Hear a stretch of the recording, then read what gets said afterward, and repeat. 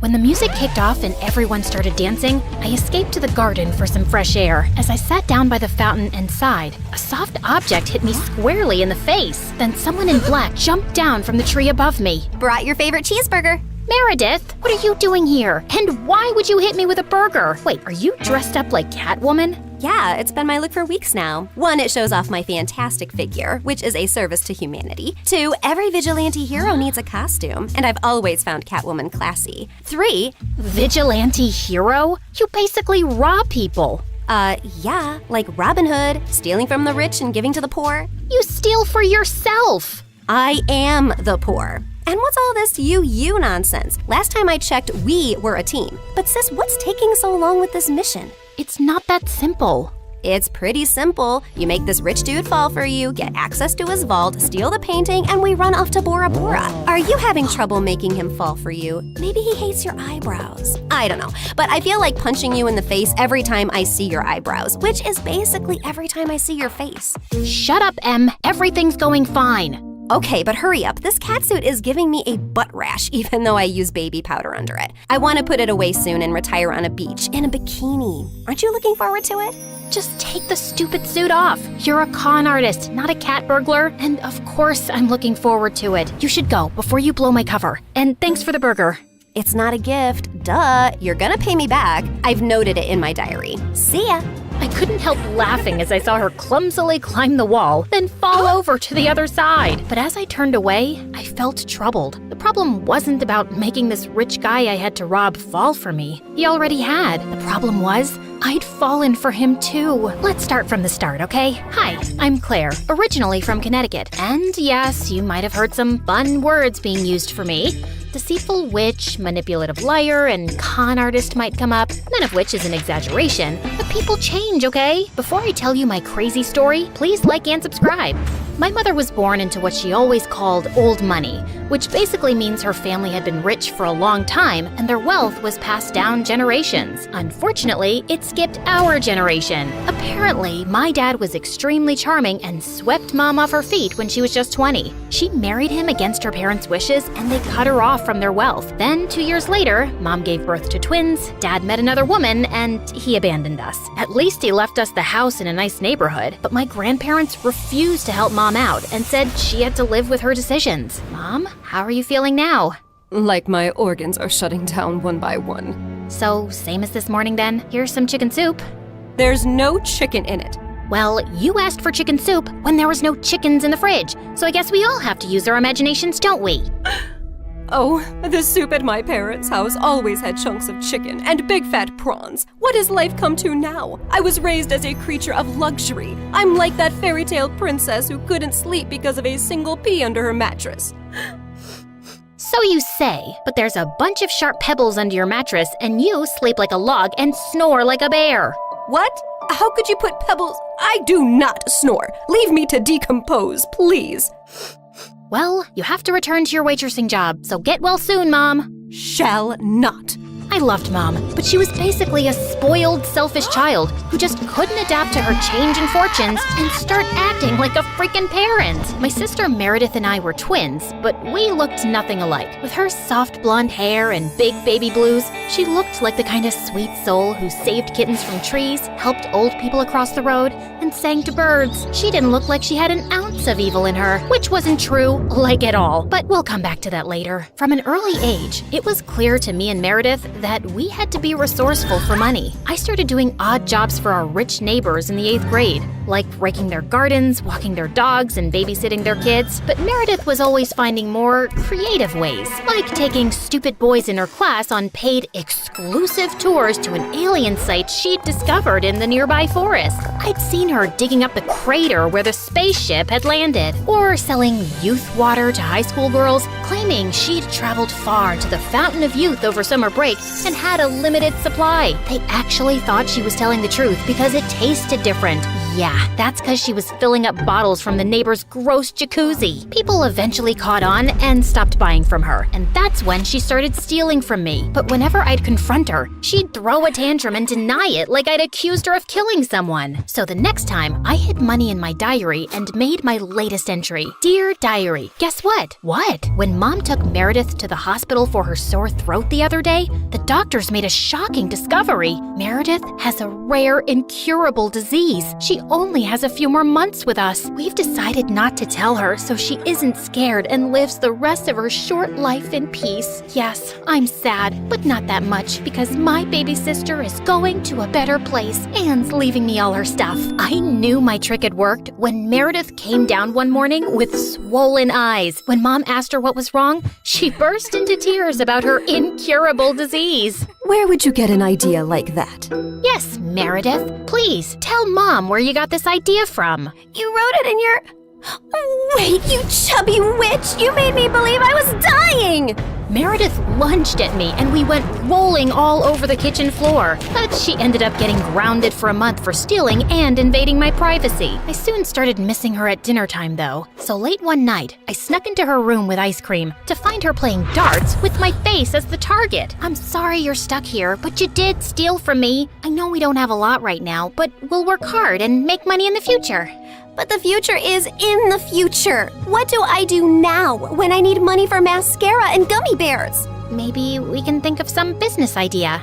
Oh, I thought you'd never ask. She pulled out a box from under her bed full of t-shirts. So you know my friend George, the next-door gardener's nephew? Apparently he volunteers at a mental institution every weekend. The owners got t-shirts made from all the patients, but they refuse to wear them, blah, blah. So now the mental place has hundreds of these lying in storage. George said he can score them for me, and we could have our own t-shirt range with cute things written on them. Look, here's one I made for myself. I want to go to Bora Bora, but I'm Bora Bora. Please help me. Funny. I'm very serious, actually. I'm gonna live in Bora Bora one day. So, are we selling these t-shirts? I'm in. I also made one for you. That'll be $10, thanks. Money can't buy happiness, but poverty can't buy anything. Please help me. You should pay me for wearing this. Meredith didn't have the best reputation in our neighborhood or school to sell things, so we decided to hit the other end of town and set up a t-shirt stall outside a private school. With my salesmanship and Meredith's flirting, we managed to sell quite a few on the first day. We started setting up shop at different locations, and one day as we were heading home, Meredith suddenly said she had to pee really badly. So we walked up to the closest house to ask if they'd let us use the bathroom. We rang the bell, but no one seemed to be home. I was peeking in through the window when suddenly I turned around to see Meredith already crawling halfway through one. Are you crazy? That's breaking and entering! I'll kick in your face so hard that you'll need plastic surgery, which we don't have money for. If you don't want to be ugly for the rest of your life, let me pee. I let her go and was standing guard at the door when, to my horror, a car suddenly pulled into the driveway and a snooty woman stepped out. Hey, you girl. What are you doing lurking around my house? Were you thinking of breaking in? What? No, of course not. I'm a Girl Scout selling cookies. Yeah, I study in the, Aston Bridge School for Girls. Oh, I see. It's a lovely school. I know many people whose children go there. Sorry for my mistake. I'll be happy to buy some cookies from you. Put me down for 20 boxes. Sure. It's, $5 a box, so that'll be $100. I'm putting your name down on my list, and I'll drop them by tomorrow. That's perfect, sweetie. Here's the money. I'll see you soon. Just then, I saw Meredith slip out the window, and as soon as the lady went in, we ran like crazy down the block and then collapsed on some grass. Look, I took some pastries from her kitchen. Perfect for a spontaneous picnic. That's stealing! Oh, you're one to talk. I heard the whole cookie conversation from inside. You took that lady's money and you're never gonna give her any cookies. I was just trying to distract her before she caught your butt. I didn't think she'd be dumb enough to actually give me the money. I can return it. Look, she didn't do it out of the goodness of her heart. She's a rich snob who was being really rude till she thought you were someone rich too. You didn't force her to give you money at gunpoint. Oh, Claire, this has just given me the best idea. You're not serious.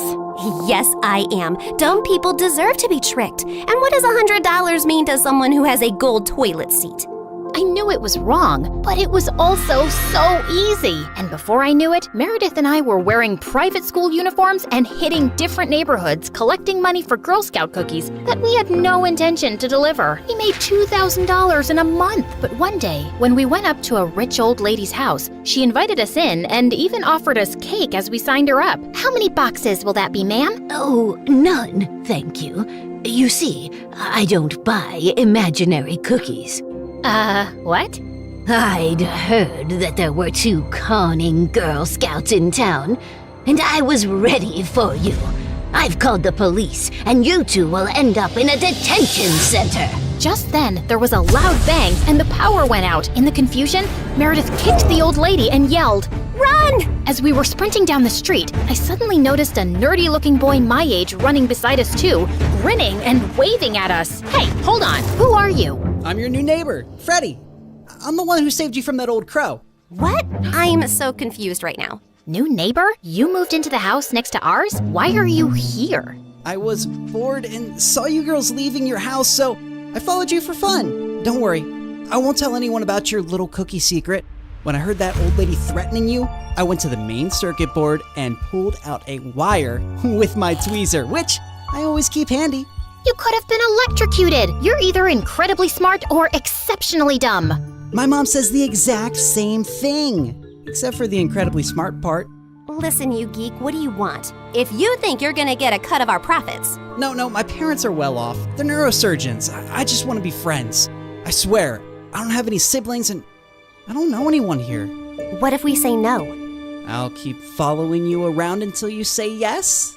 Okay, fine. Congratulations. You got yourself 2 friends. Oh, I'm so happy! Merry Christmas and a Happy New Year! And from that day on, that goof really did become our best friend, especially mine. He was like the sibling I never had. I mean, the nice sibling who did my nails and watched the channel I wanted to watch on TV without arguing. He was also really generous. I didn't want to take advantage of it, but Meredith and Mom had no problem keeping all the gifts he was always getting us. We decided to lay low with our conning activities in case the old lady had actually told the police about us. But soon after we joined the 11th grade, a new drama unfolded in our lives. A family moved into the huge white house across the street. Apparently, the couple who'd bought the place was loaded, and they had 5 teenage boys. Finally, some eligible bachelors on our street. Thanks. My feelings aren't hurt at all. Oh, I'm sorry I left you out, sweetie. Maybe you'll find someone too. I mean, they have 5 boys. There's a good chance one of them is gay. What? Why would you think? Okay, girls, here's a basket of goodies for you to take over as a welcome present. Now go, throw yourselves at those boys. Meredith and I rolled our eyes, but we decided there wasn't any harm in checking them out, and we were welcomed by the ugliest quadruplets ever. They were really sweet and really excited to see us, but with their orange hair, acne, and buck teeth, they were not a pretty sight. Man, I feel sorry for those parents. Like, you know, Mom got one average-looking kid, but God made it up by giving her me. But those parents, God decided to use copy-paste on that ugly model. They must have done something terrible to deserve this. You are so rude. Oh, shut up. I know you're thinking the same. I just have the guts to say it out loud.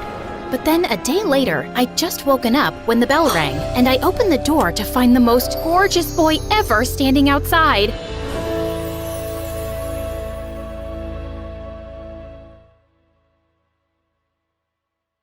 Hi, my name is Ariel, and I'm from the Philippines. Please like and subscribe. Ever since I can remember, I lived with my mom in a small town in the country. Mom worked as a cook in small households and made sure I had everything growing up. But I always missed some company while she'd be away working. Mommy, I want to go with you. I get so bored here all by myself. I don't even have a sibling to play with. Oh, honey, you should try and make friends with the other kids. But that was next to impossible. As a kid, I was very shy, but that wasn't the only issue.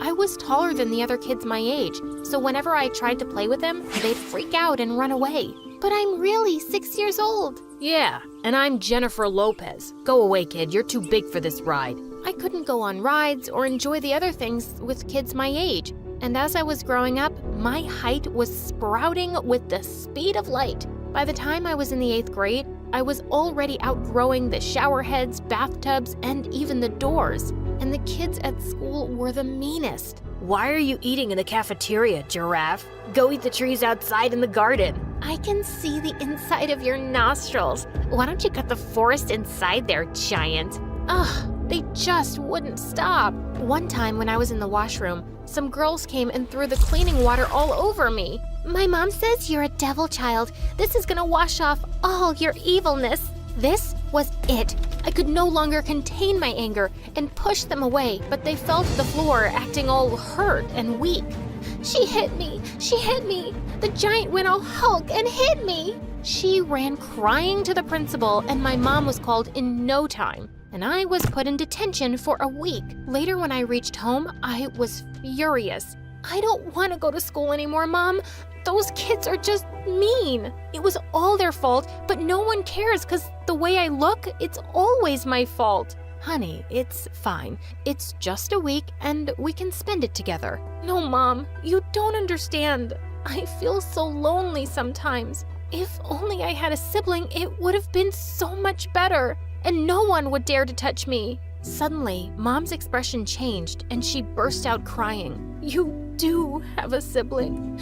You have an elder sister. She looked like she instantly regretted saying that, and I was stunned. What the freaking peacocks? Mom, what are you talking about? I have an elder sister? I didn't want to tell you this. But yes, when your father and I separated, we decided to take custody of one child each. I chose you, and your dad took your elder sister, Pearl. Oh my God! Why did you never tell me about this before, Mom? All this time while I was wishing and crying I'd have a sibling, you hid the whole truth from me? Why? Suddenly, Mom burst into tears. I was too young when I married your dad, and he was a difficult man. I had no choice but to leave him. I'm so sorry, honey. Please understand me. I knew she must have her reasons, but I was so mad at her for keeping the secret for so long. I went inside the only room we had in the house and shut the door tight. But minutes later, I could hear people shouting.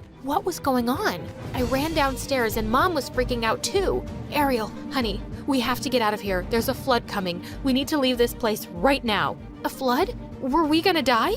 We didn't have enough time to vacate the place, so Mom grabbed the important stuff and money, and we left our home before the flood reached us. After hours of traveling and rescue team operations, we were finally provided with a shelter. But when I saw Mom all sad and tired, I couldn't help but hug her. I'm so sorry I was mad at you, Mom. But now, please tell me everything about my dad and my sister. Maybe we can go find them. But Mom looked at me with confused looks. Oh, honey, I don't know where he is. All the papers and documents and his address, everything was in the house, and now it's probably floating around somewhere in the floods. What? This was insane. Now my only hope of finding my sister was gone. But things took a more drastic turn when we had to leave the country and go to Europe. And surprisingly, this place was super awesome. Almost everyone was as tall as me, and I decided I wasn't going to be a crybaby anymore. I'd become strong and independent to help Mom. Soon after, I started browsing for jobs all through the newspapers and found a perfect one for Mom and me. She got appointed as the head chef in an Asian restaurant, and I took the job there as a waitress. A few days later, when I was serving the customers, a lady held my hand and screamed her lungs out, "Oh God, Jesus, you're perfect!" The lady told me her name was Sheila and she was a huge fashion person. She wanted a new face for her upcoming fashion magazine, and according to her, I was just perfect as a model. I couldn't believe my ears. This was really happening. I ran to Mom, all excited to tell her the good news, and she had the best reaction. "Oh, honey, I'm so proud of you. This is like a miracle." But I had to shift to the trainee headquarters in another city and live there with the other trainees. I moved out of Mom's place, and Sheila took me to a place where everyone looked like Barbies and Kens. And Veronica was the prettiest of them all. She was literally a queen. Get the heck out of my face. What are you staring at?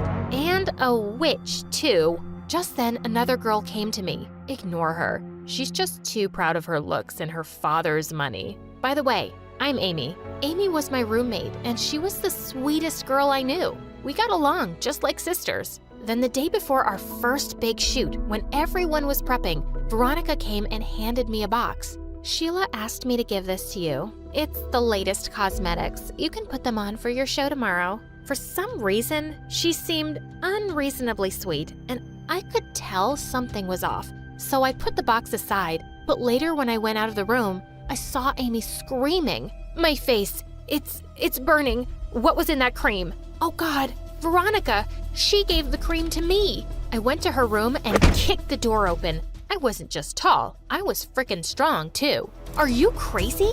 Why would you do that? Because I've been here for months and I deserve to be the face of the cover magazine. I won't let you take my place. So you'd try to ruin my face? Oh, not just ruin it, but burn it to ashes. This was it. She was done for. I ran to her and pulled her by her hair, but instead of fighting back, she just went and smashed herself into the side drawer and started screaming, "Help! Help! She's gonna kill me! Someone help me!" Suddenly, Sheila came in and she saw what looked like me strangling Veronica, and she looked at me, raging mad. What in the name of Gucci? No, Sheila, it's not what it looks like. I swear, I can explain. I tried to explain the whole situation, but now she wouldn't listen to me, and she cut both of us out of the main magazine cover. And after that, Veronica made it her life's goal to destroy me. A week later, we had a ramp show, and since it was my first, I invited Mom to see it as well. On the day of the show, while I was getting ready for the event, I saw Veronica tampering with the straps of my dress, and I just wanted to kick her butt when Amy held me back. No, stop, what are you doing? I'm gonna teach that witch a lesson. No, wait, I have a better idea. She tried to ruin your face and humiliate you on stage in front of everyone. Kicking her butt won't be enough. Amy came up with a plan, and we sneaked into Veronica's room and sprinkled allergy powder all over her dress. Minutes later, when Veronica put on the dress and walked onto the ramp, I noticed something really weird. She had this birthmark on her back that looked like a heart, just like Mom told me my missing sister had. Did this mean Veronica was my sister? What in the fish freaking world? But before I could react, it was too late. She was already on the stage and scratching herself like crazy, bad enough to rip her dress off, but I couldn't take it anymore. If there was the slightest chance that she was my sister, I couldn't see her like that. I looked around and saw a janitor's trolley kept at a distance. I picked up the water bucket and went onto the stage and dumped all the water over Veronica's head. You witch! I'm gonna kill you! Veronica, listen to me. You splashed dirty cleaning water over me? What were you thinking? You're gonna pay for this now! She jumped onto me and we broke into a fight in the middle of the ramp, and the cameras clipped everything.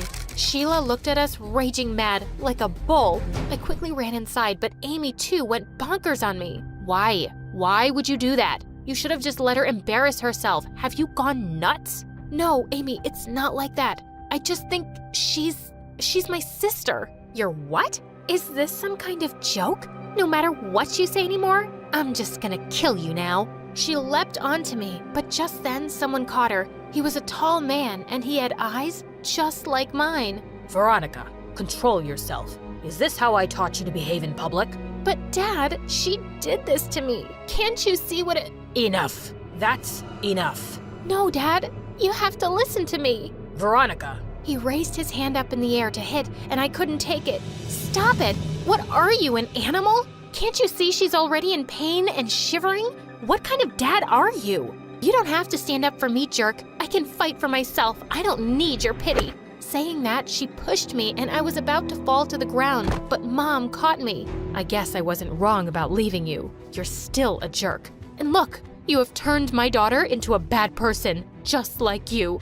I should have never let you take her. Oh my God. So I was right. That man was my dad and Veronica was my sister. What? What is she saying, Dad, and who is she? Mom explained everything to her and Veronica went all bonkers. Why? Why did you never tell me I had a sister? And Mom, you said my mom died in a car crash. Who cares? She's dead to me anyway. She caught me cheating on her once, and she divorced me. Filthy witch. Gosh, she's not filthy. You are. You're such a jerk, Dad. I hate you. Veronica ran out of the venue and I followed her. Veronica, listen to me, please. I know you're hurt, and I know how difficult it must have been for you to live with that man all this time. But now you have a family. You have Mom and me. I'm your sister, Veronica. Please, look at me once." She turned around and I could see the tears running down her eyes. "I'm so sorry, Ariel. Dad always treated me like I was never good enough,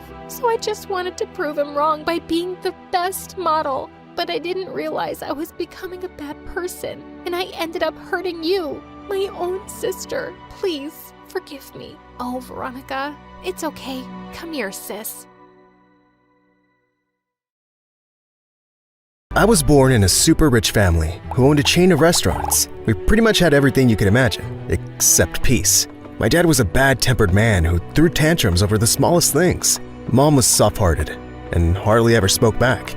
But my biggest problem was my bratty sister, Ariel, who was 2 years younger than me and 10 times worse than my dad. Once when I was 8, my parents took us to a wedding, and I was playing with my cousins when I spotted Ariel being mean to a little boy whose family was poor. She snatched his lollipop, and he started crying. "You can't eat that because you're ugly." "Ariel, give it back now!" "No!" Just then, the boy's mom came and started shouting at Ariel, who went screaming to Dad and complained to him. And of course, he defended her. "How dare you yell at my daughter? She's saying the lollipop is hers, and she would never steal from anyone." "But Dad, I was right here. I saw her." "Ian, this is your sister, and you should be on her side, not this poor boy's." Dad and Ariel were like two peas in a pod, and it was no wonder that he loved her more than me, and she always found a way to get me into trouble. Like in the 5th grade, when Ariel joined my school, my parents asked me to look out for her on her first day, and I did exactly that. But as we were waiting for our car to pick us up, I suddenly turned around and saw she was gone. I looked for her everywhere in the school, but I couldn't find her. Feeling panicked, I had a school teacher call my parents, and soon after they arrived, Ariel came running from somewhere and flew into my dad's arms. "Mommy, Daddy! Ian locked me in the storeroom. I was so scared." I was stunned at how wicked she was. "What? No, I didn't. Stop lying, Ariel!" She cried even louder, and Dad started yelling at me, but thankfully, Mom took my side. "Calm down, Steve. Maybe he's telling the truth." "Ariel is only 7 years old. I don't think she knows how to lie yet. It's him." I was grounded for a whole month because of the stunt my sister pulled. She grew up to be the same wicked witch, and I became quiet and withdrawn from my family. I focused on doing well at school, and since I loved computers, I spent a lot of time teaching myself about them. I always thought I was a nerd, so I was surprised when I started getting attention from girls in the 10th grade. Even Ariel's friends were always staring at me and giggling, which was kinda creepy. One evening when I was studying for a big test, Ariel had some friends over, and they were playing music so loudly that I could hardly focus. I decided to go for a run, but just as I was changing my shirt, a girl flung open the door and stood staring at me. "Oops, I thought this was the bathroom." "You've been to our house before, and wouldn't you still knock?" "You're so funny." She giggled for no reason, and then Ariel came up behind her, grinning. "Where are you off to?" "Running away, because you girls are so noisy." "We'll be quiet, only if you agree to date my friend here." "What? I'm not doing that. I'm sure she's just like you." I ran away from there as fast as I could, but when I returned, I found Ariel crying in my room. Such a drama queen. Why can't you cry in your own room? "My best friend has been so depressed since her parents got divorced, and she's always crying and sniffling, and it's so annoying. Ugh, her puffy eyes are so ugly. I can't be seen with her, so please date her and cheer her up, just once." I reluctantly agreed, just so they'd both leave me alone after that. So the next day after school, I said I'd meet her friend at a nearby milkshake shop, and when I got there, Ariel was also with her. Weirdest date ever. We ordered our drinks, and then this girl who was in my history class, called Elsa, came with our milkshakes. Ariel took one sip of her drink and spat it out. "Ew, I said bubblegum milkshake, not strawberry. You must be extra stupid for getting it wrong." And then she threw the glass on the floor and told Elsa to clean it up.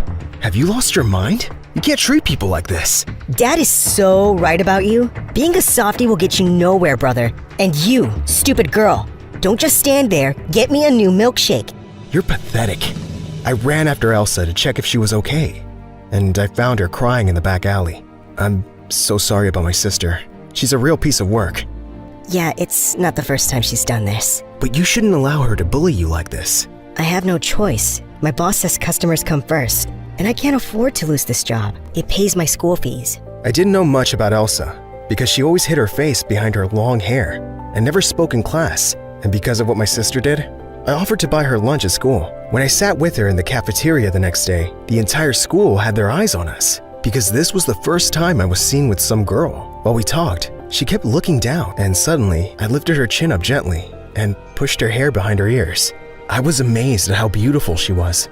Wow, you're lovely. You shouldn't hide your face like that. Thank you. You're the first person here who's been this nice to me. But I think people are looking at you, wondering why some rich and handsome guy like you is sitting with a waitress. I couldn't care less about what they're thinking, but they're probably all looking at you. I started hanging out with her every day and found myself falling for her fast. I like how Elsa was gentle and soft-spoken, but she also had a fun, quirky side that was adorable. But one evening when I got home, Dad was waiting for me in the living room with Ariel by his side. Your sister tells me you're dating some poor girl. Is this true? Ariel is crazy. How do you judge a person without even knowing where they're from? Because she's a waitress, stupid. You're stupid because you keep poking your nose in my business. Just then, Mom walked in after some errands, and Dad told her to make him tea. Mom just walked into the house and you're already giving her orders? It's okay, Ian.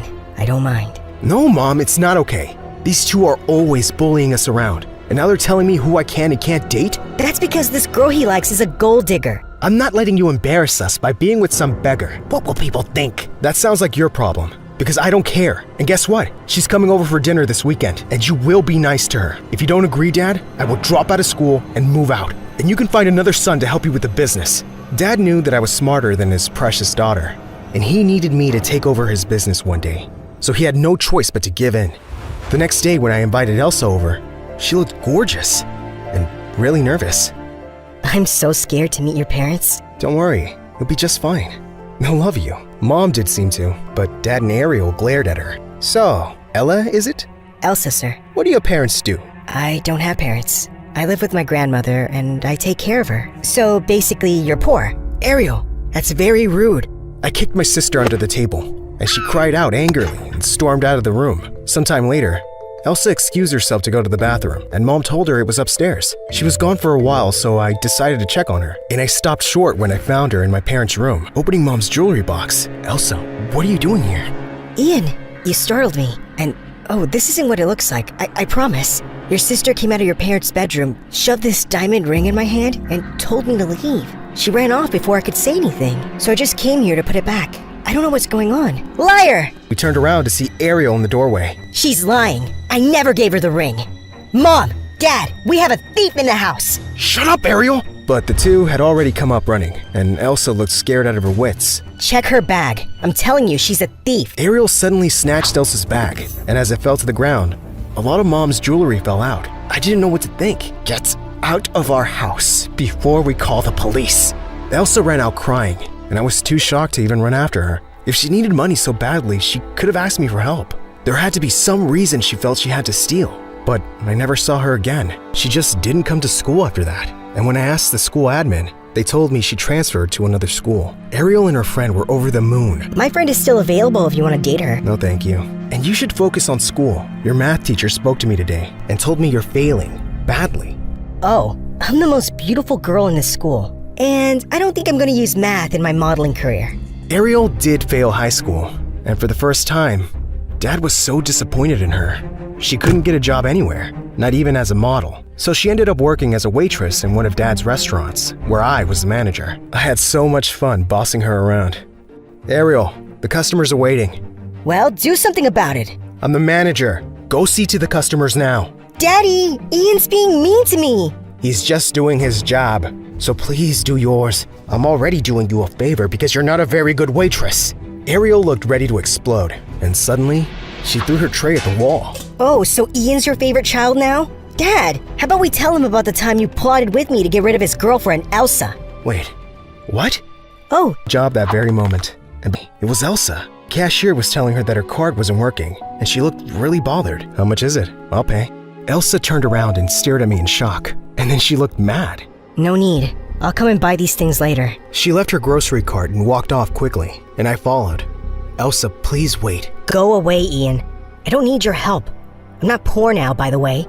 Something just went wrong with my card. I know what my family did. I know, and I'm so sorry. Look, you don't have to forgive me or have anything to do with me. I'd just like to help you out right now. Let me pay, please. She calmed down a bit, and we went back inside to clear her bill. Then she briefly thanked me and left. but I just couldn't stop thinking about her for days. A week later, I was watching TV at home when I heard the doorbell, and I was shocked to find Elsa standing there. Elsa, you're the last person I was expecting. I felt I owed you dinner as a thank you for the other day, and I just wanted to say that I forgive you. Everyone deserves a second chance, right? So here, I'm giving you one. Her smile made my heart skip a beat, and I gently pushed her hair away from her face. You're still the most beautiful girl I've ever met.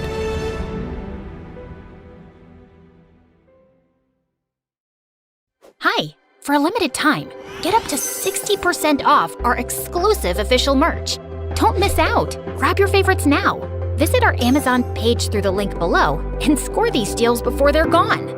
Suddenly, I saw one of Mom's menacing security guards racing toward me. I sprinted through the airport, my suitcase wheels spinning faster than my excuses for late homework. But up ahead, another security guard blocked the exit. Luckily, a team of cheerleaders passed by, shaking pom-poms. I wrestled for one. Give it, or I'll cartwheel you out on the runway. I covered my face with the pom-pom, but I knew I was trapped. And then I saw the man of my dreams waiting for his new wife. Okay, let's back up. My name is Malika, and from an early age, I knew my mom was different from other moms. Mom, some kid is bullying me. So, which option would you choose for him? I could have him dumped in the middle of the forest and let him wander there for a few days. Or would you prefer a deserted island? Oh, no, Mom. I was just kidding. He did nothing. I just wanted to see if you'd care. Love you. You're the best. I stopped her just in time. The kid never bothered me again. Actually, I never saw him at school as he moved. But that was my mom, the undisputed queen pin of our family, and lived a life straight out of The Sopranos. And growing up, I desperately wanted her to change. We could have a normal life, sunbathing with no guards. Okay, you're right. No more bulletproof vests. Wait, what? We can do a little travel to the old country, just the two of us. I was excited for some real mom-daughter time, but then at the airport, everything changed. We'll do the normal life thing. But first, I need you to marry this guy. What? He's the son of my enemy. This way, he can become an empire. Do it for the family. Ugh, really? Guess Mom's never gonna change. Oh, and if you subscribe to MSA right now, you could win $10,000 and jet off somewhere just like I did. I fake smiled, excused myself for the bathroom, and while she wasn't looking and busy giving orders, I dashed off to buy a ticket for any plane leaving soon. My heart was racing, but I was done being part of her chess game. I needed to be me, to live my own story. Goodbye forever. When I landed, I thought I might just get away with it, but the next minute, I was hiding from her guards behind a pom-pom, and then suddenly, I saw this studious-looking girl who, if she removed her glasses, looked almost like me arguing over the phone. I know the priest swears they're a good family, but isn't it weird that they just called this week and you even agreed to send me over just because he's a little richer than us? And why didn't we send a photo first? Oh, right, you never liked any of my pictures enough to show them. Still, I don't like this arranged marriage thing at all. Mom's security guards were getting closer and closer. Mom, yeah, who cares if he's in the police force? What if he chews loudly when he eats or trims his toenails in the sink? And if he spells Melina wrong on the airport sign, I will freak out! Oh no, her mom was also trying to fix this poor girl up with someone. As fate would have it, a walking Pinterest board for male beauty appeared holding a Melina sign. Boy, that Melina is lucky. Wait, he hasn't met this Melina yet. I could do this, right? Pretend to be her? Just for a while? Just to escape? I took a deep breath and marched towards him, my heart racing with every step. Yeah, maybe he would catch me, but I had to take a chance. I ran towards my newly arranged marriage. Do you have sunburn? Or are you always this hot? Nice to finally meet you, Rory. I'm Melina. Weird. I was told you were really serious. Well, yeah, And that you'd be taller. Taller? Oh, yeah, that's because of the heels. Today, I thought I'd come as the real me. Shush, I'm having travel sickness, so we need to leave the airport now. Later at his place, I met the mom I never had, but always wanted. She was all sugar and no spice, the total opposite of my mom. So, dear, what are your dreams? To not end up in the family business and fleeing from my own wedding? Oh no, I blurted out. Thankfully, she laughed, probably thinking I was joking. However, Rory wasn't convinced. What's going on? Who are you? For a second, I thought it was all over, but nah, it wasn't that simple. I had one more trick up my sleeve. Oh, Rory, you caught me. I'm actually an international spy on a secret mission, and I thought you'd make the perfect cover husband." Before he could say anything else, his mom stopped his interrogation and he stormed off. But then he tripped on the stair step and we couldn't help but laugh like we'd been best friends forever. Once, she caught me staring into space, secretly freaking out about Mom, and she sat down with me and held my hand. "If you're worried about anything, just tell me, honey. I'll always be here for you." A part of me just wanted to tell her the truth, but I couldn't. This was exactly the life I'd always wanted. But then, a few hours later, Rory's mom's phone went off. "Oh, a big hi. Hey, Melina, it's your mom." I jumped for the phone as quickly as a cat chasing a laser and snatched it out of her hands. I tried to hang up, but I was so nervous I couldn't hit the right button. "My daughter had to come back because your son never showed up. I thought you were serious and good people. The deal is off." Luckily, Rory's mom didn't hear that, and at least Melina won't be coming to Rory's house anytime soon. Finally, I managed to hang up and I blocked her number. Then I only had to fake smile and go on with the conversation. "Hey, Mom, what's up?" "Yeah, I got here just fine." "The weather? 100% chances of charming conversations and cozy family vibes." Rory's mom laughed happily. When I pretended to hang up with my mom, she gave me a big hug. Just to think, Rory didn't want to take your number in the first place. I had to force him to meet up with you. It was the best thing I ever did. Aww, I loved her. Although Rory's mom already treated me like her own daughter, Rory was still icier than a snow cone in a freezer. But that changed one afternoon. We were walking in the park when his mom, while trying to feed some ducks, fell into the lake. She didn't know how to swim, so she started screaming for help. I immediately jumped into the water to rescue her like a superhero, only to remember seconds later that I didn't know how to swim either. So I started screaming for help. Rory ran towards us and jumped into the lake too. And guess what? Yeah, he didn't know how to swim either. Still, together, the three of us were able to float to shore and get out of the lake safe and sound. I'm sorry. I panicked and didn't know what to do. Don't apologize. You were pretty brave. He smiled for the first time. I couldn't help but blush. I'm just glad you're okay. Wow, did he care? Wait, did I care? Were those butterflies in my belly? Nah. It's probably all the water and fish I swallowed. Then I noticed that my phone was completely soaked. It was still spitting water. Oh no. I was about to give it mouth-to-mouth resuscitation, but Rory took it and coolly went off to perform some tech surgery till it was as good as new. What a dream. Thanks. You're welcome. From that moment on, Rory was even sweeter than his mom. It was almost like that drowning incident had made him fall for me, and I was starting to feel the same. I was having the best time of my life. But then, my nightmare finally came true. Melina and her mom showed up. Apparently, Rory's mom told everyone how happy she was with me, and the word reached them. "Mom, you were right about us needing to come here. There's something not right. And you're the imposter. You think you can just waltz in and take over my life? I never wanted this. I was just trying to escape my mom. I had to come clean and tell them everything, but they were still super mad. Then I turned to Rory and his mom. "I'm sorry. I never meant to hurt you." Rory's mom had tears in her eyes, and he couldn't even look at me. I felt like the most dreadful person in the entire world, and at that moment, I knew I had to leave. I didn't get very far before I saw 5 of Mom's security. They must have tracked my phone. Just as they went to grab me, I threw sand in their faces and ran back to Rory's house, but the door was closed. I knocked and knocked and knocked. "Please, Rory, I know I don't deserve any help, but I can't marry the guy my mom wants me to. Please, help me." Suddenly, the 5 security guards were behind me. Right at that moment, the door finally opened and Rory stepped out. My hero! He held my hands, and I felt my whole body tingle. I knew you weren't gonna leave me just like that. The truth is, I think I love— Rory turned me around to face Mom's security. Here, take her. Wait, what? Rory wasn't saving me. He was handing me over to Mom's security. I knew I couldn't trust you. Like I was saying, the truth is, I loathe you. Despite my kicking and screaming, Rory turned his back on me. So it was just me against them. Time to show them what I'm capable of. I channeled my inner John Wick and leapt forward with a powerful flying kick. Take this! They just caught me in midair and dragged me off. Looks like I need to keep practicing my combat moves. Soon, we arrived at Mom's private jet. You betrayed your family. Now, get ready for your wedding. I started crying, but didn't complain. Maybe it was my destiny. We were just about to take off when suddenly sirens whirred and a bunch of police showed up.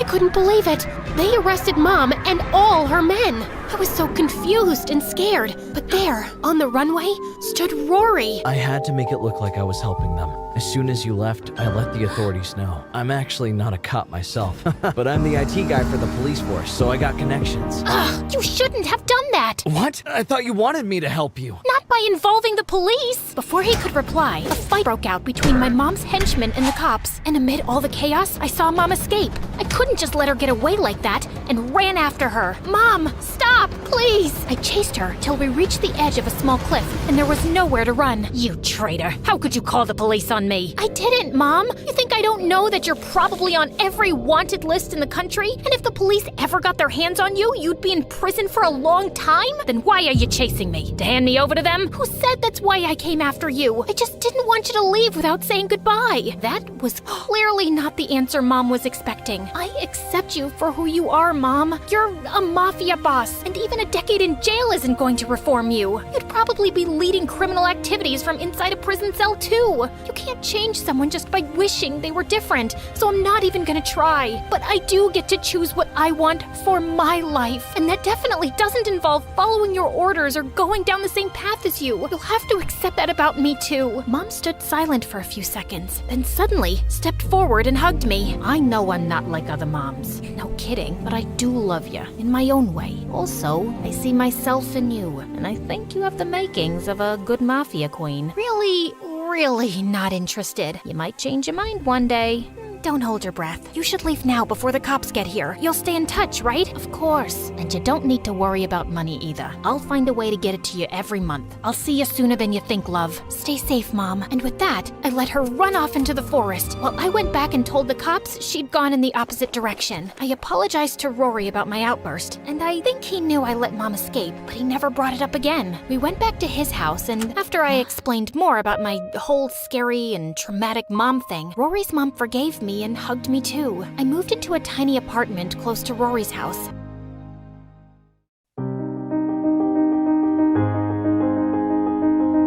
Hi, I'm Sarah from Malaysia, but I moved to San Diego when I was a baby.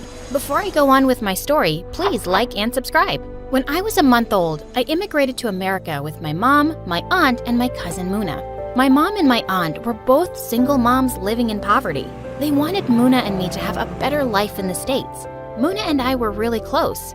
We're gonna build the biggest castle in the world, and no dragons will get in. But when I was 6 years old, my aunt married a billionaire. She and Muna moved away, and we never heard from them again. I missed Muna so much, and Mom and I were still barely getting by. But Mom was the most optimistic lady ever, for one reason. When I was in kindergarten, the school psychologist told her I was born with a gifted brain. According to Mom, that meant I was the door to a brighter future for us. Oh, Sarah, you'll be the first daughter in our family to go to college. I'm going to buy you a kit with medical toys. But can you play pirates with me first? Yes, I'll play pirates with you. But first, I'm buying you a medical kit. From that day on, Mom was determined to help me develop my gifts. She signed me up for book clubs, advanced tutoring, foreign language classes. I never got to do anything fun. Your 20 minutes of TV time is up. Time for spelling flashcards. By the time I was in high school, I was exhausted. I didn't have the guts to tell Mom that, but then I discovered a new interest. Mom, can I take piano lessons? No, Sarah.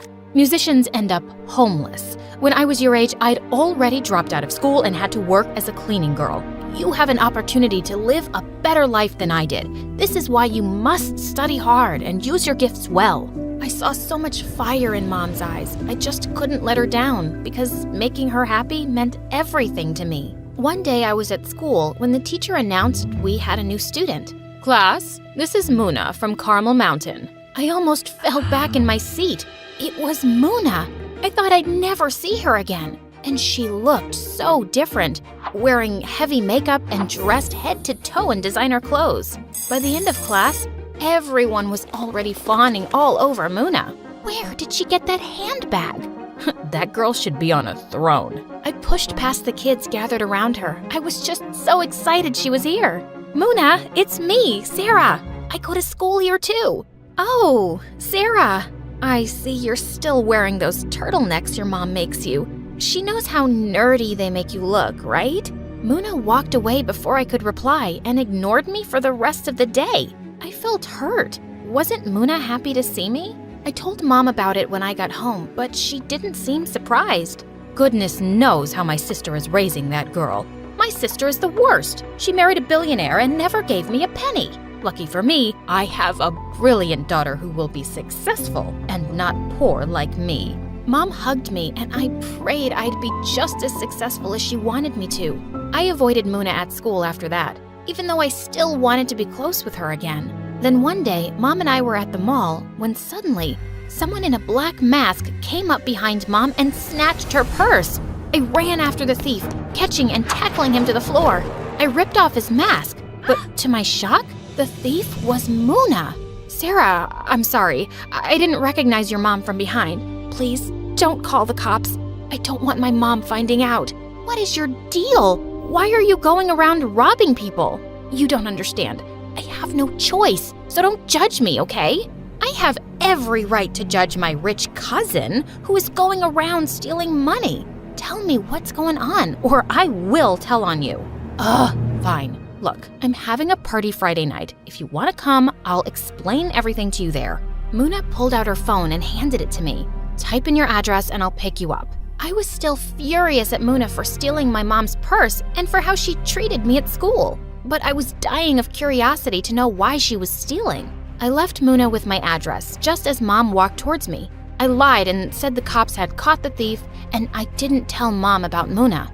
I knew at that moment I'd have to go to the party in secret. So on Friday evening, I told Mom I was sick and I wanted to go to sleep early.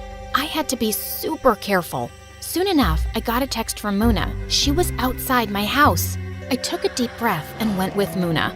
And when we got to the party, I couldn't believe my eyes. We were inside an underground auditorium, crowded with celebrities and people wearing red carpet clothes. And in the corner was a giant marble piano. I walked over to look at it. It was beautiful. Muna, what's this piano doing here? But Muna didn't answer. Instead, I turned around to see her hugging some random guy. Babe, your concert is gonna be amazing. My boyfriend is so talented. I went up to her and pulled her aside. Wait, so this whole party is just a concert for your boyfriend? Yes, my boyfriend who my mom hates.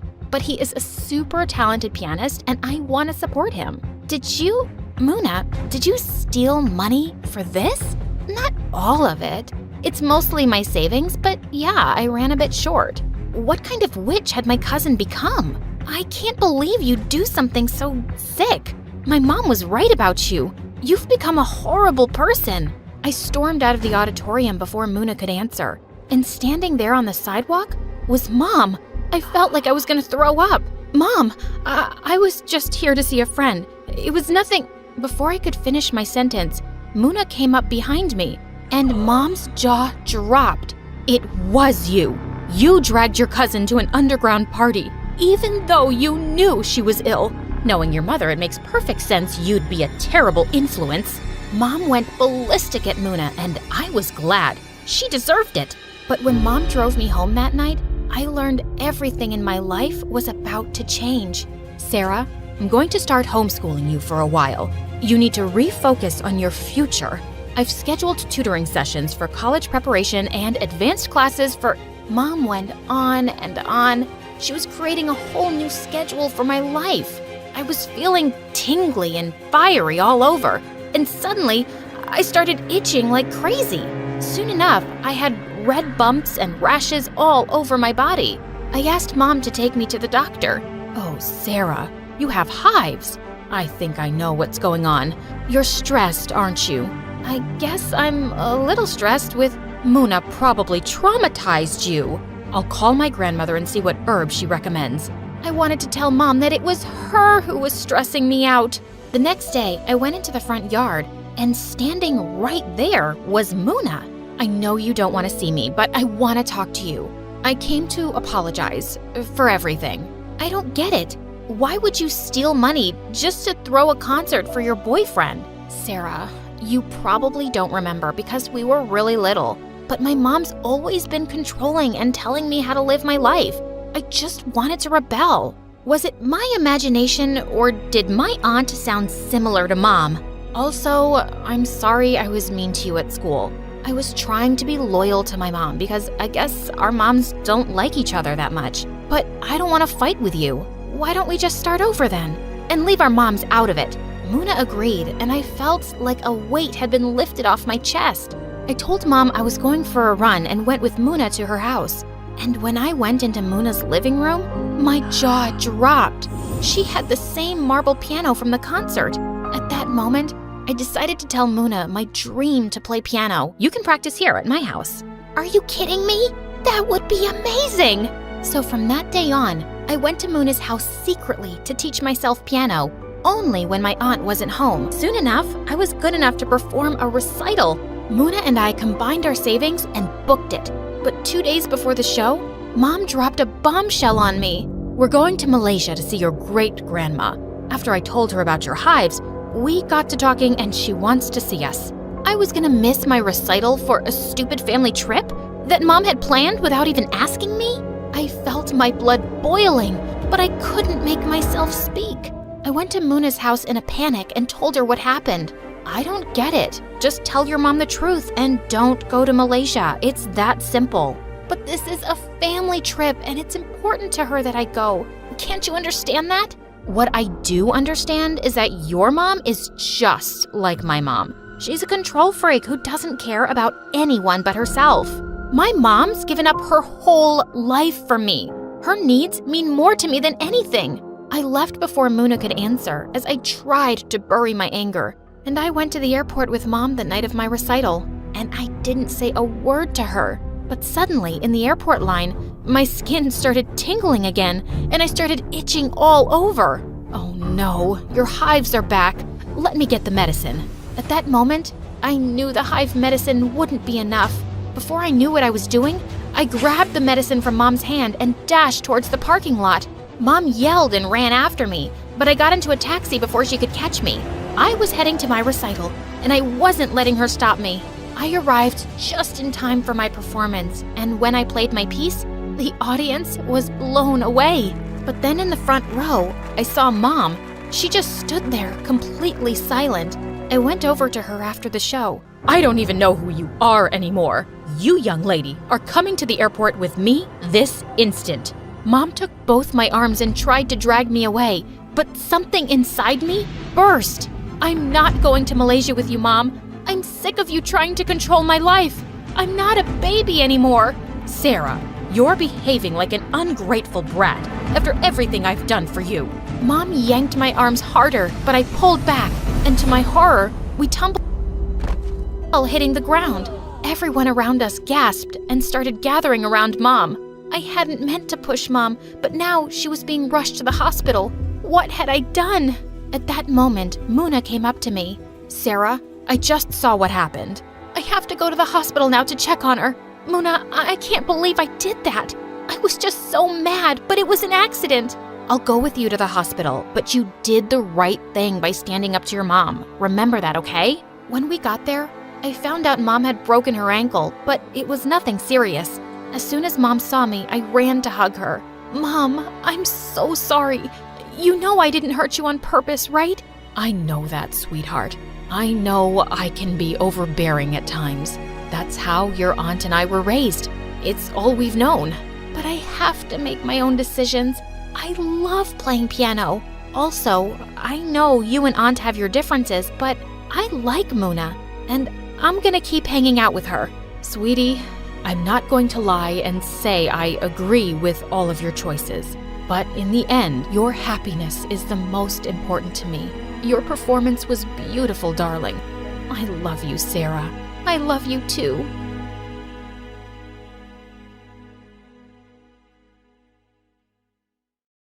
Hi, I'm Kayla from Ireland. Please like and subscribe. I was born to parents with very different personalities. While Mom was a nature lover who preferred simple things in life, Dad was a successful hotel chain owner, and he loved money more than anything else. When I was 8, Dad left Mom for another woman, and Mom and I shifted to a small village in the countryside. I was so mad at Dad for abandoning us. But slowly, I fell in love with village life.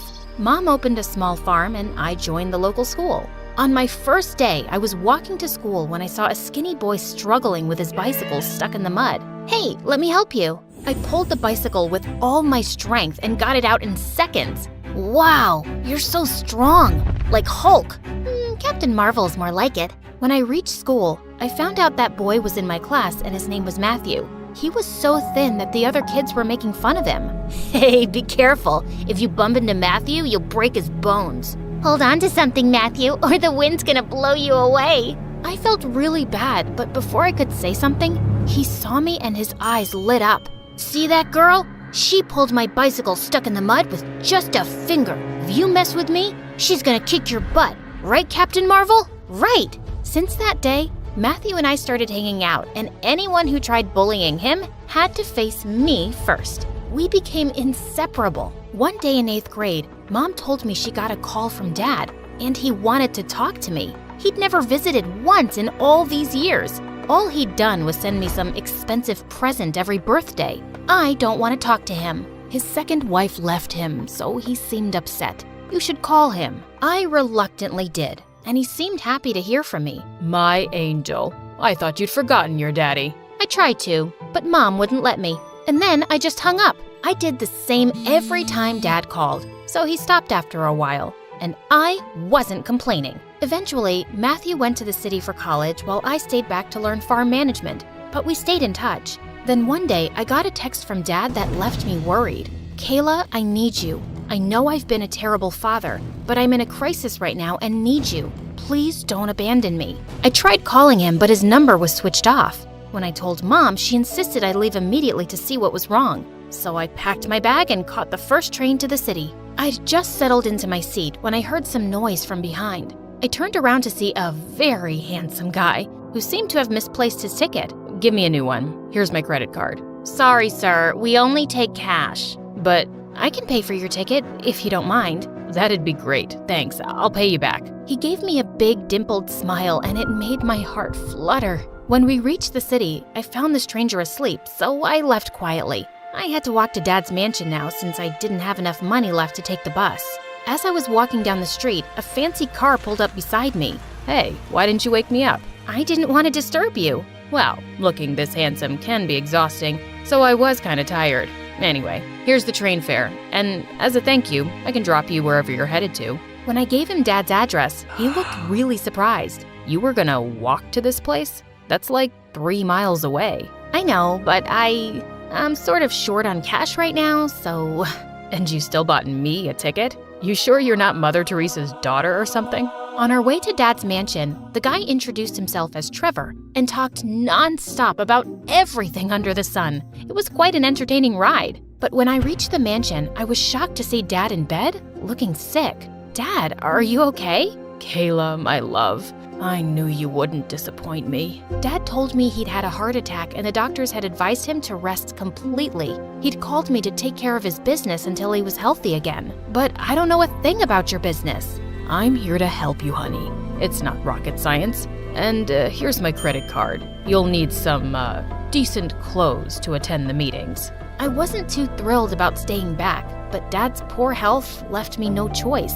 I called Matthew to tell him I was in the city and went shopping with him. When I told him about Dad, his jaw dropped. Why didn't you tell me your dad's so rich? He's pretty famous. That makes you famous too. Wow, my friend's a celebrity. Stop it, I'm only here until he gets better. I'd almost forgotten I had a dad.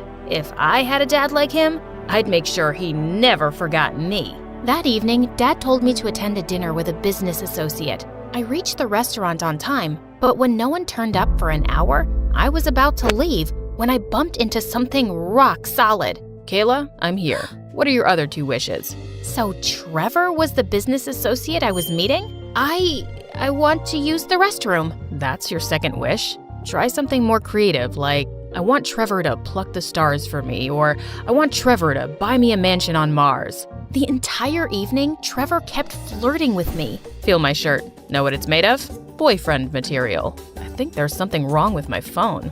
Your number's not in it. This is supposed to be a business meeting, not a flirtathon. I know, but It's just so hard to concentrate when you're sitting there looking so gorgeous. That night when I got back home, Dad called me to his room. He was excited to know how the meeting went, and I lied to him that it went fine. I had to attend business meetings with Trevor almost every other day after that, and not a word of business was discussed. Trevor bombarded me with flowers, chocolates, and gifts, and I had to accept them for Dad's sake. And then one day, Dad dropped a bomb on me. Kayla, I want you and Trevor to get engaged. He's rich, handsome, and I've even talked to his dad. What? Engaged? I think you're expecting too much from me now. Honey, I'm just thinking about your future. Trevor can give you everything. I don't care about money. Don't you know me at all? How would I when you shut me out of your life? Kayla, I'm just an old man who wants the best for his daughter.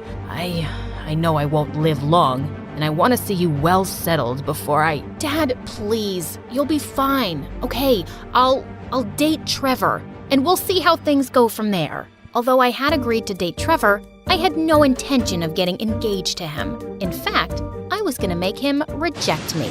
So the next day, when Trevor came to pick me up in a frickin' helicopter and took me to a restaurant in London, I ate like a pig and burped right in his face. Your burp smells like sunflowers. What the fudge? As we were walking out, I purposely stepped on his expensive white shoes. This beautiful stain shall always remind me of you. Then he took me shopping, and I purposely bought the most expensive clothes I could find, but he didn't even flinch. You only spent 0.001% of my wealth. That's insulting. What's the matter with you? Can't you see that I'm not interested in dating you? Give me one solid reason why, and I'll back off. I don't like you. You look like poop. I'm used to girls falling all over me since I hit puberty, so try something else. Okay, don't tell Dad, but I'm into girls. Suddenly, Trevor pulled me in and kissed me. When his lips touched mine, I felt my heart explode. No, you're not.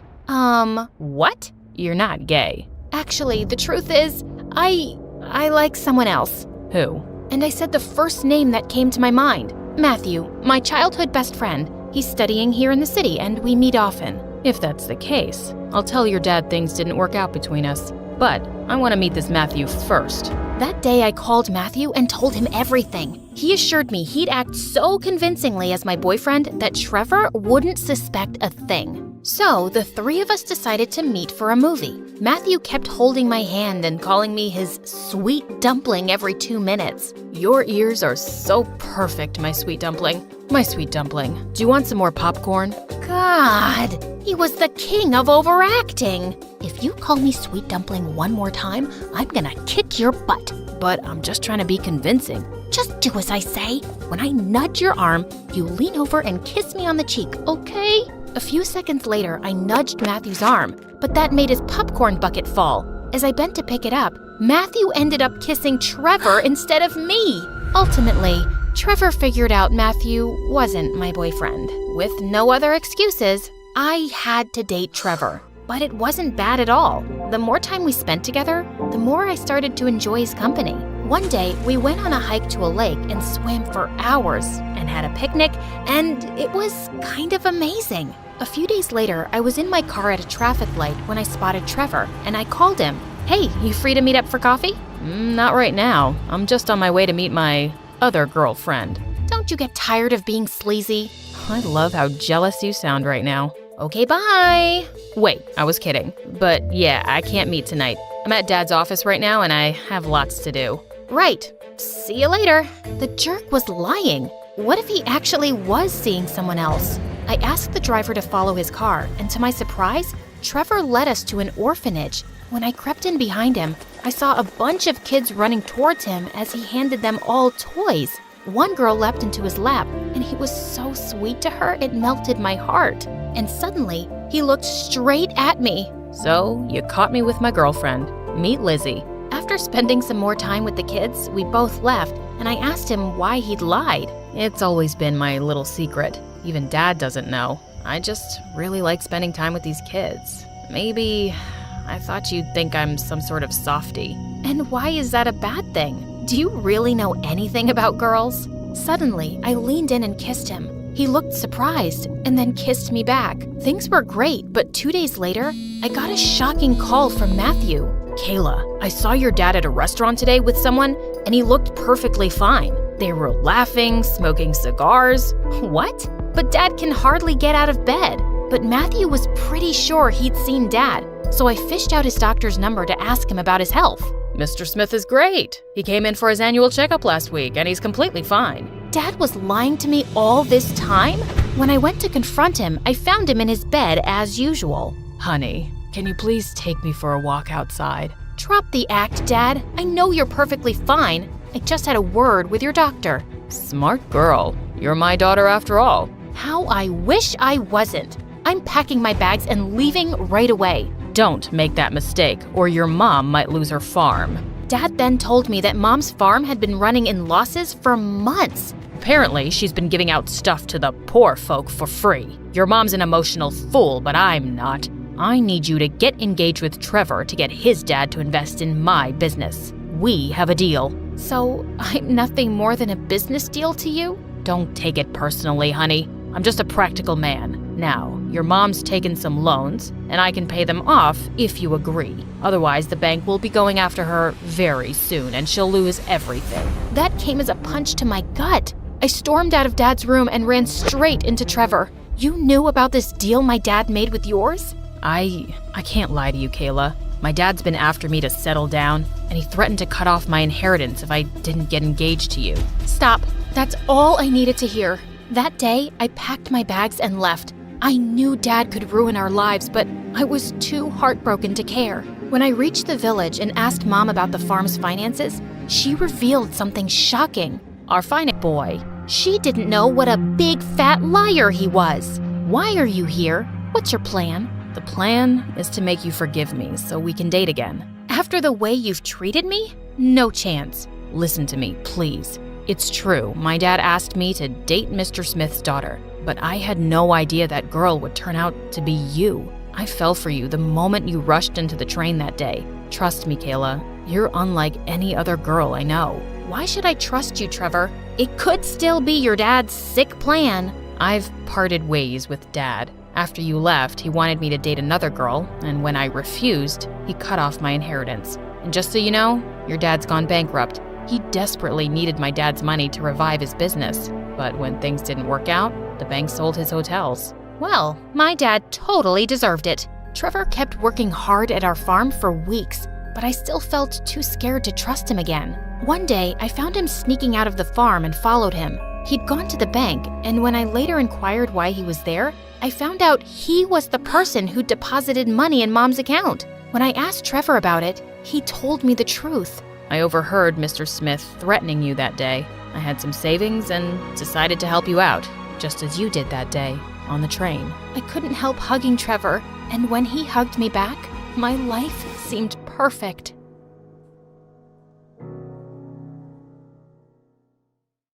I was screaming when the enormous black dog started running after me. I should keep on running. I have to think about my mother. I opened my eyes and tried to speak, but instead of words, a bark came out of my mouth, and that's how I became the dog woman. Hi there. Sorry, I got caught up in the moment while reading this weird story from the internet. I'm Erica, a certified bookworm. I have a huge collection of books in my room, from textbooks, encyclopedias, to all kinds of fiction. There's just something addicting about learning new stuff and stories. But one day, my world crashed when my mom lost her job and she could no longer afford to buy me books. And online books hurt my eyes. I couldn't stop whining about it. My mom should find another job as soon as possible, or else I might go crazy. I have been rereading my favorite novels for the past 2 days, but I can't be satisfied. I badly need new books to read. One night, my heart broke when I saw my mom crying inside her room. The first and last time when I saw her crying was when Anna, her partner and my other mom, died 10 years ago when I was just 8. And now she's crying again.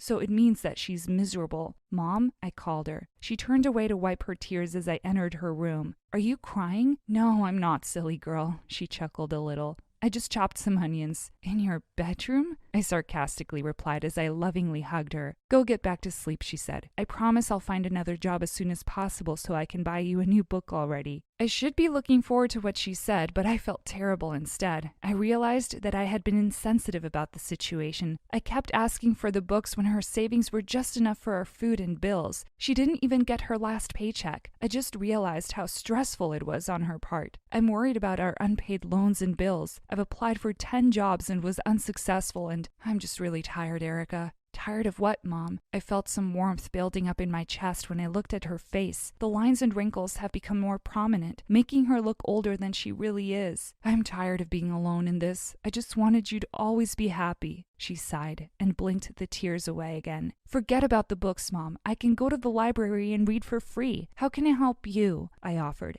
I couldn't stand seeing her like this. She's the only treasure I have.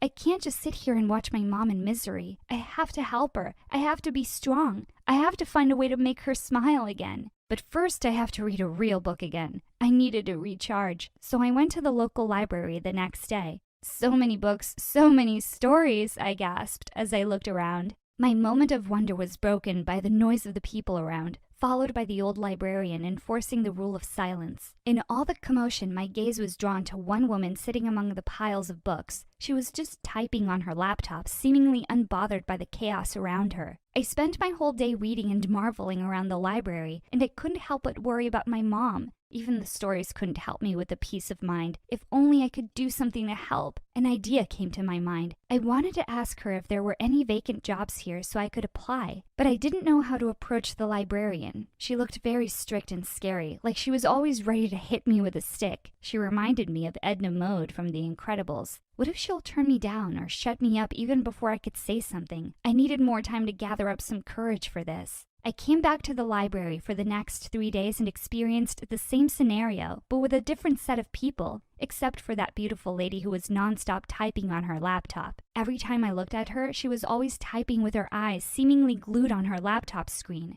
I was reading my 5th book of the day, which was written by Rainbow Girl, my favorite author of teen fiction. Reading 5 novels in one day is quite impressive. It was Mrs. Anderson, the librarian. I didn't notice her presence approaching me. How did you get such passion? I rarely meet people like you nowadays. Most people now are all over the internet and prefer ebooks. There was a smile on her face as she spoke, so I felt at ease. It was my first time seeing her smile. I immediately stood up to answer her questions. It was my chance to inquire about the job. My other mom used to collect books, and I kept on reading them. It has become an addiction ever since. A bookworm, I see. She eyed me closely. I didn't know what to say next, so I awkwardly struck her up with some random trivia about books. Did you know that the longest title of a book has 3,777 words? She dropped her jaw in astonishment. You must be joking, my dear. No, I'm not. Then what is it? I bet you can memorize it. Yes, I do, but do you really want me to recite it here? It would take us years before I finish it. I could have read about 1,000 books by that time. You can check it in the Guinness World Records by yourself. To my surprise, she started chuckling. I think I like you. Why don't you help me manage this library as a part-time job? I suddenly saw some imaginary fireworks blasting right before my eyes. I couldn't be more relieved and thankful at her offer. They say don't judge the book by its cover. And I say, yes, indeed, Mrs. Anderson is one perfect example of it. She may be strict at times, but if you think about it, she was just doing her job. She actually seems nice. I think you're my fairy godmother. I was about to ask you if there was any vacancy here. My mom's lost her job and I really wanted to help her. Well, you can help her now and actually do what you like at the same time. Just help me around here. I think that's the best offer that I have ever heard in my life. I wanted to surprise my mom with my first salary at the end of the month, so I decided to keep this as a secret first. It was like heaven for me. This is actually what I wanted, to become a librarian or a book editor. Mrs. Anderson just made my dream come true. I have another dream that I wish to happen, and that is for my mom to be genuinely happy again. She hasn't been in the dating game for a long while now. The world is not all about money anyway. It's about following your passion and finding your happiness. Mrs. Anderson then started orienting me about my job responsibilities as her assistant. All I have to do is help her with some paperwork, assist the readers here, and make sure that they are following the rules of the library. On my first day of work, a guy came in with a blender and started doing his banana smoothie.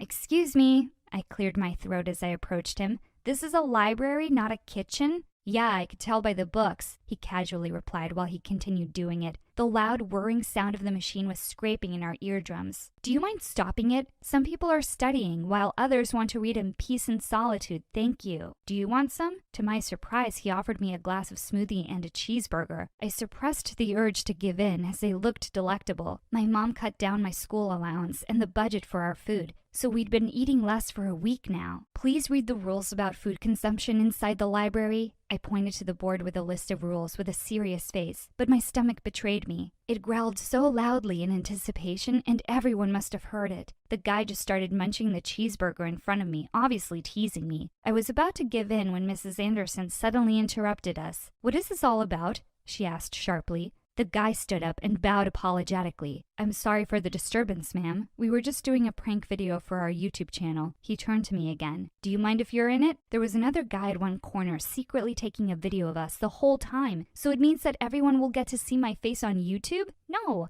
I don't want anyone to see me online, especially my mom. My job here will remain a secret until my first salary. I politely declined the vlogger's offer. As soon as they left, Mrs. Anderson then pulled me to her office and gave me her breakfast. "I'll handle the library for the next hour. Just have a rest and eat. You need it." "Thank you, Mrs. Anderson. You're the best." I couldn't resist her offer now after what had happened a while ago. She just smiled at me before closing the door. While I was eating, I thought about how wonderful it would be to have her as my grandmother. Both of mine were dead already. Days rolled so fast, and it was Friday already. It was the day before the weekend, so I expected to see less people in the library today. Mrs. Anderson didn't come, so she left all the responsibility to me. The library was totally empty when I arrived, except for the laptop of that beautiful woman on the table, where she always sits. Did she forget this here? I walked up to the table and started cleaning it. A part of me wanted to open her laptop and check what was making her busy all the time, but it's not good to touch other people's things without their permission and spying on them. While I was wiping the table, my elbow accidentally touched her mouse, and her screen suddenly lit up. It was just in sleeping mode earlier. Out of curiosity, I leaned down to see what was on the screen. It was like a manuscript. So she was a writer after all? I have been dying to meet one. I read a few paragraphs and just then found myself digging into the story. It was very fascinating, and her writing style is quite familiar. Do you like the story? I fell on the floor and hurt my butt when the beautiful lady suddenly appeared in front of me with a couple of books pressed against her chest. "Oh my God, I'm so sorry for frightening you. Are you all right?" She offered her hand and helped me get back to my feet. "Sorry for sneaking into your laptop. I was cleaning the tables when your manuscript caught my attention." That's one nice story right there. I'm Denise, by the way. Denise and I became the best of friends in an instant. She was a 35-year-old aspiring author living in the city alone and was working at a publishing company. Over the next few days, I would help her out by giving her some books that could help her improve her story, and then review every chapter. I was enjoying this at the same time. "Oh, and your mom died? I thought she just lost her job," she asked when I told her about my mom, Anna. "Oh, I mean my other mom," I clarified. "So you have two moms?" She seemed confused by the setup. "Yes, they were partners." I cleared it out for her. "Oh." She looked down and I noticed the blush that crept across her face. Her reaction made me wonder for a moment, but I just brushed it off.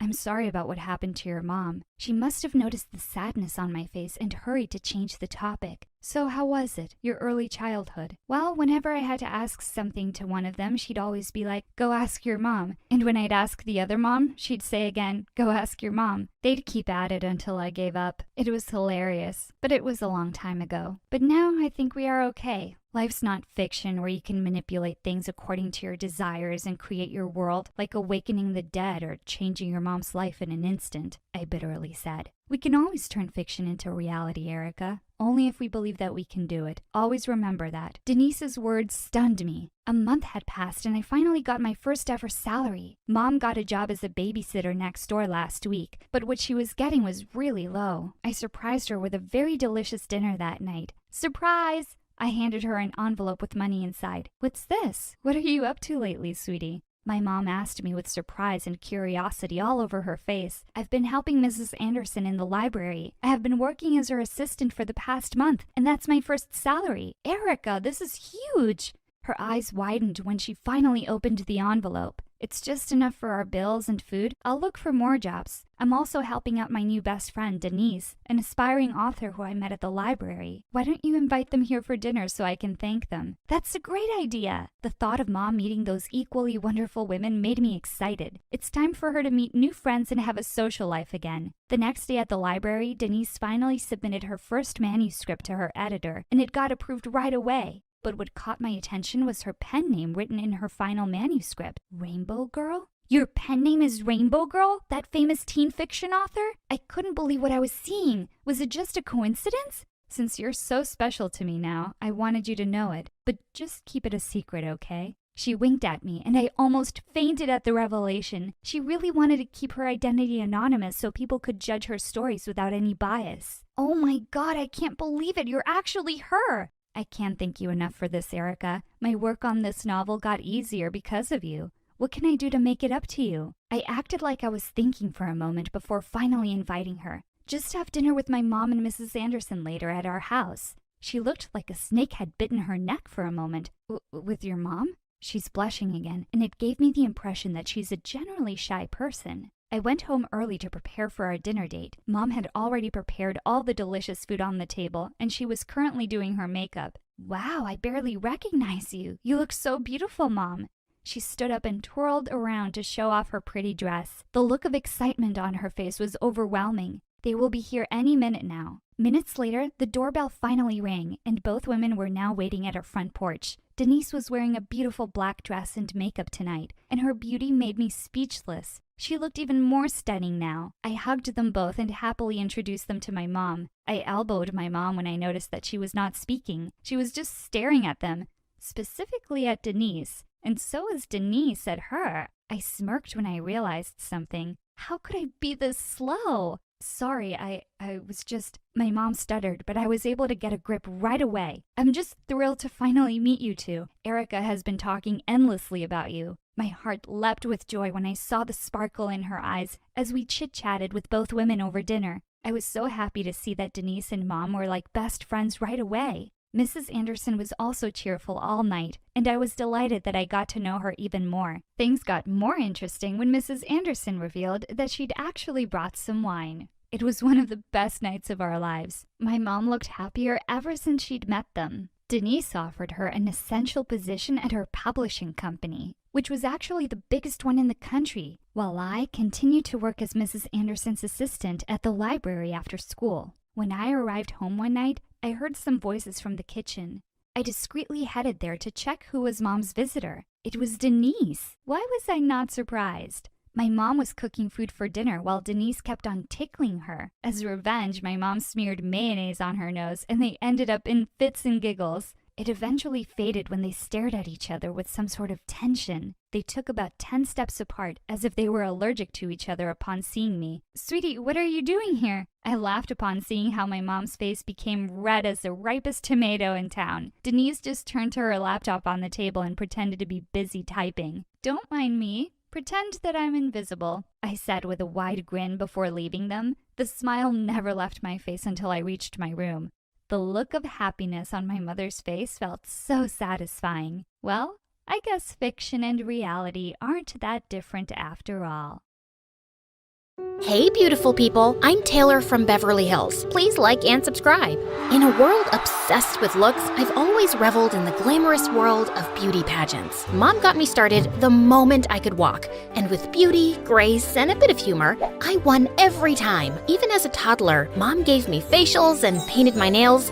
She'd even squeeze my nose to keep its cute button shape. Ow, Mom! You're leaning too far forward, honey. Shoulders back and head held high. See these perfect dimples? Honey, suck in your cheeks like a vacuum cleaner so you'll have perfect dimples.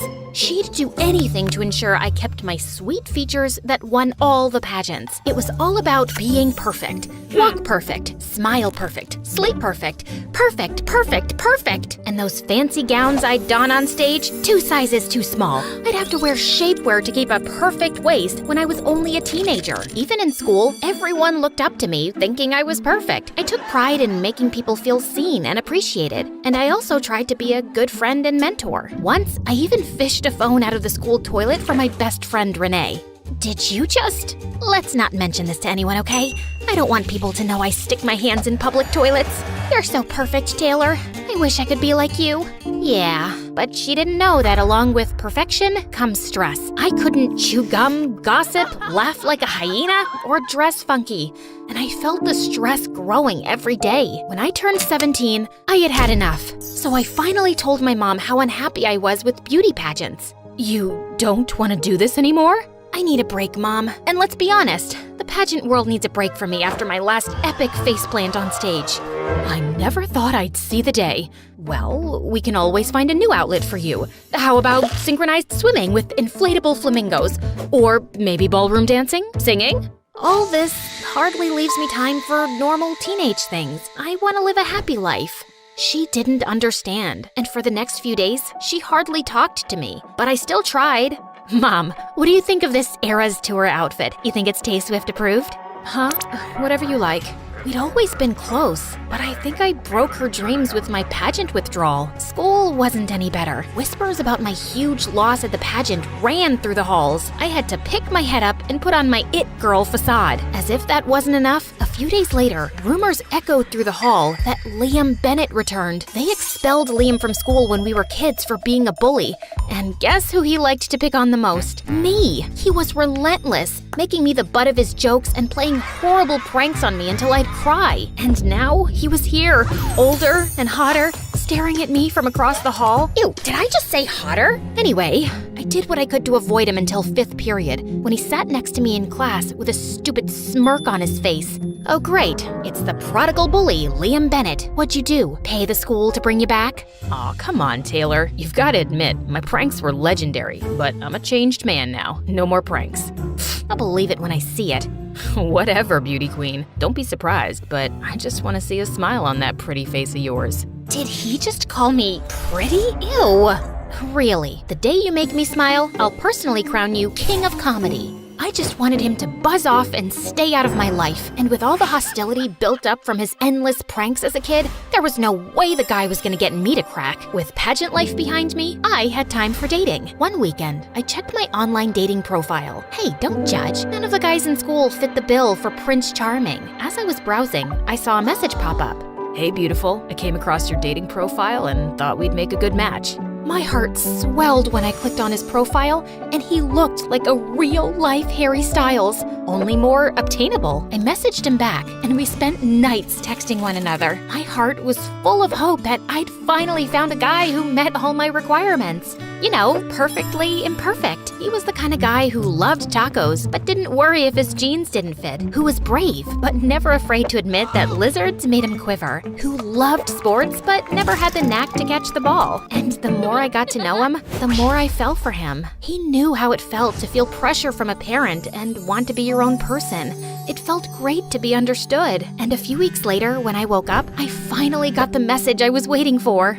Hey, beautiful. I think we'd be a match made in heaven. How about I take you out for a day you'll never forget?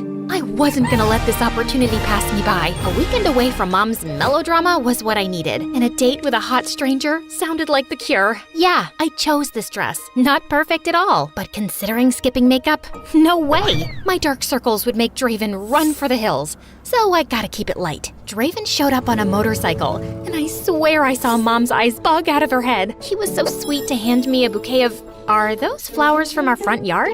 Yeah, sorry. I had a nicer bouquet, but it got ruined on the back of my bike. It's a few neighborhoods back now. He was even cuter in real life, and he smelled amazing. You ready to be swept off your feet, beautiful? I hopped onto his vintage ride, which was so old, I had my doubts about it even working. But the way he grabbed my arm and pulled me to him sent waves of warmth through my body. Oh no! Hold on tight, Taylor. Draven parked at the local fairgrounds and held my hand as he guided me through the crowds. He was so gentle. We ate all the greasy junk food and even played carnival games. Just as Draven turned to face me, the clouds rolled in with a huge storm. Everyone went running for cover, but he kept me there in the rain. Without warning, I kicked up a puddle, splashing him. What was that for? Are you afraid of a little rain? Care for a little dance party, Draven? I don't know what came over me, but I started dancing. You've got some skills, Taylor. Where'd you learn to dance like that? I've got years of dance skills under my belt, thanks to pageants. I felt so free, and Draven even joined in. He couldn't dance to save his soul, but he tried, and I had a blast showing him all the moves. I don't think I've ever laughed so much. After the rain cleared, he took me to a gazebo adorned with twinkling lights. There was a basket of fries waiting for us at the table. It was honestly adorable, and I was starving. He really opened up, talking about all the pressure he felt from his dad, and I related to everything he said, and he sounded sincere. But that wasn't all. He was hilarious. You've got a little something on your face. Oh my god, where? Nope, still there. And maybe a little worse, but have no fear. As my cheeks turned redder than the ketchup smeared all over my face, Draven took a glob from his plate and spread it under his nose like a ketchup mustache. We'll really turn heads now. I let out a belly laugh as we both helped each other clean the mess off our faces. After dinner, Draven was about to take me somewhere, and I was looking forward to it, but my mom called. Taylor, I'm so sick. Can you come home and make me some soup, honey? My mom. I didn't listen to her, so now she comes up with this. As far as I understand, she's worked hard doing 2 jobs and still took the time to make sure you looked your best for pageants. That's because she loved you a lot and wanted to give you the best future. I think you have to understand her too. Draven was right, and he was so sweet about the whole thing and took me right home. When he dropped me off, he seemed hesitant to leave. So, I guess this is the end of our date. Thank you for a fun day, Draven. I hate to say goodnight, but it's getting late. How about we end the night with a movie-worthy Just then, Mom came to the door in her robe and a box of tissues. What took you so long? I swear I'm dying, Taylor. Mom, seriously? With the theatrics? I'll be right in. With Mom back inside, I grabbed Draven by his jacket. He leaned closer to me, but as I gazed into his deep eyes, I felt my breath catching my throat. Is that Taylor? Gotta go. He sprinted off, and I stood there, confused at all the emotions rolling through me. Liam Bennett, you little jerk! He'd even disguised his voice. If he thinks he can prank me and make a fool out of me after all these years, he's got another thing coming. Knowing that Liam went out of his way to do this, I was fuming. But then I decided I'd go along with his plan and call him out when the time felt right. 2 can play at this game. I went back to school Monday. I was livid, but somehow I had fallen for him. And then I was thinking of my plan to knock him out. If it isn't my favorite beauty queen. Oh, please. Beauty pageants are so yesterday. I've moved on to dating hot guys. Is that so? He looked so proud of himself, pulling off his little stunt this weekend, but I had my own plans. I wish more guys were like Draven. He was perfect. It's like we were a match made in heaven. Oh, is that so? Yeah. Honestly, I've fallen in love with him. He's all I thought about all weekend. In love? Absolutely. Draven is a total dreamboat. He's picking me up after school today. Do you have a jacket I could borrow?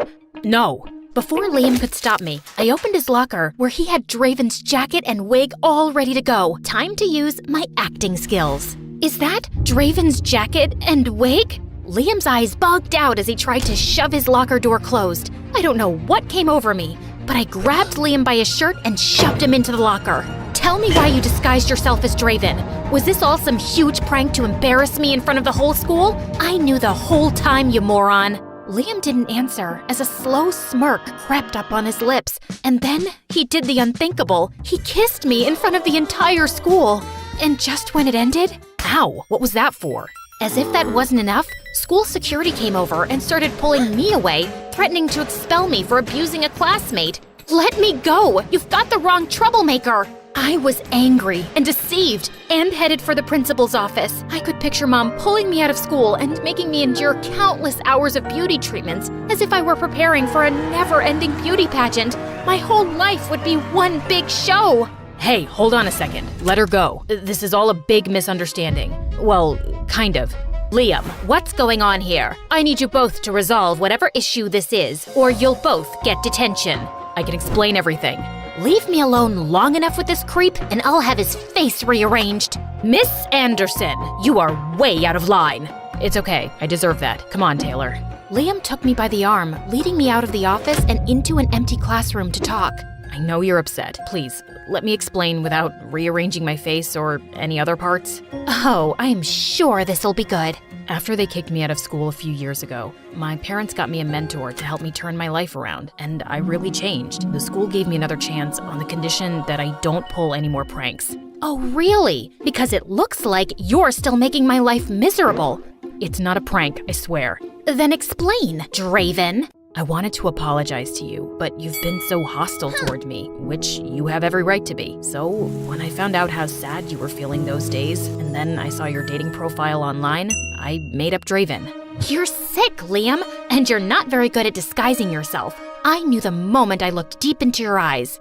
Really? You're I can't even say the words out loud. I deserve that, but I wanted to make up for all the times I made you cry. I wanted to help you see the beautiful person you are on the inside, and I wanted to see you laugh, and Draven made you crack. I'm sorry for deceiving you. I wanted to be honest with you from the beginning, but the way you brushed me off made it impossible to get through to you. But Draven got through. He is me. We're one and the same. I felt confused, upset, and heartbroken that I fell for my enemy, and it took me a whole month to cool down and let Liam's explanation absorb me. But maybe Liam isn't my enemy.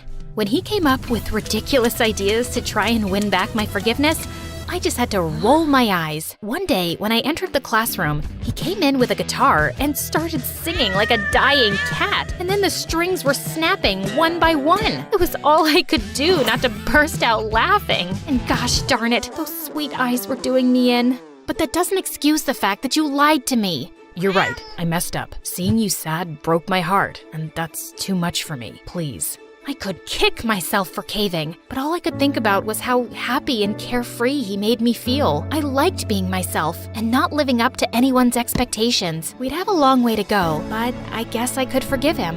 Do you think I could steal another kiss? You have a lot of making up to do first. What was that? A lot of making out? A lot of making up!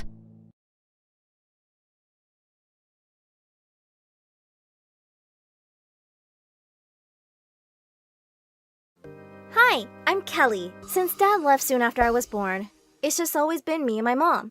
And I realized quite early on that she wasn't quite normal. On my 3rd birthday, Mom suddenly started running around like crazy and pulling the curtains shut.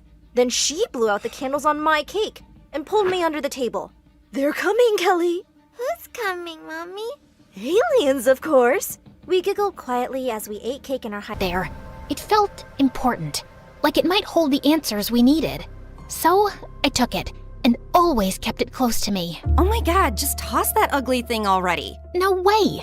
This was the last thing Mom was researching before she collapsed. She might need it when she wakes up. For what? To wear to some ugly necklace convention? Kara, you're 18. Go live your life. You sulk way too much for a teenager. And you're way too wild for someone in their 40s. Don't you care about Mom at all? Aren't you even a little worried if she's ever gonna wake up? Look, your mom's nuts, okay? For all we know, this is because she spent too much time chasing ghosts and ancient nonsense. Now, do me a favor and stop playing detective. Aunt Jessie grabbed my arm and I wanted to pull away, but I was too stunned. Not because of what she did, but because of what I saw. I had this vision where I saw Jessie in Mom's office, pulling money out of her locker. You stole from Mom's locker? What locker? I didn't steal anything. But I just saw... I grabbed Jessie's arm again, and just like before, I saw her in Mom's office stealing money. I was trying to make sense of what was happening, when suddenly, my eyes fell on the necklace in my hand. I kept it down and touched Jessie again, and nothing. No visions this time. Could this necklace actually be showing me something? Oh no, you've got that look. The same one your mom got whenever she went on about ghosts or spirits or whatever nonsense she wasted her life chasing. Jessie kept groaning about something, but my brain was stuck on the fact that the necklace actually had powers. Every time I held it, these weird flashes would hit me. I didn't totally get what they were. Maybe they were some blurry sneak peeks into the future. Honestly, with Jessie's track record, seeing her steal from Mom felt pretty believable. But I needed proof that this thing was legit. So the next day, I wore the necklace to school, and like I suspected, every time I bumped into someone, I saw a glimpse of their future. Like, I accidentally brushed up against Madison, our cheer captain, and saw her flipping out in front of everyone. Sure enough, later that day, she dumped her boyfriend and destroyed his locker. I also saw Kyle, the class clown, going home alone to his cats, which was kinda sad. But then, I saw the rude school janitor having a terrible lunch that would keep him in the bathroom all afternoon. That instantly lifted my spirits. Oh, wow, this is the best day ever! Whee! Talking to yourself, Kara? Is that your secret strategy to beat me on the test? Hate to break it to you, but it's not gonna work. Ugh, Ethan. Of course he had to walk in and ruin my perfect day. Ethan is in my class, and he's probably the most perfect guy ever. Rich, popular, a face that looks like it was carved by angels, and of course, perfect grades. He's got it all. But here's the kicker. Ethan's insanely clumsy. It's almost a talent, how bad he is at holding on to things. Lunch trays, expensive vases, kittens, you name it, he's probably dropped it. And yet, somehow, his clumsiness just makes him even more charming to everyone. Well, everyone but me. I just thought it was hilarious how someone so perfect can be such an uncoordinated mess. Oh my god. Ethan, are you okay? Did you hurt yourself? Yeah, I'm fine. Just slipped a little, no big deal. Quick, someone get ice. Call the nurse. Ethan, how many fingers am I holding up? 2? What's so funny? Oh, nothing. It's just, isn't this a little dramatic? He just tripped. He's not dying. Just for the record, I could have seriously hurt myself. What if I hit my head and broke my neck? Would that be serious enough for you? Oh my god, you're fine.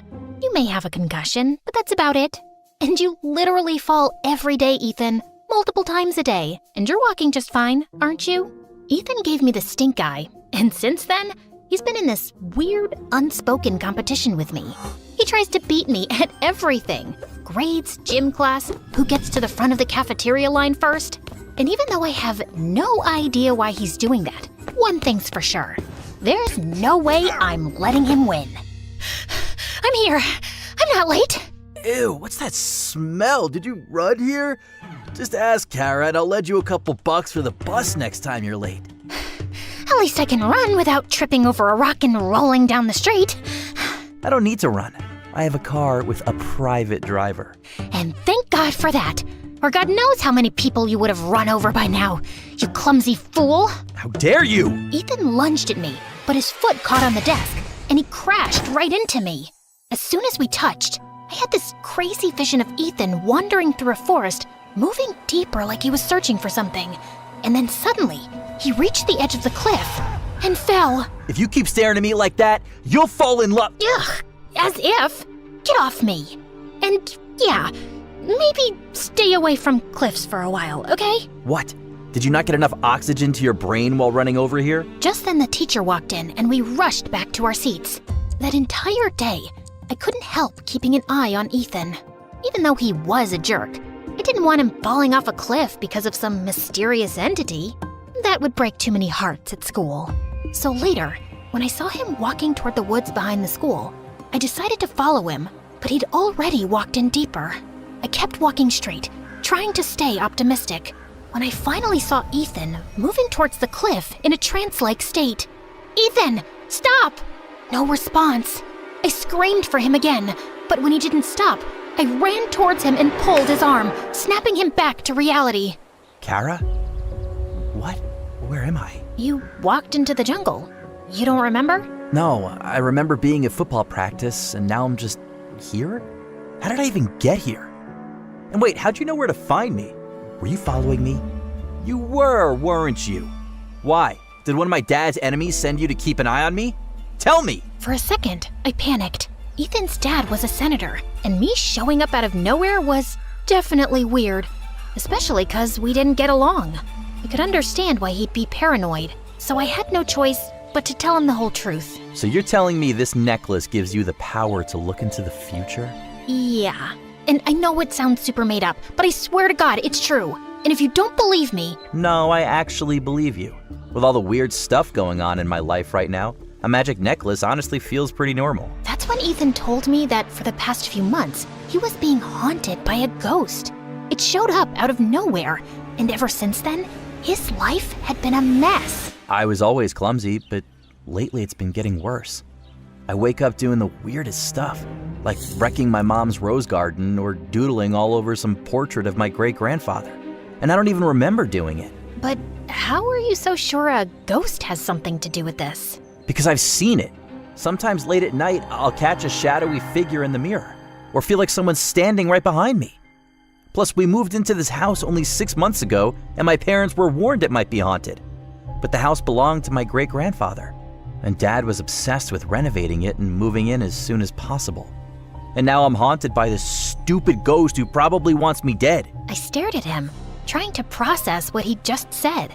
A ghost was making Ethan clumsy and dangerous? It sounded ridiculous. But then again, I was wearing a necklace that could show me the future. So maybe this wasn't totally ridiculous. You think I'm an idiot? Yes, but that's beside the point.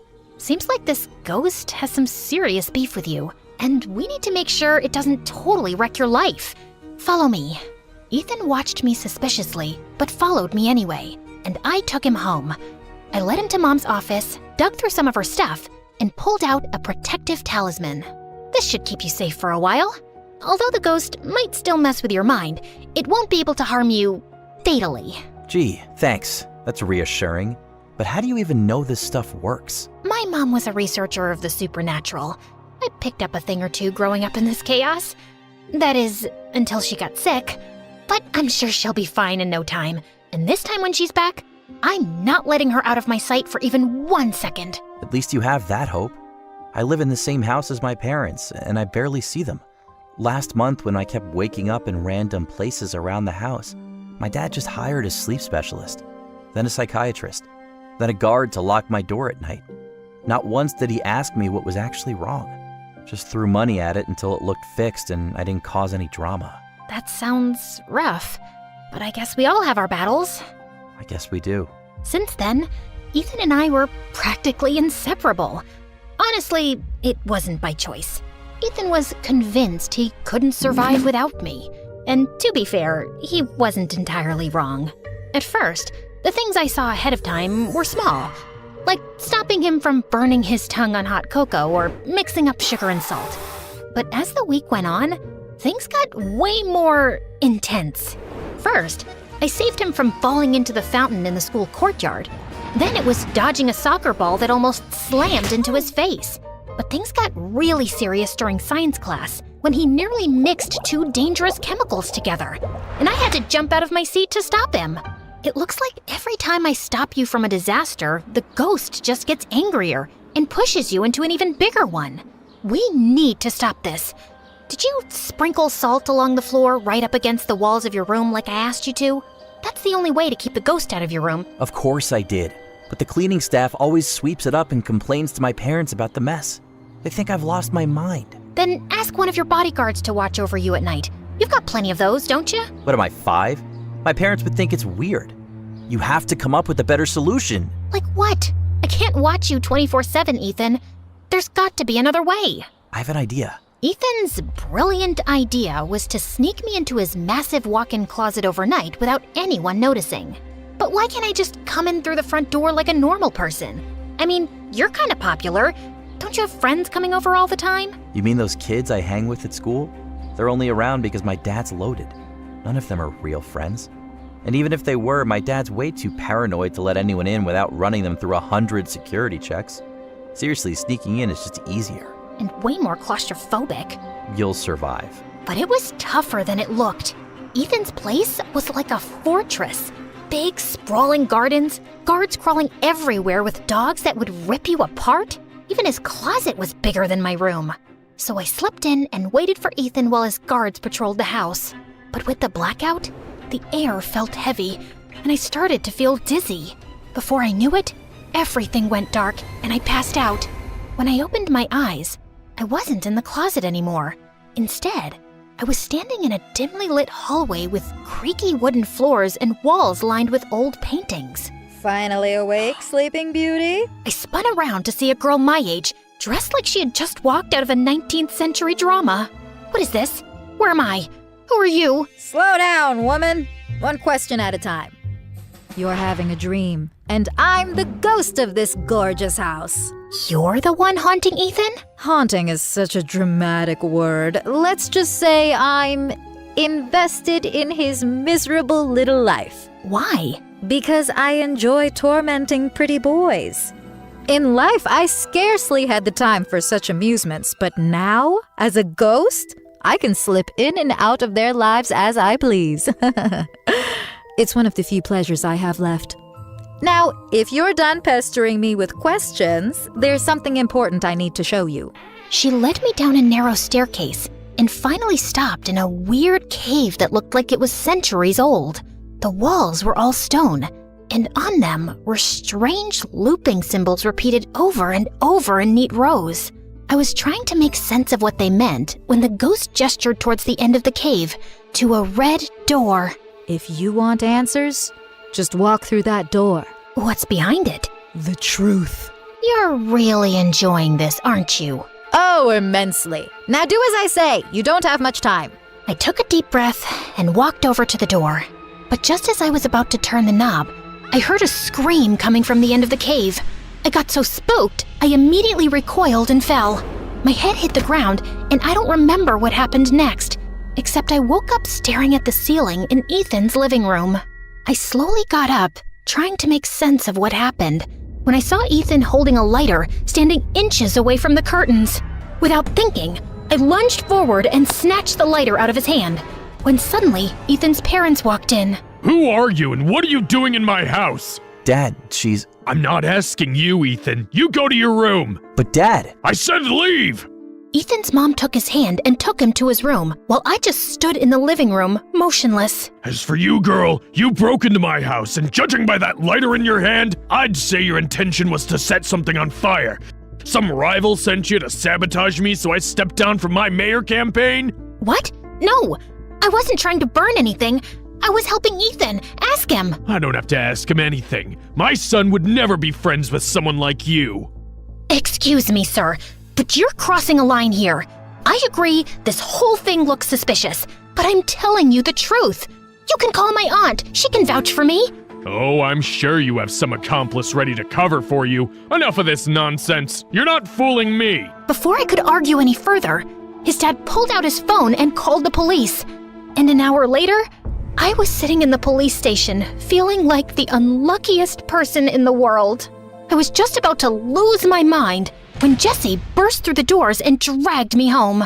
Of all the stupid, reckless, irresponsible things you could have done, Kara, you broke into someone's house? I didn't! Ethan called me there. He's my friend. So you're telling me you have rich friends like that guy Ethan, and you never told me? How could you do that? The least you should have done was to introduce me to his father. For the love of God, Jesse, his dad's married. Where are your morals? Who needs morals when you can be rich? And his dad's a politician, right? Everyone knows politicians are always looking for trophy wives. I'm sure I'd fit right in. Now do me a favor and arrange a meeting. I will do no such thing, you freak. What? I'll talk to him after break. Tomorrow at school. I didn't, because Ethan didn't turn up at school the next day, which kind of had me worried. I even called him, but he didn't answer. So I thought he was just ignoring me after what happened with his dad last night. But then, something in my heart told me things weren't right, so I decided to pay him a visit. I was outside his mansion when suddenly I started hearing voices. I walked in and froze. Ethan was standing on the edge of the roof, swaying like a leaf in the wind. His parents were shouting up at him. Guards were barking into their walkie-talkies. But no one was making a move to save him. Ethan, sweetie, please wake up. But Ethan didn't move. It was clear he wasn't himself, and if someone startled him or rushed up there, it might only push him to jump.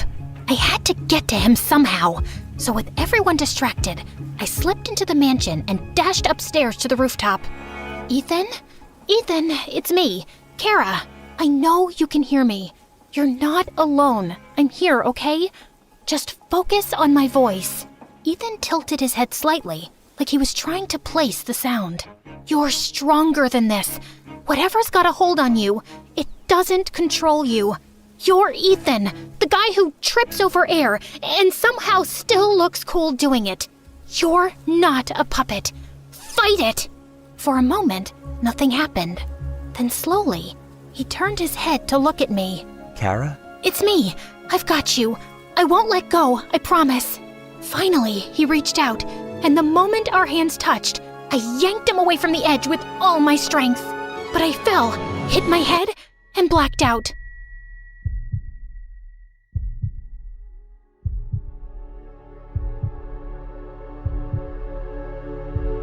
And when I woke up, I was in Ethan's room. What happened? You hit your head. Kara, I don't know how to thank you.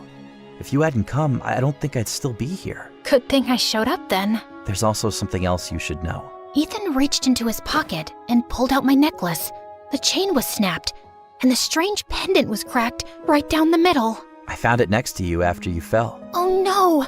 It was the one thing that still connected me to my mom. I'm so sorry, Kara. I'm sorry that I dragged you into this mess. It wasn't your battle to fight. In fact, there's something you should know. And Ethan told me that he wasn't actually possessed, but had a rare psychological disorder that caused blackouts and hallucinations. It started when he was a kid, but it went away. We thought it was fine until these past few months. He started having these episodes. His dad's political campaign, the pressure, moving into this old place with all its creepy stories. It must have triggered it again. And we tried to keep him safe, secured the entire place, but we failed. My parents didn't tell me this because they thought I might freak out and maybe the condition will worsen. But what's worse than jumping off a roof? Sorry, bad time to joke. But the bottom line is that I'm truly sorry for everything I've put you through. And I'd really love it if we could be friends. Ethan was still talking when my phone buzzed. It was Aunt Jessie, and she told me that Mom was finally awake. I told Ethan, and he immediately offered to take me to the hospital. As soon as we reached the hospital, I rushed into Mom's room and held her tight. Oh, thank God.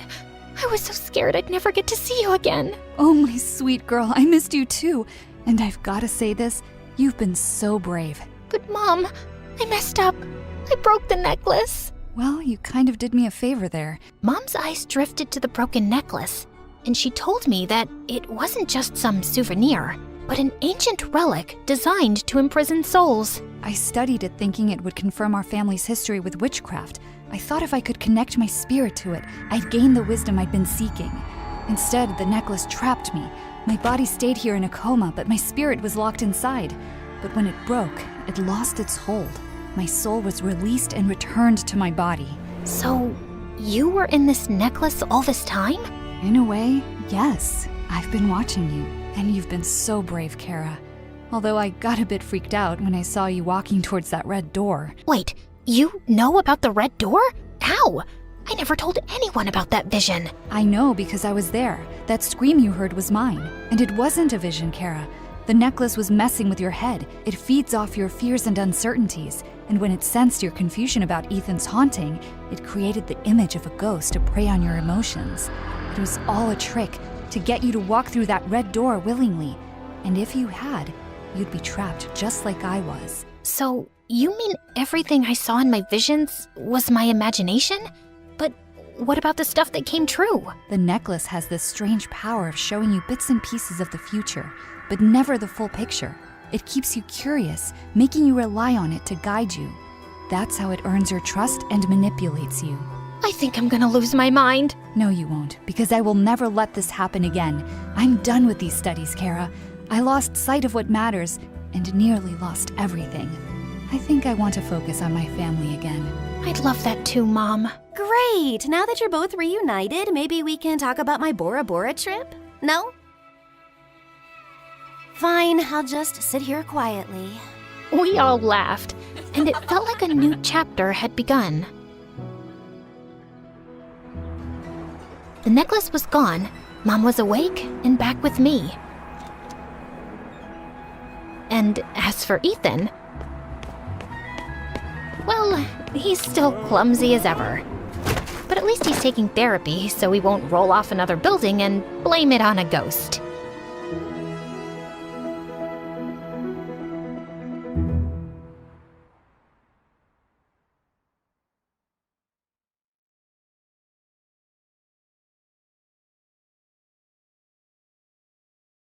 Hi, I'm Janet. When I was 16, I fell in love, and it was magical. But before I continue, please like and subscribe. His name was Carter, and he was a dream come true. Every day I saw him, it was like the sun shined brighter. I miss you, darling. My heart aches when you're not around. I saw you 10 minutes ago, but it feels like an eternity. Babe, you're my world, my inspiration, the air I breathe. Without you, I'm nothing. But with you, I feel like I could do anything. I love you so much.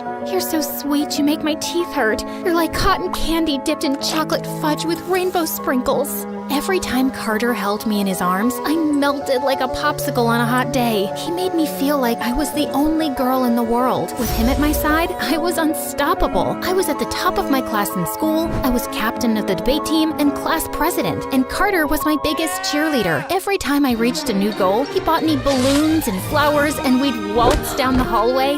Ouch, my foot. Sure, we stepped on a few toes and a few grumpy people couldn't handle our public displays of affection.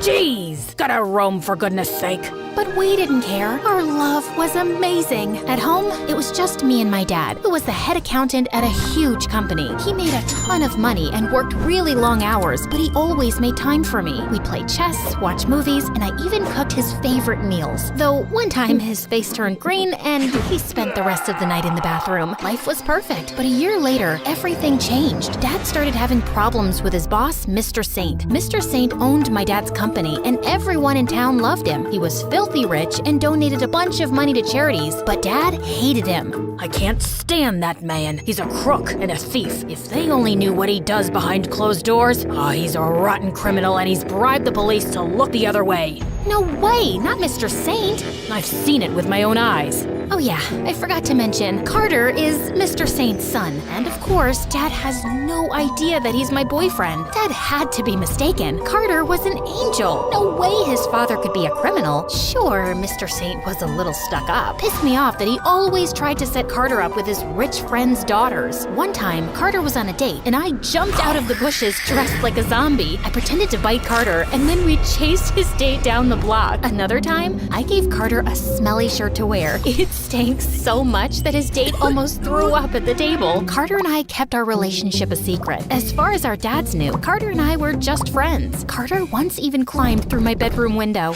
What's that noise? I swear I heard voices. Oh, it was just me. Hey Janet, how you doing this evening? I'm fine, thanks for asking. I think I'll go to bed now. Jolly good idea. Good night, Janet. Good night. One day in the 10th grade, I competed for an internship at this huge tech company. We took a bunch of tests and had to give a big speech. My scores were the highest, and my speech got a standing ovation. But they gave it to some rich kid because his dad was friends with the CEO. The whole thing is rigged. That kid flunked the tests, and he slept through his own speech. It isn't fair. It doesn't make any sense. Janet, this is all wrong. The animals are running the zoos. The world has gone mad. All hope is lost. We're doomed. No one can save us. I had a bit of a breakdown. It wasn't my best moment. Carter felt really bad. He tried to cheer me up, but nothing helped. A week later, Carter ran up to me at school with an acceptance letter from the tech company with my name on it. Your internship starts next week. I told my dad what happened, so he pulled some strings. I was over the moon. Carter was the best boyfriend ever. But when I got home from school, my dad was furious. Mr. Saint told my dad he had to help him steal money out of the company to pay for Mr. Saint's new yacht in exchange for helping me get the internship. I can't believe you never told me about your relationship with Carter, and even worse, that you accepted a favor like this. I'm so sorry, Dad. I didn't know. I'll talk to Mr. Saint. I'll tell him I won't accept the internship. It's too late. I already tried that. He'll keep hanging this internship over my head to force me to do more illegal things. I won't do it. I'm quitting tomorrow. We're leaving this place for good. I can't believe this is happening. I'm so disappointed in you, Janet. I thought I taught you better than this. Dad didn't speak to me for the rest of the night, and I felt horrible. I wanted to crawl into a hole. Maybe not a real one. I'm terrified of spiders. But the next day, my world turned upside down. When Dad went back to work to resign from the company, he was arrested and charged with fraud, theft, and embezzlement. The newspaper said he stole hundreds of thousands of dollars from Mr. Saint's company. At the trial, the lawyer had a ton of evidence against him. Guilty. The judge sentenced my dad to 20 years in jail. I didn't do it, honey. Mr. Saint framed me. We have to do something. We can tell the judge or go to the press. It'll only make things worse. Mr. Saint has too many connections. Promise me you won't tell anyone. He'll ruin your life just like he ruined mine. My blood boiled at the thought of Mr. Saint getting away with it, but I promised my dad I wouldn't say anything. Soon, we lost our house, and I had to go live with my grandmother in a tiny apartment across town. After the trial, Carter came over to visit. I'm so sorry about your dad. He seemed like such a nice guy. I can't believe he was a crook. I was stunned. I wanted to slap Carter across the face for saying that about my dad. My dad's not a crook. It's your dad that's... I want you to know that I don't care about your dad's crimes. Even if he did try to steal from my dad's company, I forgive him. But most of all, I still love you and I want us to be together. I was about to explode, but before I could say a word, Carter put his finger to my lips. Don't speak. I know this is all a lot, but we'll get through this together. I promise. Our love will triumph over it all. Then he kissed me on my forehead and left. That night, Carter and his dad took their new yacht to some tropical island and he sent me a photo. Seeing Mr. Saint and Carter's stupid smiling faces on that dumb yacht made me so angry I could scream. I called Carter to dump him, but my calls wouldn't go through. Money was tight at my grandma's house, so I decided to get a summer job so I could stay at the private school for my senior year. I applied everywhere, but no one would hire me. They'd say they didn't have openings, but I'd hear them whispering about me behind my back. You can't hire her. Her father's a criminal. He's a thief and a liar. She's probably just like him. I wanted to punch them in the face, but I kept walking. Everywhere I went, people gossiped about my dad. After a while, I learned to ignore them. Eventually, I found a job at an old electronics store near the edge of town. My first day there, I met a boy named Vincent. Vincent was kind of weird at first. I'd catch him staring at me across the aisles. Every time I'd say hi, he'd walk away. And one time, I was walking home from work and I caught Vincent taking pictures of me with his phone. What's your problem? I had a feeling it was you. Your dad's that crook that worked for Mr. Saint. Vincent showed me a news article on his phone with a horrible picture of me and my dad from the trial. What's the name of the jail he's in? The jail is called Janet Punches Weirdos. Never heard of it. Weird. Janet Punches... I'd had enough. I punched Vincent and shoved him to the ground. My dad is not a crook. He's innocent. That jerk, Mr. Saint, framed him. It was the first time I said it out loud. Vincent was shocked. Then he said something totally unexpected. Join the club. Vincent told me that Mr. Saint framed his dad for a crime a few years ago. My dad was a reporter. He was investigating Mr. Saint. He spent months working undercover as Mr. Saint's butler. He almost had enough evidence to take him down, but before he could finish his story, Mr. Saint found out and planted stolen money in my dad's office. My dad tried to fight it, but Mr. Saint paid off the judge. Vincent's dad made Vincent promise not to say anything too. I can't keep quiet any longer. Neither can I, but what can we do? We both promised our dads we wouldn't say anything. We can finish your dad's story and publish it anonymously. No one would ever know it was us. Yes, I just got an idea. We can finish my dad's story and publish it anonymously. Yes, I just said that. It was my idea. Nuh-uh, it was my idea. I literally just said it 3 seconds ago. No, it's my idea. You're making me angry, Janet. Fine. I'm sorry. It's okay. It's not like I'm angry. God, such a weirdo. That night, Vincent invited me to his house. Vincent found his dad's old laptop in the attic, but when he tried to pull up his dad's story, we learned that the computer had been wiped clean. Oh no, it's not here. All the evidence is gone. It's all over. There's nothing we can do. I can go undercover as Carter's girlfriend. I could snoop around his house and find the evidence. You'd do that? Yeah. Vincent stood tall like a soldier and saluted me. What are you doing? It's just, you're my hero. You're so brave and selfless. I heard that Carter is the worst. He's a spoiled jerk. His voice sounds like nails on a chalkboard, and his brain's the size of a peanut. It's gonna be torture to pretend to be his girlfriend. I didn't tell Vincent about me and Carter. Carter returned to town a week later, and I invited myself to his house. Every time I looked at Carter's face, I thought about Mr. Saint and what he did to my dad. Carter tried to kiss me, and I almost gagged. Are you okay? I must be coming down with something. Do you mind getting me some tea and maybe some soup? When Carter left the room, I snuck into his dad's study and snooped around. I took pictures of a bunch of secret papers and files and planted a recording device. Just as I was about to leave, I ran into Carter and Mr. Saint. What is she doing here? Oh, Mr. Saint, I'm so glad I found you. You saved my life. You're such a good man for exposing my dad and all the horrible things he did. How can I ever repay you? I know, I'll clean your study. I snatched a napkin from Carter and started cleaning. I knocked over an expensive vase, spilled water on the floor, and tossed a bunch of important papers in the trash. She's so grateful, Dad. Isn't she the best? I spent spent weeks at Carter's house, sending him on crazy errands so I could snoop around. Then, I'd rush over to Vincent's to show him what I'd found. We spent hours combing through the evidence. It was strange spending so much time with Vincent. He and Carter were so different. Vincent wasn't rich, but he was really smart, and his determination was contagious. Vincent and I wrote a bunch of articles that we posted online under a fake name, and before we knew it, the stories went viral, and the police showed up at Mr. Saint's door. We did it! I can't believe it! He's finally going down! Vincent pulled me into his arms, and my heart skipped a beat. What are you doing? I'm not sure. Then Vincent kissed me, and it was magical, but I was so confused. Vincent wasn't even my type. Suddenly, my cell phone rang, and I pulled away. It was Carter, and he wanted to see me. I should go to get more evidence. Good idea. I raced out of there to Carter's house. I found him sitting on the porch, looking really sad. I'm scared, Janet. They just arrested my dad. He might go to jail and we'll lose everything. All our money, our houses, and our maids. I don't know what I'll do. I don't know how to be poor. I don't even know how to use the toaster. What if I need toast, Janet? How can I eat a sandwich without any toast? Carter cried in my arms, and suddenly I felt really guilty. Memories of our love came rushing back to me. I hated seeing him like this. We went to his room to watch MSA videos to cheer him up. Carter drifted off to sleep. Then I saw Mr. Saint in his study paying off the judge. Drop the charges, and there's more where that came from. I raced over to Vincent's, but when I got there, a bunch of strange men were searching his house. Then out of nowhere, someone pulled me into the bushes. They're after me. Mr. Saint found out I posted the articles from my computer. They're destroying all our evidence. Tell me you found something. I told Vincent about Mr. Saint and the judge. I know that prune-faced man. He's the judge that put my father away. Mine too. We have to publish another article. This is the proof we need to get our dads out of prison. It's too dangerous. Danger is my middle name. Your middle name is Simon. Yes, that's my second middle name. But the third one is Danger, and the fourth one is Triangle. And forget it. Just text me the video and I'll finish this. I have to protect you. You're a delicate flower. I'm stronger than you are. You know what I mean. I texted Vincent the video, then he kissed me and ran off. My heart raced as he disappeared into the darkness. But when I got home, something unexpected happened. I walked into my room and saw Carter standing there with a huge smile on his face. It's over. What's over? My dad caught the guy that's been writing all those lies about him. He'll go to jail just like his lying father.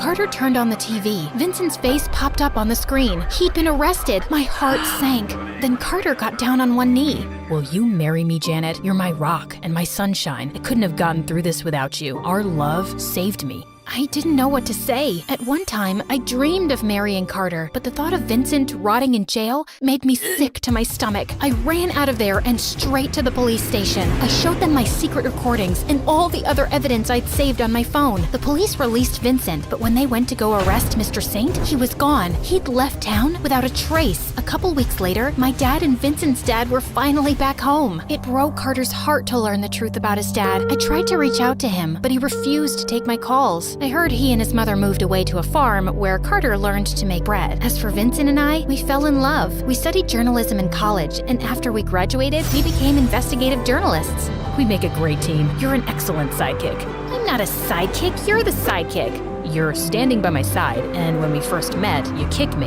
Actually, I shoved you and punched you in the face. Details, details.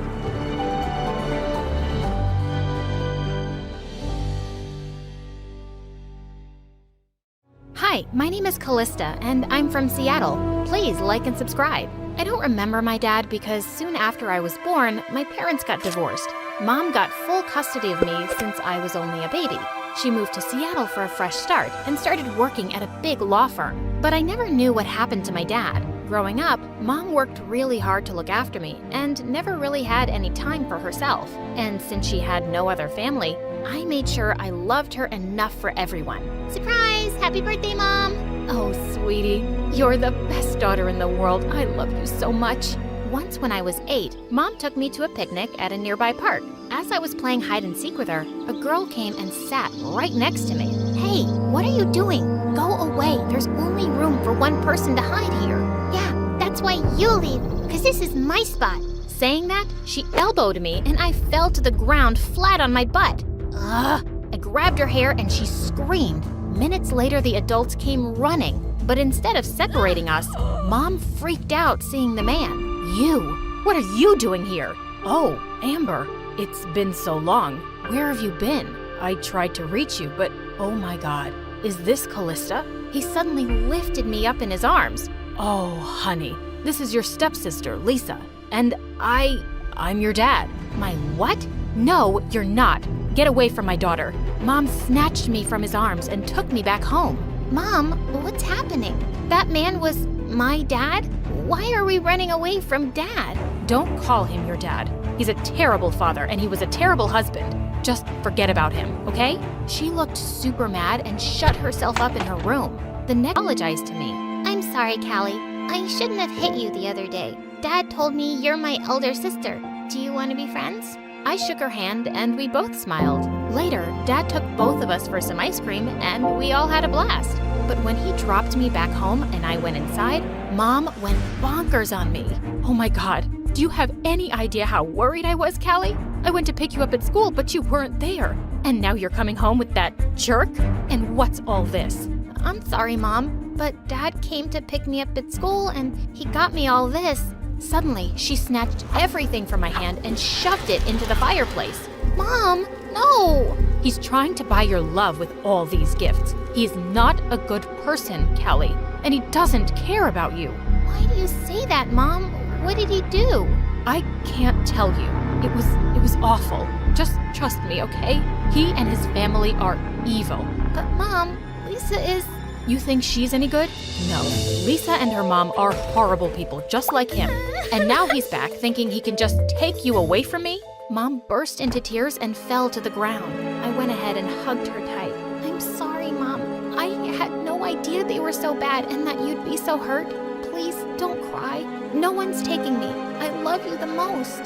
That night, I snuggled into Mom's bed and slept with her, and she looked happy. But I couldn't stop thinking, what weren't my parents telling me? The next day, I was sitting in my classroom working on my project when Lisa came running to me. Hey sis, Dad asked me to give you these cupcakes and we can hang out at lunch. Go away, Lisa, and take your stupid stuff with you. I don't want anything to do with you ever again. I got up from my seat in anger and somehow my chair hit Lisa and she fell to the ground with all the cupcakes all over her. Everyone gasped and Lisa looked so embarrassed. You're so mean, Callista. I'm gonna kill you. She leapt forward and pushed my project model to the ground, smashing it to bits. I grabbed her hair and we broke into a wild fight. The teachers came running and pulled us apart, and then our parents were called in. Dad was the first one to arrive, and he instantly hugged Lisa. What happened, sweetie? Are you okay? Mom was right. He didn't even look at me. He didn't care about me. And then Lisa told him I pushed her on purpose. That lying witch. Callista, how can you hit your own She's not my sister, and you're not my dad. Do you understand me? Just stay away from me. I ran out of there in angry tears, and after that, even though Dad tried to talk to me, I completely refused to. But he still sent me gifts on Christmas and my birthdays that I always hid from Mom. For some reason, I just couldn't throw them away. Time went by, but Lisa was still there at school with me, and no matter how much I tried to avoid her, she'd somehow managed to always be in my face. In the 8th grade, we both joined the dance club, but when it was time to select the lead dancer for an upcoming event, the teachers chose me, and Lisa looked super pissed. A day before the competition, I was in the changing room when someone locked the door from outside and turned off the lights. What in the world? I tried to make my way around in the dark, but then I tripped over something and landed on the floor. Minutes later, Lisa and her nasty friends opened the door and they were all laughing at me. Seems like you won't be able to dance now, loser. You witch. I'll make you pay for this. Oh, ouch! I sprained my ankle pretty bad, and just like that, Lisa grabbed the role of the lead dancer, but I wasn't gonna let her get away with it. While Lisa was performing on stage, I cut the cable wires and the music stopped, and so did Lisa. Her performance was spoiled, and I'd even paid some kids to throw rotten tomatoes and eggs at her. Seeing her screaming and running off the stage was awesome. A few weeks later, our school had organized an adventure camping trip that I immediately signed up for. And I was so annoyed to see Lisa had too. But the worst was when the teacher announced the teammates' names. And mine was frickin' Lisa. We both ran to the teacher and begged her to change that. But she just wouldn't. It's either this or you go back home because nobody else wants to switch. This was a nightmare. When we went to our tent, I dropped my luggage on the right bed, but Lisa picked it up and threw it on the left. What are you doing? If a wild animal comes in at night, the left bed is closer to the door, so he'll eat you first while I run away. Huh? Why should I get eaten? You get eaten. Saying that, I picked up my luggage and put it back, and she kicked me. I kicked her right back, and we got into a fight. And just like that, our tent broke down. The teacher glared at us and made us sleep under the sky. The next day, we had to perform a few tasks as a team. The first one was rope climbing, but as I was climbing, Lisa pulled me down by my foot and I fell to the ground. She giggled and started going up, but I grabbed a handful of mud and threw it at her face. She lost balance and fell right next to me. Of course, we were disqualified. With nothing to do, I decided to take a nap while Lisa sat by the lake. But all of a sudden, I woke up to screams. I went running and saw Lisa was in the lake struggling to swim, and everyone else was just watching. As I ran forward, someone tried to stop me. There may be alligators in that lake. Wait for the teachers. I just pushed her aside and jumped into the water, pulling Lisa out. The teachers came running and took us to the nurse, but thankfully, Lisa was completely unhurt, just really shaken. Later that night, Lisa came to the tent and just hugged me. Thank you, Callista. If it weren't for you, I don't think I'd be here. Nobody tried to help me, not even my friends. But you did. I couldn't let you torture the alligators in the water. And then we both burst out laughing. By the time we were back from the trip, Lisa and I had become good friends. Dad was there to pick her up after the trip, and Lisa told him everything. And then he walked towards me. Oh, Callista, how can I ever thank you? You saved your little sister. Do you think you could give me another chance too? Are you still not gonna tell me why you never got in touch? Mom won't tell me. Then I can't either, sweetheart. But we can still get to know each other? Ugh, what was the big secret? I'm not sure, but maybe. I'll try. The next week, Lisa and I spent time together in school, almost like besties. She even brought me cookies that her mom made especially for me, and I loved them. A few days later, she invited me for Christmas dinner at her place. At first, I was hesitant, but since Mom always worked extra shifts on Christmas, and I mostly spent them alone, I decided to go. When I reached there, everything looked so amazing. Dad and Lisa were putting the decorations on the Christmas tree, and they looked so happy. I went in, and Lisa's mom opened the door, and to my surprise, she was very warm and welcoming to me. Come in, darling. We've been waiting for you. Merry Christmas, Mrs. Oh, just call me Mom, Aunt, whatever you feel comfortable with. Dad came running to me and hugged me too. I'm so glad you came, Callie. You have no idea how long I've waited for us to get together as a family. I was really touched by their lovely welcome, and when it was time for gifts, I saw they'd gotten me the best presents ever. Later, when we sat down for dinner and everyone was laughing and talking, I couldn't help thinking that this is what a perfect family felt like, something I'd always craved for deep in my heart. But just then, the door flew open and Mom barged in. How dare you people try to take my daughter away from me? Kelly, I know these people tricked you into coming here. Let's leave, now. Mom took my hand and started pulling me out, but I pulled my arm away and stepped back. Callie, what are you doing? No one tricked me into coming here, Mom. I came because I wanted to.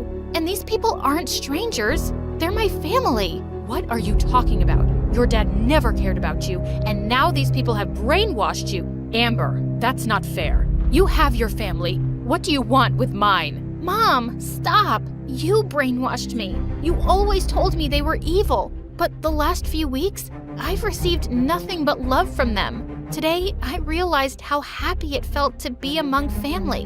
And as much as I love you, I want this too, Mom. Why can't I have both? Well, you can't. You have to choose. It's me or him. Are you coming or not? But when I didn't move, she stormed off angrily. I felt unhappy, but I wasn't going to let her emotionally blackmail me. Mom refused to talk to me for the next few weeks, and I did the same. She threw herself even more into her work, and I'd hardly see her around. But then one day, I got a call from her office. She'd fainted and been taken to the hospital. I called Dad, and immediately he took me there. The doctor said she'd overworked herself and had a breakdown. Just make sure she rests for the next few weeks and has nothing to worry about. Before I went to see Mom, I turned to Dad. I need to know. Just tell me what happened between you and Mom, please. Dad looked at me and sighed. I didn't want to be the one to tell you this, Callie, but your mom became a bit crazy. She would throw tantrums over the smallest things and she didn't trust me at all. We were miserable and fighting all the time, and once we got divorced, she was so possessive about you. She just changed her address and numbers and wouldn't let me see you. But I'm still sorry because I should have tried harder for you. So finally, I knew. I felt sad to hear Mom had been that way and how she had ended things with my dad. The next few weeks, I made sure Mom stayed put in that bed. Lisa helped me with all my schoolwork, while Dad made sure we had everything we needed. His wife even came over often to cook and clean for us, and I was so grateful that I didn't have to deal with all this alone. A couple of weeks later, I was reading by Mom's bedside when I'm Evelyn from Florida. Please like and subscribe. 12 years into their marriage, my parents had given up hope of having a kid when suddenly I came along. I was their picture-perfect miracle baby with Mom's auburn hair and Dad's green eyes. People fawned over my looks, and my parents marveled over my brains as I crossed milestones faster than other kids my age. Except as I was growing older, my parents started noticing that I wasn't really like other kids. I didn't want to play with them and preferred to be alone. I was obsessed with taking apart machines and building Legos and puzzles. I couldn't move until I was done with something I'd started. Well, you could try to move me, and then live to regret it. Once when I was 5, my parents and I flew over to Paris for a holiday. On our first night, as Mom unpacked my clothes, I noticed something was missing. Where are my purple socks? The ones with the dinosaurs? At home, I guess, but I packed other socks, sweetie. But they're not the purple ones. I want the purple socks with the dinosaurs. I drove my parents bonkers the whole night and the next day. I want my purple socks. I want my purple socks. Why are you looking at this ugly lady? I want my purple socks with the dinosaurs. I threw myself on the floor and screamed as everyone in the museum stared at us, and my parents carried me out. And that evening, we took a flight back to Florida, and I slept like a baby with my purple socks on. My parents thought I'd get better in school, but things just got worse. I didn't like sharing my things or having anyone touch them, and when other kids realized that, they only teased me more.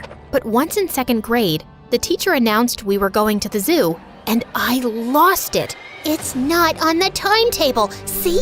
Where does it say trip to the zoo? We're supposed to have a math lesson. I'm not going. Everyone will stay here and we'll study math.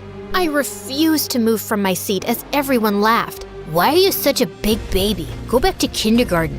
Grow up, weirdo. But my teacher said I didn't have to go to the zoo and called my parents in. Later that day, they took me to the doctor, and after a series of tests, I was diagnosed with Asperger's syndrome. What does that mean? It means that Evelyn processes information differently than other people, and changes are especially hard for her. But I can teach her ways to manage her emotions better. I wasn't entirely sure what the doctor meant, but I knew one thing. I wasn't like everybody else, and I just didn't fit in. Once in 6th grade, I was having lunch at my usual spot outside when I noticed an older boy bugging this new girl in my class, Alyssa. It looked like he was stealing her lunch money, and I couldn't just sit and watch. Hello, can you stop bothering Alyssa, please? Otherwise, I'll have to report you to the principal, and you'll get detention. Oh, I'm scared. I'm shaking in my boots. Oh, I'm sorry. I didn't mean to scare you that much. Wait, is that a mole on your hand?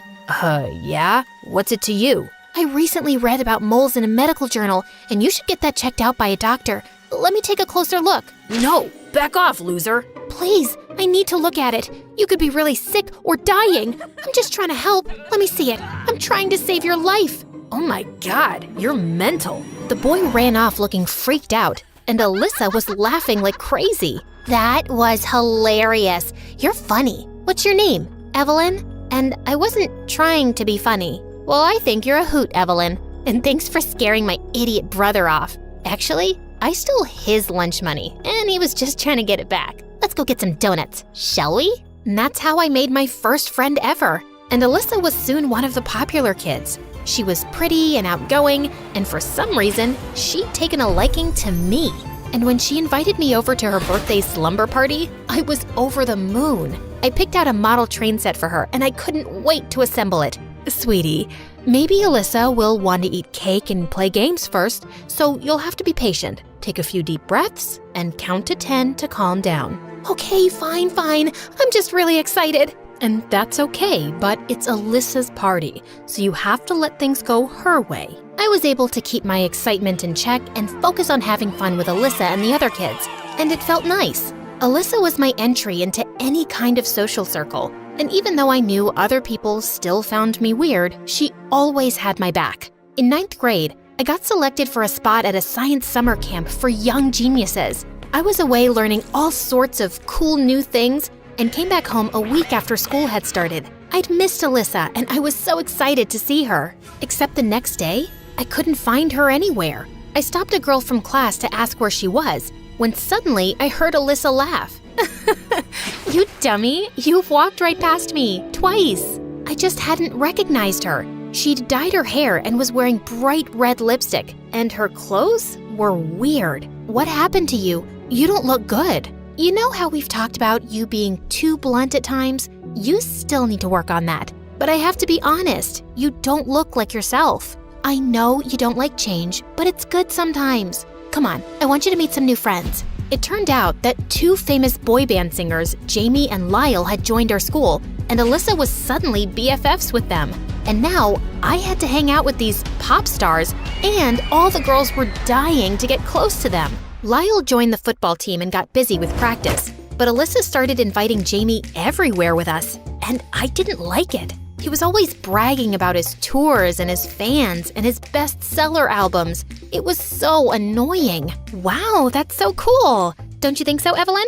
Not really. I think their music kind of sucks. Well, I think your mom's cooking kind of sucks. What? You've tasted my mom's cooking? When? It was a joke? Oh, Evelyn doesn't get jokes. I get jokes. That just wasn't a joke. The definition of a joke is a funny statement, like this joke I made up. Why is it bad to trust atoms? Because they make up everything. I giggled so hard I nearly fell off my chair, and Jamie looked amused. Funny girl. Back to me now. No one's ever told me they don't like my music, especially teenage girls. Why don't you like it? You have a good voice, but you don't really talk about real deep stuff. It's all about parties and dancing and silly nonsense. If I had the power to reach as many people as you do, I'd say something more meaningful. Jamie looked a bit taken aback, but then he smiled. Thanks for being honest, Evelyn. It took me some time getting used to Jamie, but weirdly enough, I did. He wasn't as dumb as he sounded in his songs. He was even curious about the project I was working on for the National Science Fair, which Alyssa hadn't asked about once. My dad's a smoker, and I hate it. So I decided to make this machine, which converts the hydrogen cyanide in cigarette smoke to hydrogen sulfide, which stinks like really bad farts. The smell immediately disappears once the cigarette is put out. I'll make smaller versions of the machine, which you can hide in every room, and the smoker can't find them. They'll just have to put out their cigarettes to stop the smell. I never thought I'd find a girl talking about farts so fascinating. That's a clever invention. And you're pretty cool, Evelyn. I couldn't help feeling pleased. No one ever called me cool before. But Lyle was a pain in the butt. Whenever he hung out with us, he made robot impressions while talking to me, which he found hilarious. And he was so bossy with Jamie and dismissed all his ideas about their songs or videos. Once when the 4 of us were getting smoothies, Jamie gave Lyle a song he wrote that was different from their usual style. Lyle read it, crumpled the paper, and threw it away. Save this lame saving the world poetry for your philosophy class, Jamie. We sell pop music and no one will listen to this trash. I hated seeing Jamie look so hurt. Jamie, I think you should release a solo album. You're a much more talented songwriter than Lyle, and even your voice is 100 times better. He's just holding you back. Excuse me? You have no idea what you're talking about, so butt out. Evelyn, I'm sure Jamie doesn't need career advice from you, and you were super rude to Lyle. Jamie wouldn't look up from the ground, and I felt angry. Alyssa grabbed my hand and we left. When we were far enough, she turned to me. You don't always have to say exactly what you're thinking. What are you trying to do, break up their band? Jamie and Lyle are famous. Their music is popular, and being friends with them makes us popular. Also, I'm kinda dating Lyle, so can't you just be normal for once? You always made me feel like I was normal, but you've changed now, Alyssa. Well, I've always been different, and that's okay with me, especially especially if it means I don't have to like stupid pop music just because everyone else does. I was so angry I wanted to scream, but I took deep breaths and counted to 10.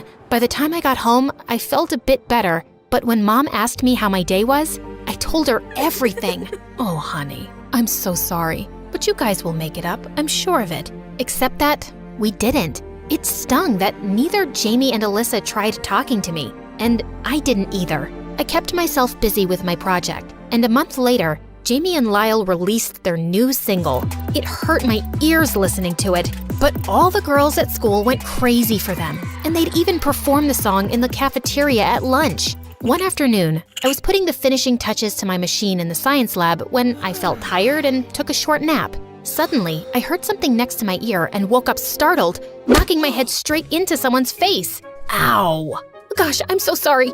Oh, it's just you. It's all right then. I think you broke my nose. Why was your nose so close to my head? I was just checking if you were alive. Well, I'm alive. Thank you very much. You can leave now. My nose is bleeding. Can you help me here? I gave Jamie some tissues and held an ice pack on his nose. So, what do you think of the new song? I already told you. Your music stinks. You sound like an auto-tuned robot, and your words are still shallow. Well, the whole world disagrees with you. We're #1 on the charts, and we're going on tour in a few months. Then why do you care what I think?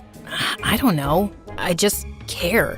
Look, I'm really sorry that I've been ignoring you because of Lyle, but the truth is, I've missed you, and the things you say matter to me, and your eyes are really green up close. I had no idea why, but my stomach was doing something really weird. Then why don't you just take my advice and become a solo artist? It's not that easy. I know I'm more talented, but recording songs takes money, which Lyle has. That's why he makes all the decisions. But I have been thinking about quitting the band. Just then Lyle barged in with Alyssa behind him. I knew I'd find you here. And I am so sick of you putting stupid ideas in his head, Evelyn. You don't know anything about the music industry or the real world. And suddenly, he took a swipe at my model and sent it crashing to the floor. No! What the heck, man? Are you crazy? Why don't you just worry about fixing your dumb machine and leave the music to us, Wally? I felt rage bubbling inside, and I just leapt forward and punched Lyle's face. Then I ran off as fast as I could.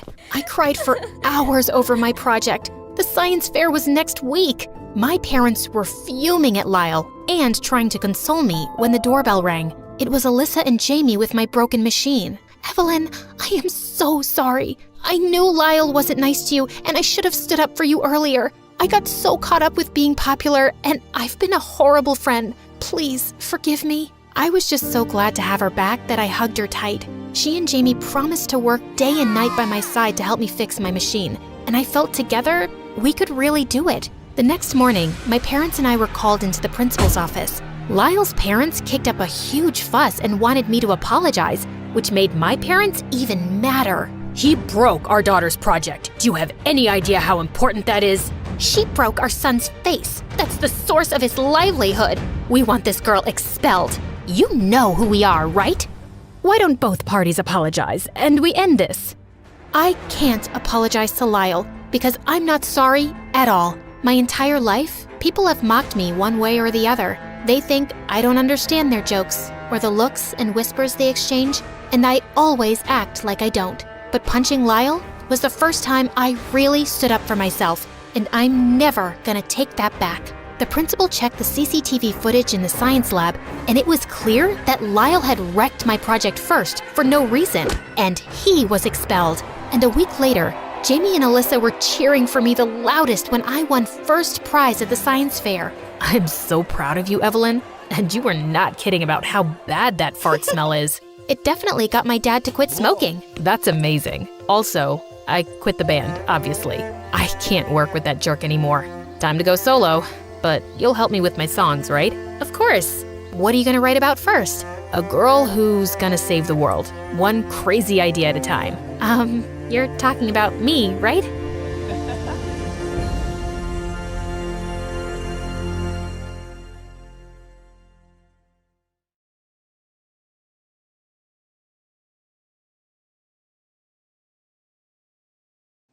Hi, my name is Laurel, and my dad's a famous Hollywood star and a crazy one. Even though he gave me everything a little girl could dream of, there was something I wanted more than anything else in the world. But be careful what you wish for, because I got what I wanted, and things got really crazy. But before all that, I have good news for you. My Story Animated will give $1,000 to one lucky person who subscribes in the next 7 days. Tell your friends, your sister, brother, and mom to subscribe now. On my 5th birthday, when Dad asked me what I wanted for a present, I said I wanted a mommy. What? Who taught you the M word? Dad, I'm 5, not stupid. Everyone has a mommy. All I have is this stupid necklace. But I'm your mom. I've looked after you ever since you were a baby. Why do you want a mom when I'm your dad? How about I take you to Disneyland instead? I want a mommy! You're being ridiculous. Besides, I don't even know who your mommy is. What do you mean, Daddy? I dated a bunch of women at the same time. I really don't know who the mother is. I just found you at my door one day. But I had the DNA test, and you are for sure my own daughter. I didn't really understand what he was saying, but after that day, he started distracting me with the craziest trips and presents so that I'd forget all about the M word. As if! On Mother's Day, the kindergarten teacher told everyone to make cards for their moms. Well, hello! How rude! I don't have one. But I didn't let it bother me and decided to make a poster instead. Mom wanted for cute daughter a famous actor. My teacher thought it was really funny, so when I went home, I told my social media manager to post a picture of it on my Insta account.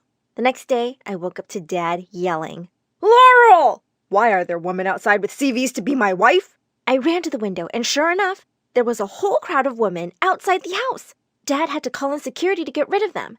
He was really mad about my little stunt. But the next day, when I came home from school, Dad was sitting with a very pretty woman. As soon as she saw me, she threw her arms around me and started to cry. Who are you? I'm your mom, of course. I'm so sorry I left you. You don't even recognize your own mother now. I suddenly felt overwhelmed with emotions and hugged her back. Are you really my mommy? Where were you? I missed you so much. Even wear your necklace every day. Oh, darling. I saw your ad and I just couldn't stay away from you anymore. Dad told me Mom was his girlfriend when he started acting right after college. She'd been too poor to keep me, so she left me with him. But now she was back. Over the next few months, I was busy making up for all the time I'd lost with Mom. Since Mom was a struggling actress, we spent a lot of time watching movies and playing dress-up. But then things started to change. Dad helped Mom get a movie, and then another, and soon enough, she was too busy for me. But then one day when I was in the 4th grade, she forgot to pick me up. Again. And I felt really mad. I was about to walk back home in the rain when someone stopped me. Where's your mom, sweetie? I looked up. It was Miss Maisel. She had started teaching here just recently and was the prettiest teacher in the world. I don't know. She forgot to pick me up. Again. When we called Mom, her secretary said, We're on our way to the Bahamas for an important shoot. Ask your teacher to drop you. When Miss Maisel dropped me at my door, I told her to wait and meet my dad. He'll give you his autograph. And if you're lucky, maybe a kiss too. But when I came back with Dad, she was gone. That night, I stayed up making a thank you card for her. But when I went to school the next day, the other teacher said she had moved. I was bummed the whole day at school. But when I got home, I had the craziest surprise waiting for me. I could hear yelling and screaming from inside the house. No, you witch! You're a liar! Takes one to know one. I rushed in to find Mom and Dad fighting while a woman sat in the corner crying. The minute she saw me, she jumped up and hugged me. My baby! Look at her, all grown up now! I tried to push her away, but she just clung to me and started bawling. I'm your mama. Believe me, she's lying. You remember me, don't you? Both my moms started fighting, and I ran up to Dad. What's going on? Who's that? And why is she calling herself my mom?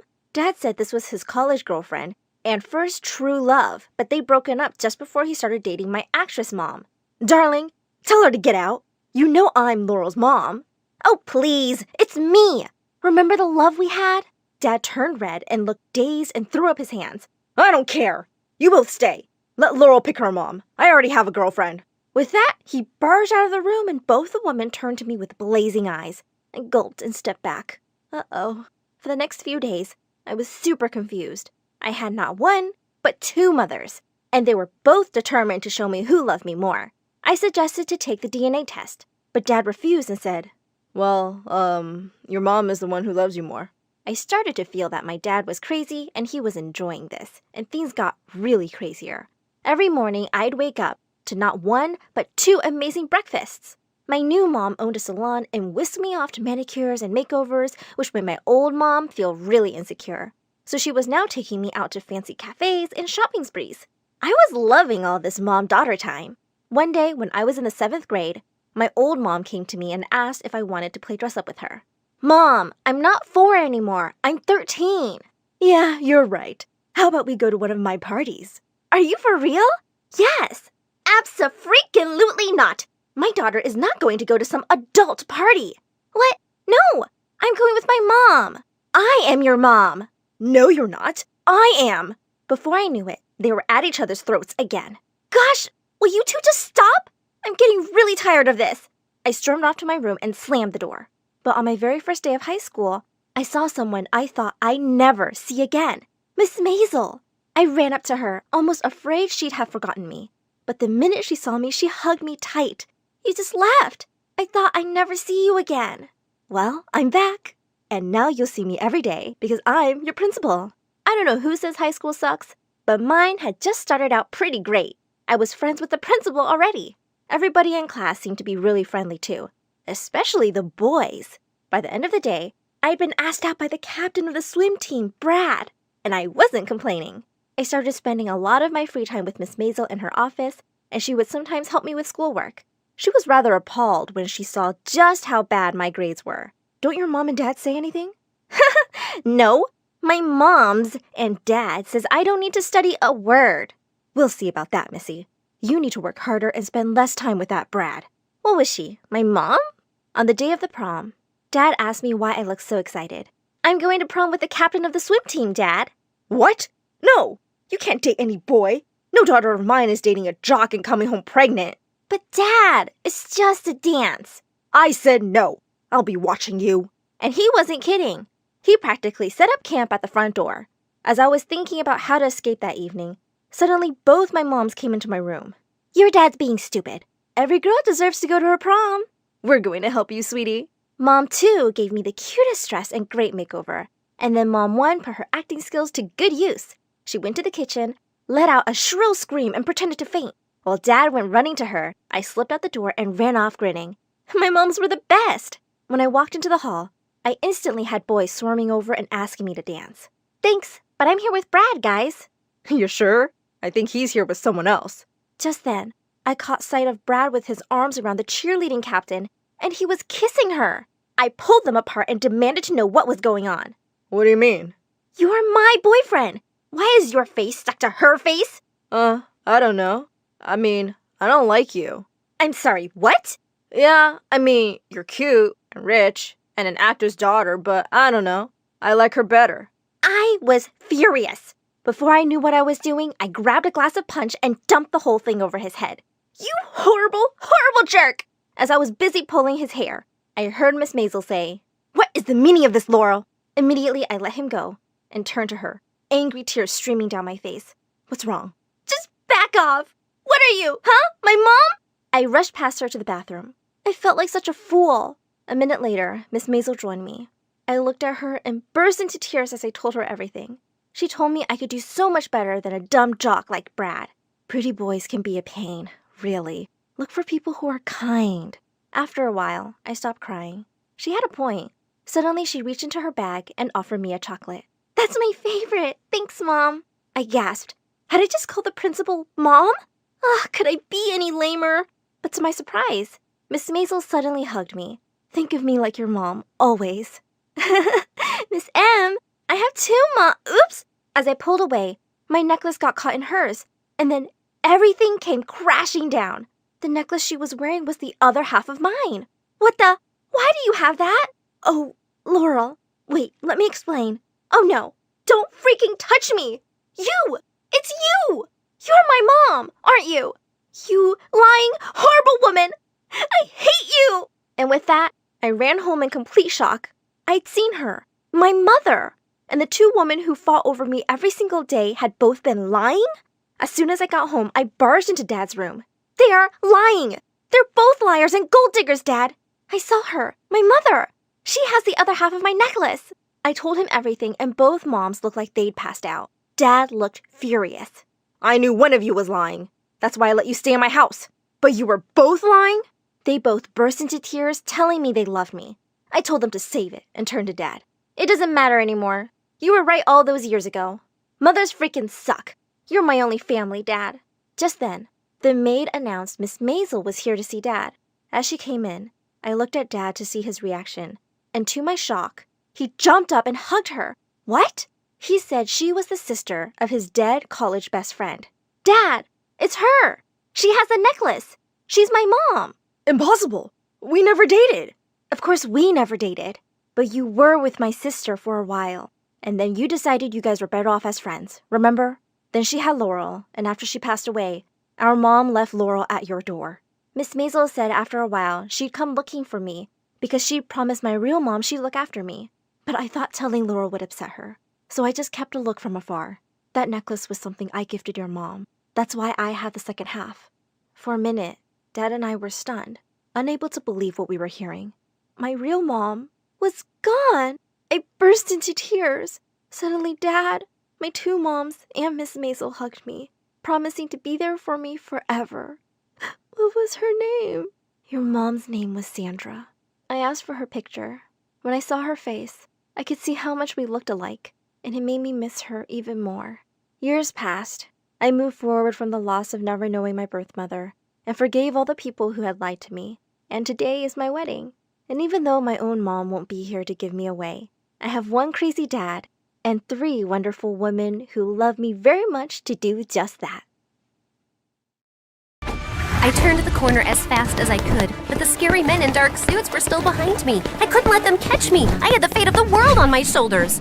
Well, actually, it was around my neck in a butterfly locket that held the super secret code to a powerful weapon that had to be protected at all costs. Hi, my name is Grace, and I'm a super secret. That's classified. Let's just say I have a special set of skills. But before I continue, please like and subscribe. I darted into the subway and raced down the stairs just as the train slid into the station. The men were right behind me, yelling for me to stop. Sorry, suckers. Better luck next time. I hopped on the train, raced down the aisle, and bumped into the most beautiful boy I'd ever seen. His face screamed perfection. He had the body of an action star, and his smile could melt the polar ice caps. My special AI glasses analyzed him in half a second. His name was Nate. He was the quarterback of his high school football team, and his dad was a successful businessman. He seemed too good to be true. And then he opened his mouth. Hey, sweet thing. Yeah, I know I'm handsome. I'm a perfect 10. No, an 11. Maybe a 12. I'm the best looking guy you've ever seen. Am I right? Nate pulled out a marker and started signing his name on my arm. What the heck are you doing? You don't want my autograph? I'm a famous football star. At least I will be in a couple years. Though the way you're looking at me makes me think I might be the man of your dreams. You're pretty cute too. I mean, pretty and cute, both. Get it? Suddenly, I saw the angry men in black suits running down the aisle headed in my direction. The last thing I needed was to get caught with the necklace, so I pulled Nate into a kiss, distracted him, and quickly slipped it into Nate's backpack. Wow, that was intense. Well, what can I say? I'm an intense person. Oh, this was fun. See you never. Bye. Saying that, I just ran. Just as I'd expected, the men rushed past Nate and didn't give him a second look. I raced off the train and into the crowded station and got out of there undetected.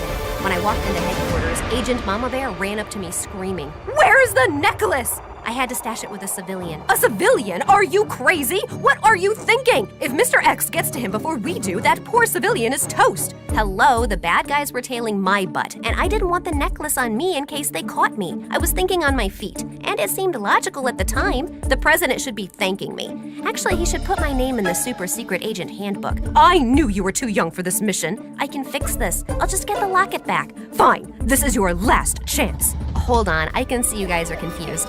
Mr. X is actually a criminal mastermind who stole a super secret government weapon, but he can't use it because it works on a code that's hidden in a butterfly locket that I stole from a secret underground bunker. And now Mr. X wants to catch me, take the code, and sell the weapon to a group of evil men that are up to no good. You get the drill, right? After getting my butt kicked at the headquarters, I went straight to Nate's house to scope things out. But his mansion was like Fort Knox. There were guards everywhere. I couldn't risk the mission, so I decided that the only way to get closer to Nate and his backpack was to go undercover. I'd pose as a high school student, find Nate, snatch his backpack, and grab the necklace. The whole thing would be a piece of cake.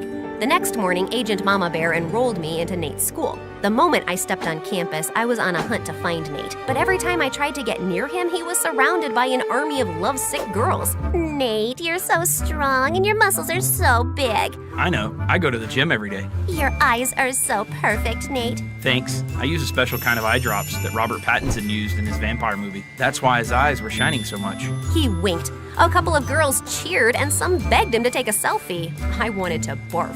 A couple of hours later, I saw Nate alone at his locker. He had his backpack on, but it was zipped shut. So I crept over like a cat burglar and reached for the zipper. Just as I was about to open it, Nate turned around. Our faces were inches apart. He looked at me with his dreamy brown eyes, and I swear I heard angels singing. Then some kid ran by and bumped into me. I lost my balance, fell forward, and suddenly my lips were on Nate's, and then we were kissing. You really can't seem to get enough of me, do you? That was a mistake. I have to run. Not so soon. I'm not letting you get away this time. How about you be my girlfriend? We can kiss all the time, and you can stop playing this game. I don't have time for games. You have something of mine and I need it back. Did I steal your heart? Well, baby, you stole mine too. Enough of this. You're wasting my time. Just as I was about to snatch his backpack and grab the locket, this rich girl named Pam walked up with her minions and 2 burly bodyguards. She was the spoiled daughter of a rich politician. Pam shoved past me so hard I almost lost my balance. Hey, jerk, you pushed me. That's what I mostly do with garbage. Is this street rat bothering you, Nate? If she is, I can tell my guards to send her away. She's not a street rat. She's a nice girl. We met on the subway. The subway? Yeah, it's this thing underground. People use it for transportation. It's been around for over 100 years. Duh, I know that. It's just disgusting. How many times must I tell you, Nate? You shouldn't hang out with peasants. You could get cooties. Cooties aren't real. Yes, they are. My cousin got them, and she was in the hospital for a week. Nate, let's go. I'm allergic to poor people. If I stay near that girl any longer, I'll get a rash. Pam grabbed Nate's arm and whisked him away. Nate looked back at me and winked. After that, every time I tried to talk to Nate, Pam showed up and acted like a maniac. I saw Nate outside at lunch, but when I approached him, Pam started screaming and threw herself on the ground to get his attention. Nate, help! Monster ants are eating me alive! Of course, Nate fell for her act. He rushed to her side, picked her up, and held her in his arms like she was an overgrown baby. She was beyond annoying. Later, Pam and her band of minions ambushed me in the bathroom. Hey, subway girl, I'm getting really sick of you chasing after Nate. He's mine. Back off or else. You're the one chasing him like a lovesick puppy, and honestly, it's pretty pathetic. Get some self-esteem, girl. Oh, you're gonna regret that. Pam started jumping around like she was a boxer. I really don't think you want to do this. Ha! You're ugly and stupid. Can't you count? It's 3 against 1. Pam charged at me like a raging bull. I stepped to the side and she ran straight into her friend. The third minion ran up to me and I threw water in her face. She slipped on her shoelace and fell on top of Pam. Pam and her minions ran to the principal's office and told the principal that I'd attacked them. But my AI glasses caught the whole thing on camera and sent the principal a video of the incident from an anonymous email account. Pam, your behavior is unacceptable, and I have no choice but to suspend you and your friends. Out of nowhere, one of Pam's bodyguards walked into the room, whispered in the principal's ear, erased the email, and left. On second thought, sorry, Pam. You and your friends did nothing wrong. Please enjoy the rest of your day. What the fudge? Then the principal sent me to detention, and by the time I got out, the school day was over and I couldn't find Nate anywhere. God, I needed that necklace desperately. I checked his social media and saw that he was out partying at Pam's mansion, at a nightclub, and raced around the city in a limousine. Pam's bodyguards were stuck to them like glue, and her driver was guarding Nate's backpack like a hawk. I couldn't go near it without raising an alarm. It was almost 3 o'clock in the morning when Pam's driver dropped Nate off at home. I was so tired from following them around all night that I could barely keep my eyes open. I parked my car to rest my eyes, but I must have drifted off to sleep because when I woke up it was morning and Agent Mama Bear was glaring at me from the passenger seat. I thought you were working. Here you go, as fresh as a daisy. I was working, I just dozed off. We don't have time for naps. You can't let Mr. X get that locket before you do. Anyway, I've got some fresh information. Agent Mama Bear told me that Nate's dad was holding a fundraiser at his house tonight. The mission was for me to enter Nate's house dressed as a maid, grab the locket, and leave. And Agent Mama Bear was my backup.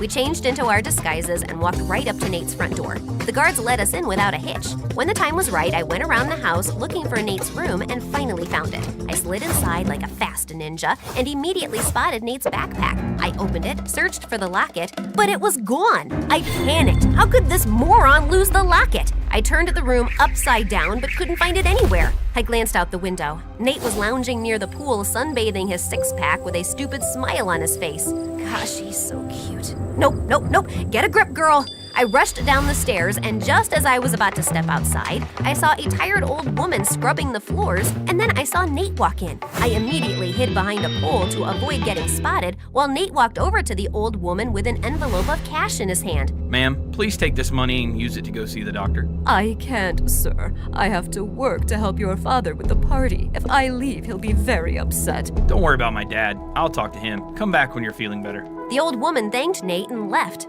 I was shocked. I'd never seen him act so selfless. I was about to say something, then Nate's father rushed past me. Have you lost your mind? No, it's where I left it this morning. This isn't funny. I saw what you did for that maid. You think money grows on trees? I swear you're as dim as a broken light bulb. Try not to embarrass me tonight in front of Pam's dad. And why haven't you asked Pam to be your girlfriend? By now, you should be engaged. Marrying that girl will make you filthy rich, and then you can invest a ton of money into my business. Dad, I don't want to marry Pam. She's a nice girl, but I'm not interested in her that way. I didn't ask you for your opinion. You're too simple to make good decisions. You just focus on throwing your football and staying in shape and getting that girl to fall in love with you.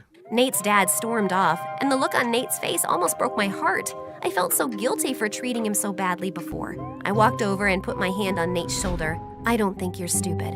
What you did for that old woman was really sweet. You don't have to be nice to me. My dad will still pay you. It's me, Grace. Who? Grace. We met on the train. Geez, we've even kissed twice, once by mistake. Yeah, I know. Why are you dressed like a maid? I couldn't recognize you at all. That was the idea, dummy. And why do you act all self-absorbed at school when you're actually kinda sweet? Did you just give me a compliment? Must be my lucky day. Well, not really, because I'm about to kick your butt too. I need that butterfly locket I hid in your backpack when we met. It's really, really important. Where is it? What butterfly necklace? I didn't have a choice but to tell everything to Nate. He heard everything and then looked at me in shock. Why would you slip something that important in my bag? I'm literally the clumsiest person you'll meet. Yeah, I wasn't thinking straight then. Oh, did my good looks distract you from your mission? Yeah, maybe. Can we talk about that later? I really need to find that necklace or my boss will have my head. Wait. I think I saw Pam wear something like that a few days back. Nate showed me Pam's Instagram account, and I immediately spotted the picture where she was wearing that butterfly necklace. I asked Nate to call Pam and ask her to come for the fundraiser wearing that necklace. She should be here soon. Pam and her dad are the guests of honor. What do we do next? We get ready to pull off the heist of the century. Okay, that might be an exaggeration, but you know what I mean. Pam was really late, and we were beginning to think she wouldn't even come, but she finally arrived along with her dad and an entourage of guards. And thankfully, she was wearing the necklace. She immediately walked up to Nate, gave him a peck on his cheek, and my insides felt on fire. What the heck was this feeling? Nate, this necklace is divine. I found it in your backpack when I was going through your things. I just had a feeling you might have a present for me. Yeah, about that. That necklace is, dangerous. No, it's poisonous. It will make you break out in hives. You'll get pimples on your face. It will be totally disgusting and gross. You'll give nightmares to small children. Pam yanked off the necklace and threw it on the ground. Before I could get to it, Pam's dad sprang into action, but Agent Mama Bear got in his way. Not so soon, Mr. X. You're busted. Grace, quick, grab the necklace and run. I did exactly that, but a bunch of guards got in my way. I grabbed a vase and hurled it at a guard, and then burst out my martial arts moves. I threw 5 spinning back kicks, an open fist punch, and a couple of elbows that laid the guards out cold. Agent Mama Bear called for reinforcements to haul Pam's dad off to jail. I had no idea what happened to Pam and her mom, except that they moved somewhere very far away. The president thanked me, Nate, and Agent Mama Bear for our spectacular service, and even named a special holiday after us. Nate's dad cried at the ceremony and apologized to Nate for underestimating him. I was promoted to a first-class agent, and Nate was invited to join the super secret agent training program. I delivered his invitation myself. So now that you've been a hero, what's next? I think I want to finish high school here. I knew it. You love me. You can't resist my pecs. Or is it that my brave heart or fearless spirit? If I was a 10 before, what does that make me now? 20? I'd give you a solid 4. What? I'm kidding. Sheesh, you had me worried. Then I pulled Nate close and kissed him.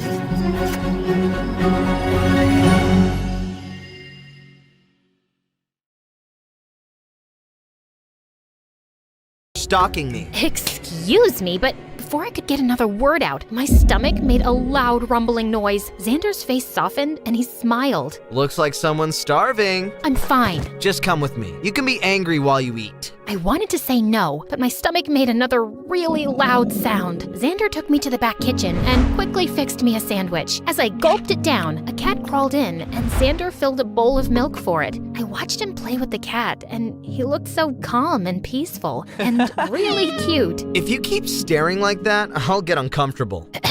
Thank you. You're good. I mean, the sandwich is good. It's my specialty. My mom taught me. And you're staring again. Sorry, I was just wondering. You're rude to teachers. You barely have friends and you pretend like you're mean, but you're actually soft. You're nothing like I imagined. You're nothing like I imagined either. Meredith, why are you with Rod?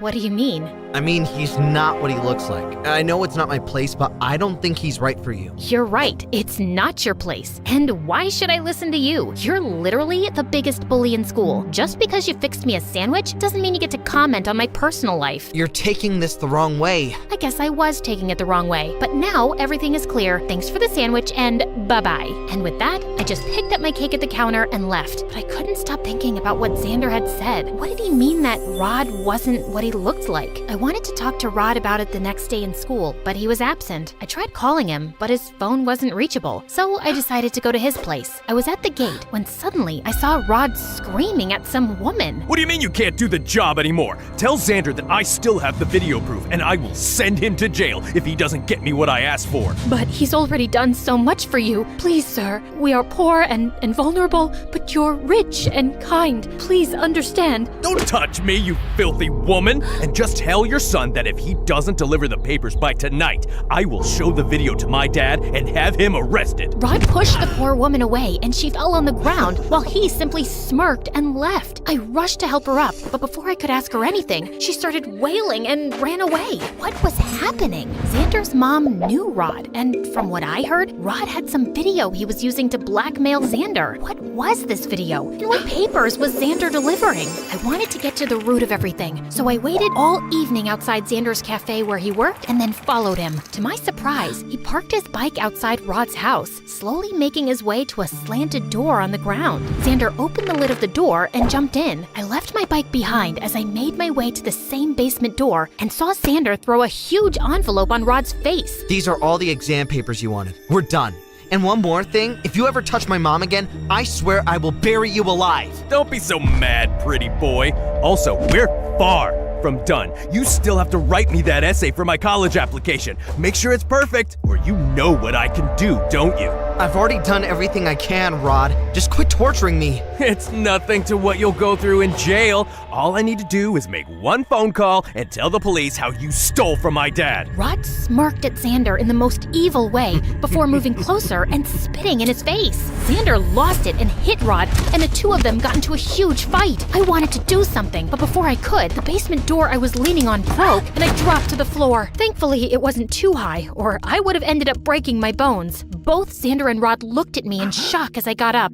Meredith, oh my God, are you okay? I'm fine. Step away from her, she's my girlfriend. What are you going to do, spit in my face again? You bet I will. Rod tried hitting Xander again, but this time I got in the way and pushed him away. Don't hurt him. Why are you so worried about this worm? You like him, don't you?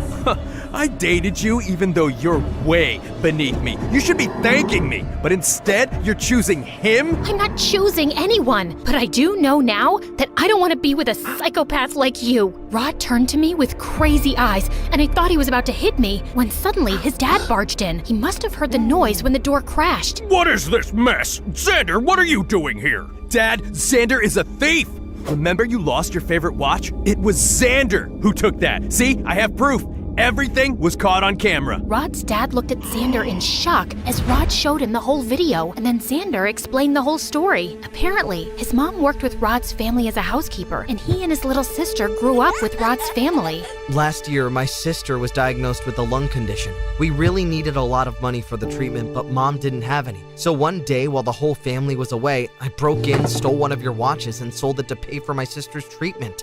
I thought I'd somehow collect the money and replace the watch eventually, but Rod found out, and since then he's been blackmailing me to cheat on his college applications. He told me that you'd cut him off if he didn't get into a good college, sir. I didn't want to go to jail, so I did what he said. But Rod's demands never stopped. I'm so sorry. Xander broke down in tears, and I felt so bad for him. Thankfully, Rod's dad understood and forgave Xander and said he wouldn't press charges. Rod lost his mind and started throwing things like a maniac, but his dad called in security and they dragged Rod away. Xander escorted me outside and called me a cab. We were waiting when he finally spoke. Meredith, I've never said this before because you were with Rod, but I really like you. I always have. You're a good guy, Xander, but I can't be with someone I can't trust. You should have just told Rod's dad the truth. I know, I was a coward, but I felt I didn't have a choice. You always have a choice. You had the choice of being honest. Meredith, I want to go. Saying that, I slid into the cab and left, leaving Xander alone. I didn't hear from Rod again, but Xander tried calling me a million times, and I ignored him. I didn't even want to go to school and felt totally lost. I guess Mom saw that because one night she walked into my room and asked me what happened, and I ended up spilling everything. I loved your father, and I know you did too. He suffered some hard knocks and didn't deal well with it, and it hurt us. But that doesn't mean everyone else will be the same. Well, Rod turned out to be crazy, and what if Xander is dishonest again? Look, he shouldn't have stolen from Rod's dad, but he did it for his family, not out of some greed, and that says something about him. Go talk to him, Meredith. I hugged Mom and rushed to the cafe Xander worked at, but he wasn't around. Luckily, the manager recognized me from before and handed me Xander's address. I went to his place and knocked, and seconds later, a cute little girl answered the door. Hey, is Xander around? Nope, but you can wait. You're Meredith, right? How did you know? Xander told me you were the prettiest girl he'd ever seen, and you are pretty. I didn't say that. I said she's pretty, but she's the smartest girl I know. I turned around and saw Xander behind me. He signaled his sister to leave, and then it was just him and I. So what brings you here? I thought you didn't want to see me. Xander, all my life I've hated my dad for breaking my trust. It's really difficult for me to open up to people, and dating someone like Rod, who turned out to be a complete psycho, messed up my mind, and I just needed some time to figure out my feelings. And have you figured them out? Kind of, but I need you to promise that you won't lie about anything to me. I promise. Now can I ask you out on a date? Depends on how well you kiss. Let's find out.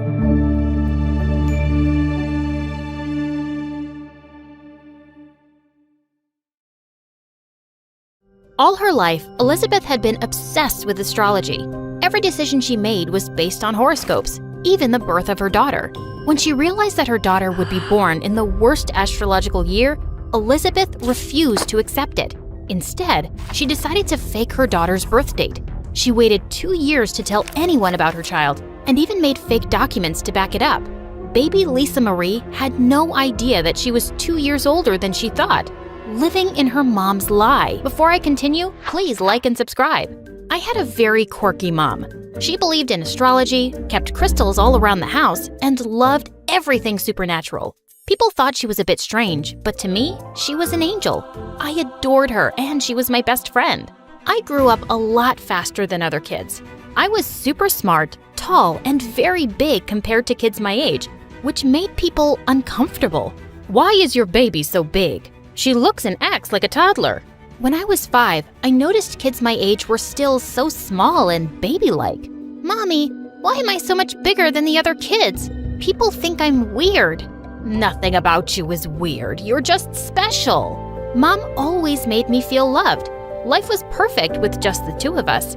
But all that changed right before my 6th birthday. I was fast asleep one night when suddenly I heard something under my bed.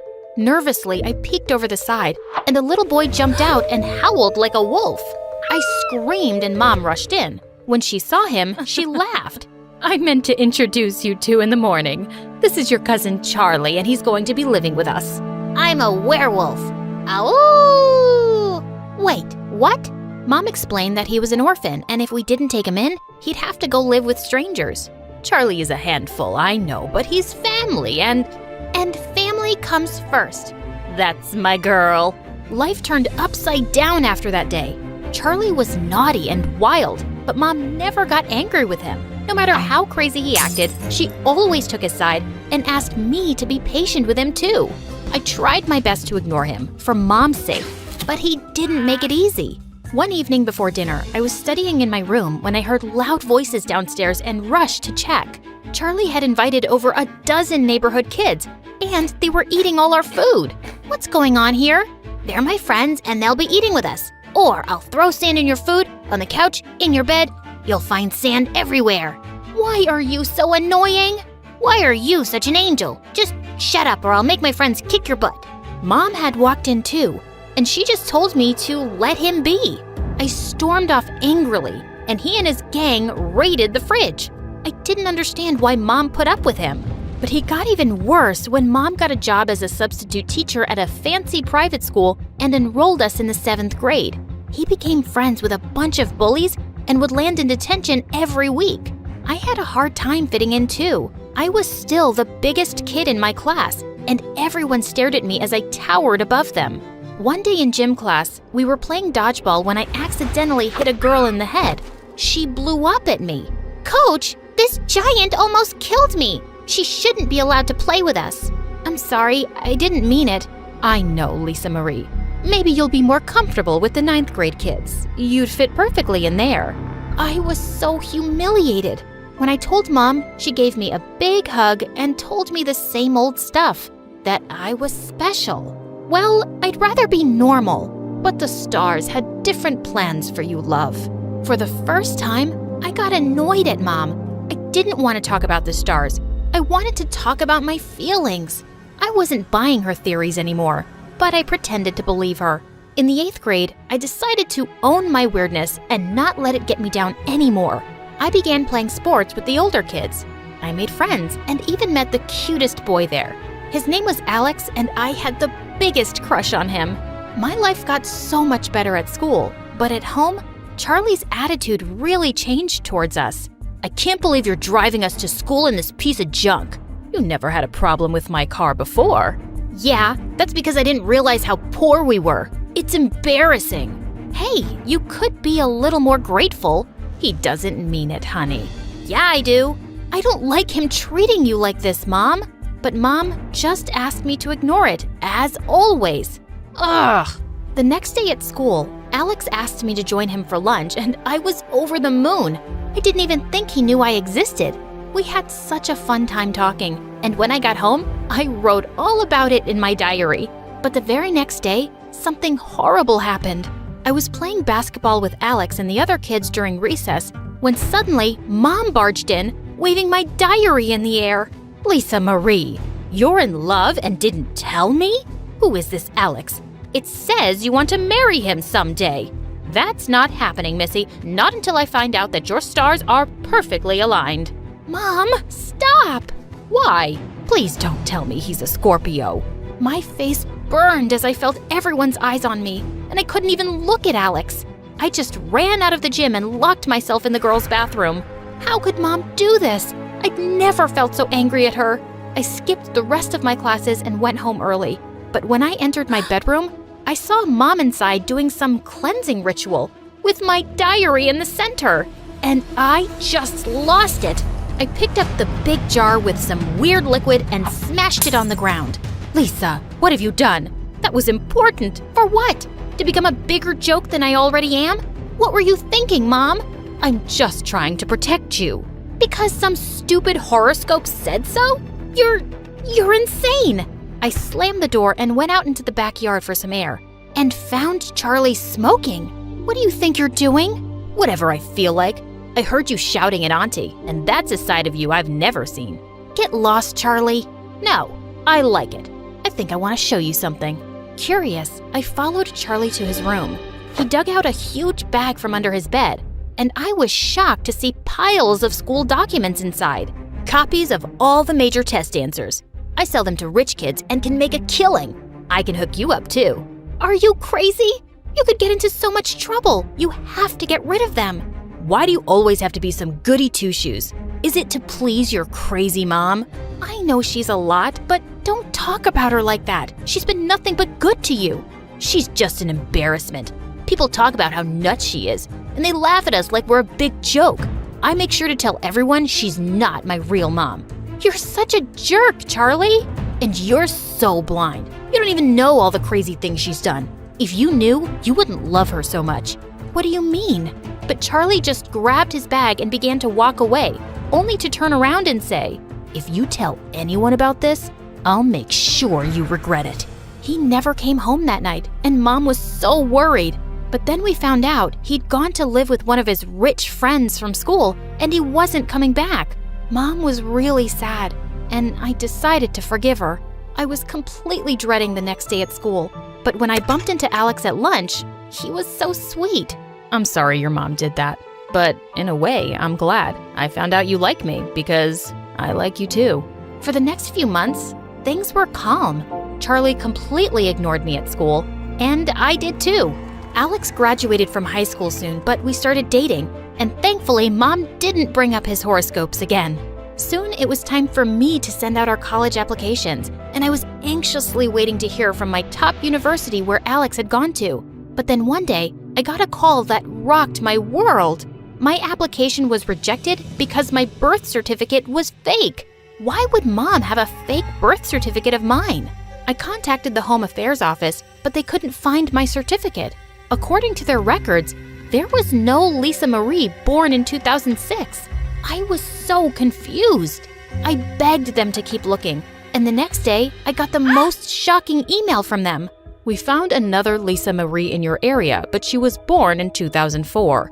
I printed out the birth certificate they'd sent me and saw Mom's signature on it. What? Furious, I kicked Mom's door open and demanded an explanation. "Mom, what is this? Did you fake my birth certificate?" Mom looked at me and snatched it from my hands. How did you get this?" "So it's true. I was born in 2004 and not 2006. Why would you do this, Mom?" "I can explain. It's complicated." "No, it's not. All I know is that I just lost 2 years of my life thanks to you. Maybe everyone was always right about you. Since when do you care about what people say about me? And I did what I had to do. You lied to me my whole life. You watched me suffer and get teased every day, and you did nothing. I protected you. It's my job as your mother, and I'm not going to apologize for it. Your original birth date had one of the worst predictions I had ever seen. I had to fake your birth date for a time when they got better. I'm so tired of your frickin' stars and predictions, Mom. It's a bunch of nonsense. And if you truly believe all this, you're just as dumb and crazy as Charlie said." I regretted my words instantly, but I was too mad to take them back. I rushed out of the room before I made things worse. I sent my real birth certificate to the university, and they sent me an acceptance letter soon after. And now I was even more eager to leave. It seemed like Mom didn't really understand what she'd done, and I just really needed some space and time away from her. I did miss her though, and we began texting soon after.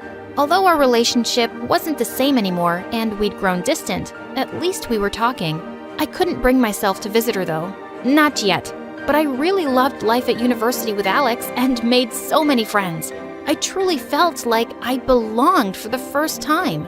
Things were good until one day in my 3rd year, I got a call from an unknown number, and I was shocked to hear Charlie's voice. "Lisa, your mom is sick. She has been for a while, and I think you need to come home." My heart just dropped. Alex and I drove straight through the night, and when I got home, I rushed to Mom's bedside. "Oh, Mom, why didn't you tell me?" "You were so mad at me, honey. I didn't think you'd care." "Of course I care. I just needed some space to deal with everything. That doesn't mean I stopped loving you. You're here now, and that's all that matters. And Charlie's been taking such good care of me. I always knew he was a good boy." As Mom fell asleep, I left her to rest and found Charlie waiting outside.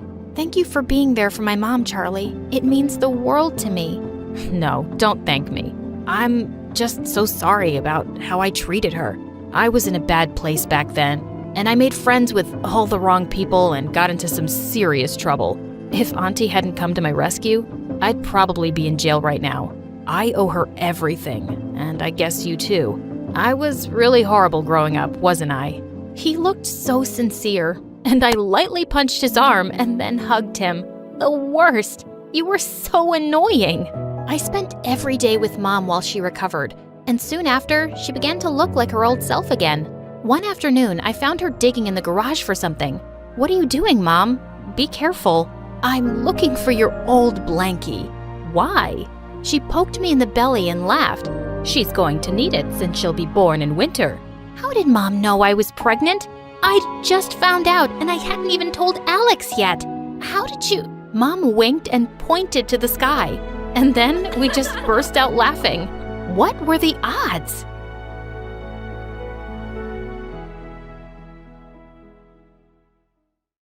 Hi, I'm Victoria from Slovakia. And this is the story of how my dumb family could never stand that I was smarter than all of them, and they did everything they could to ruin my life. But before I continue, click like and subscribe. It all started when I was a baby. I have a twin brother, Mark, and even though I came into the world 5 minutes after he did, I was always miles ahead of him. By the time he'd learned to roll over, I was crawling everywhere. He was just making spit bubbles when I spoke my first words. But for some reason, Mom and Dad were so proud of everything he did, and I just seemed to get on their nerves. Once, when we were playing with our toys, Mark picked up a mini train excitedly. Look, Dada, it's a choo-choo. It's not a choo-choo, Mark. It's a train. Oh, be quiet. He's so cute when he talks like that. I don't know why you speak like an annoying teenager already. On our 4th birthday, I only got stupid dolls, while my brother got a super cool toy airplane. He just ripped the box open and started pushing the buttons like a maniac. I picked up the manual and read the instructions. I felt fascinated by how it worked. Here, Mark, let me give it a try. No, you leave it to the boys. Even my dad couldn't get it to work.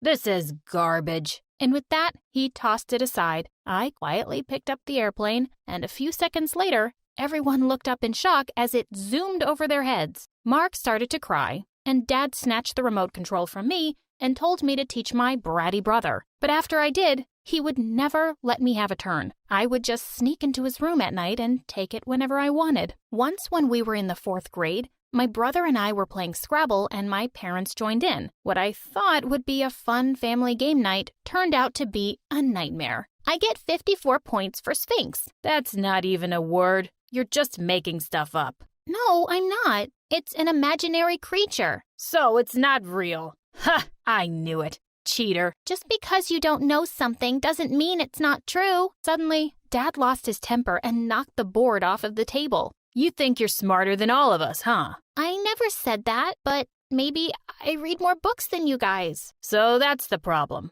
Well, here's an easy solution. No more books for you. To my horror, he marched straight up to my room, took away all my books, and put them in his safe. If they thought that was going to stop me from reading, they were so wrong. I'd sneak books into my school bag from the library and read them at night when everyone was asleep. When I was in the 10th grade, I was going upstairs one day when a book fell out of my bag. Before I could pick it up, Mark was already flipping through the pages. This isn't one of our course books. Mom, Dad, look what Victoria has. And seconds later, I had my parents breathing down my neck. Why are you reading this book? What does it have to do with you? I just really like reading about machines and how they work. I even fixed the kitchen clock that hasn't been working since forever. That was you? Why didn't you tell me, idiot? I've been terrified thinking it's some ghost messing with the time. I didn't send you to school to be some mechanic, and this kind of stuff is for boys. And with that, he ripped the book in half. Dad, that's a library book. Well, oops. And you better come and watch TV with us. You have to start acting like you're part of this family. They forced me to watch dumb shows with them all evening, when all I wanted to do was go work on my secret project. You see, about a month ago, I'd entered the science fair, and I'd been secretly working on an amazing robot arm. On the day of the fair, I woke up extra early, snuck out of the house with my project, and put it in my locker. When the science teacher called me to set up my table at the fair, I couldn't help grinning at Mark's surprised face. As the judges and other students gathered around my table, I announced, "This solar-powered robot arm can play catch with you,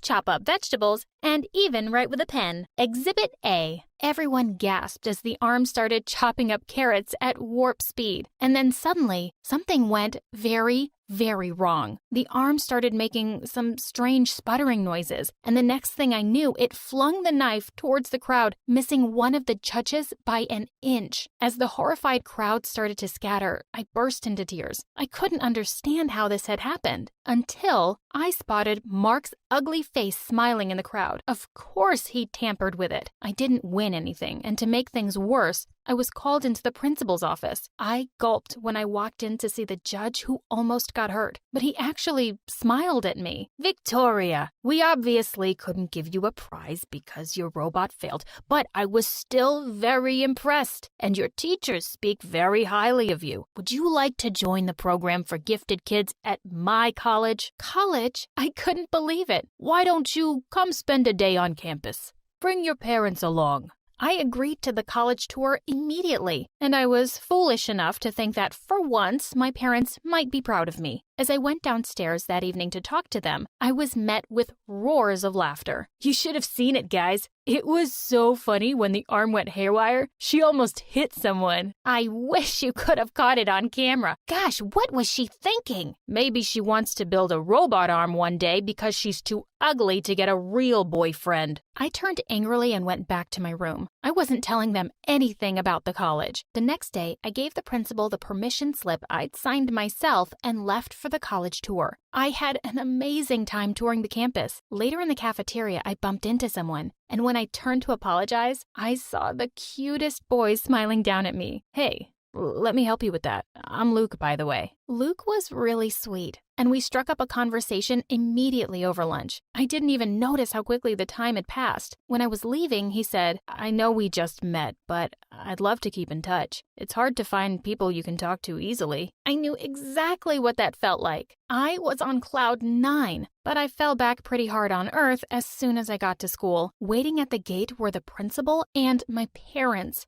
and they looked livid. "You forged my signature?" "Dad, let me explain. Where were you all day?" "I've been offered a full scholarship at an amazing college." "College? What kind of college would want a stupid schoolgirl?" "Sir, your daughter is very smart, and you can visit the college." "I'll be doing nothing of the sort. That's because she's not going. And I want you to stop telling her she's better than the rest of us, or I'll sue you." As furious as I was, I knew there was no point in arguing with these guys. I would just have to wait a couple of years to get out of here. They couldn't take everything away from me, I thought. I called up Luke and we started seeing each other. As we grew closer, I opened up to him about my crazy family and how my achievements bothered them. "That's really unfair. You have a college scholarship waiting for you. Don't let their insecurities hold you back, Vic." His words made me realize that I didn't need to feel bad for being smart or having big dreams. Luke helped me set up a tutoring gig on the side, and I started making money. A couple of months later, he asked me to move out and come live with him, and I said yes. We decided to break the news to them together. To my surprise, they looked rather pleased to see Luke. "Oh, wow. I was pretty sure by now she was gay." "Yeah, she thinks she's so smart she doesn't even need a man." Luke immediately took my hand. "She doesn't need a man, sir. I'm lucky that someone as smart and lovely as her chose me. I just wanted to tell you all that I'm moving out, and I'm going to college next week." At first, they looked shocked. Then Dad started laughing. "Oh, now I get why she's with you. You do need a man to pay the bills." "I'm on full scholarship, Dad, and I have plenty of savings." "Oh, is that so? Well, I'm pretty sure you'll come crying back soon enough. You've always thought you were something special, but you're not. And you never will be." "Maybe you're right, Dad. Maybe I'm not special, but I'm smart and hardworking, and I love to learn. And now that I won't have you putting me down, I can be anything I want." And with that, I walked out with Luke. I was going to put my family behind me for good. On the first day of college, when someone came and sat next to me in class, I looked up and nearly fell off my seat. "Mark,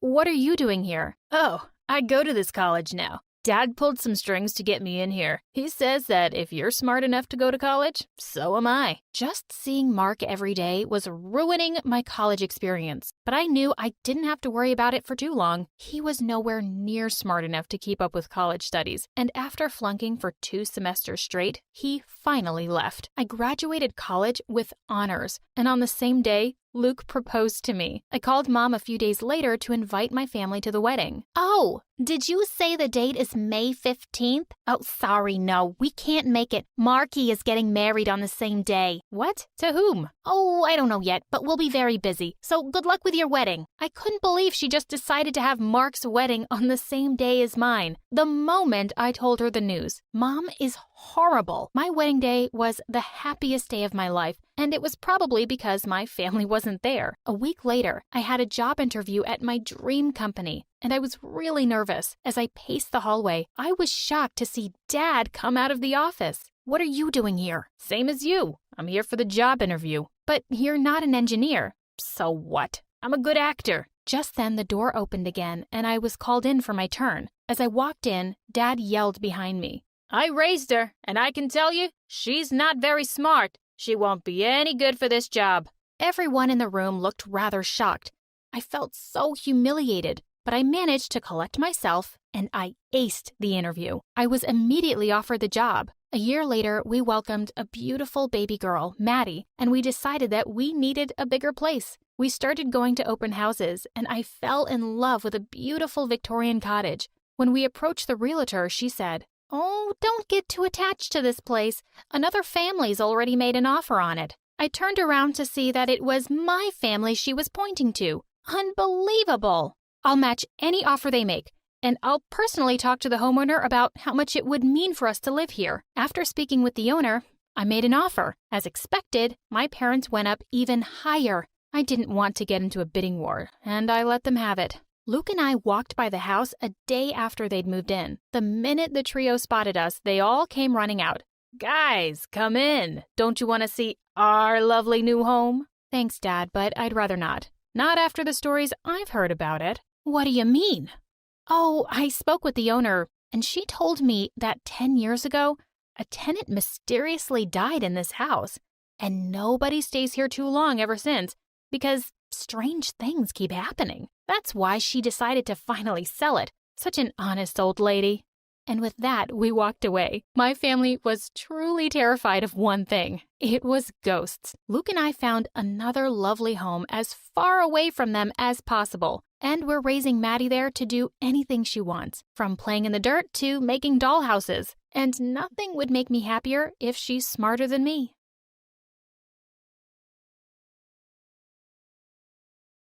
One afternoon in 1890, Clarissa was sipping tea at a garden party when suddenly a dog came running out of the bushes and tripped her. She fell flat on her back and screamed. Everyone rushed her inside quickly because Clarissa was heavily pregnant. An hour later, she gave birth to an adorable little girl, and that was me. Hi, I'm Agatha Christie, and this is my extraordinary story. Growing up, Mom and Dad spoiled me rotten because I was the youngest. But they were so overprotective, they wouldn't even let me go play in the park. You'll get lost, sweetums. But I want to see the ducks by the pond. Nasty ducks can bite your tiny fingers. Best to stay by our side. But there were no schools or kids my age in the neighborhood, and my parents wouldn't teach me how to read. You'll hurt your eyes, love. We'll teach you when you're a little older. Like when I'm 5? How about 8? I hated waiting, so I began teaching myself. I started reading when I was 4, and by the time I was 8, I had finished Alice in Wonderland. And I loved telling stories just as much. I didn't have any real friends, but my imaginary ones heard many of the tales I made up. I even had a poem published in the local newspaper when I was just 11. Life was good, but then everything suddenly changed. Dad fell ill and passed away, and a year later, my sister got married and my brother moved overseas. It was just me and my mom in our big house, and money was running out. I eventually wanted to get a job, but Mom refused. You're a lady, Agatha. We don't take jobs. We get husbands who provide for us. I'm 15, and waiting for a husband sounds stupid. You're a gentleman's daughter, love, and you can only make money by marrying well. Mom sent me off to boarding school in Paris to learn music, and I thought this was my chance to make money by becoming a professional opera singer or a pianist. But after 2 years, I gave up that goal because it was quite obvious I just didn't have the talent. I went back to find Mom looking weak, and it broke my heart that her life wasn't as good as before. One day we were out for a walk when we passed an antique shop, and Mom stopped to admire a beautiful pearl brooch. Should we ask the price, Mom? Sweetheart, I already know we can't afford it. Come, let's go. We'll be able to one day, I promise. I'm gonna get you that brooch. Soon after I turned 18, I came down with influenza, and the doctor strictly told me to stay in bed. Feeling bored and restless, I started writing again. Agatha, these stories are brilliant. You should get these published. I thought you didn't approve of working women. I didn't know you could write this well. You have a real talent. But every story got rejected, and I felt so frustrated. And Mom was still obsessed with getting me married. I agreed to go to a dance just to make her happy. I thought I looked cute till I got there. Every girl was dressed like royalty. Just then, a snobbish-looking girl walked up to me. You, servant girl, why have you arrived so late? Go to the kitchen now and get more drinks for my friends. Excuse me? Get them yourself. How dare you speak to me like that?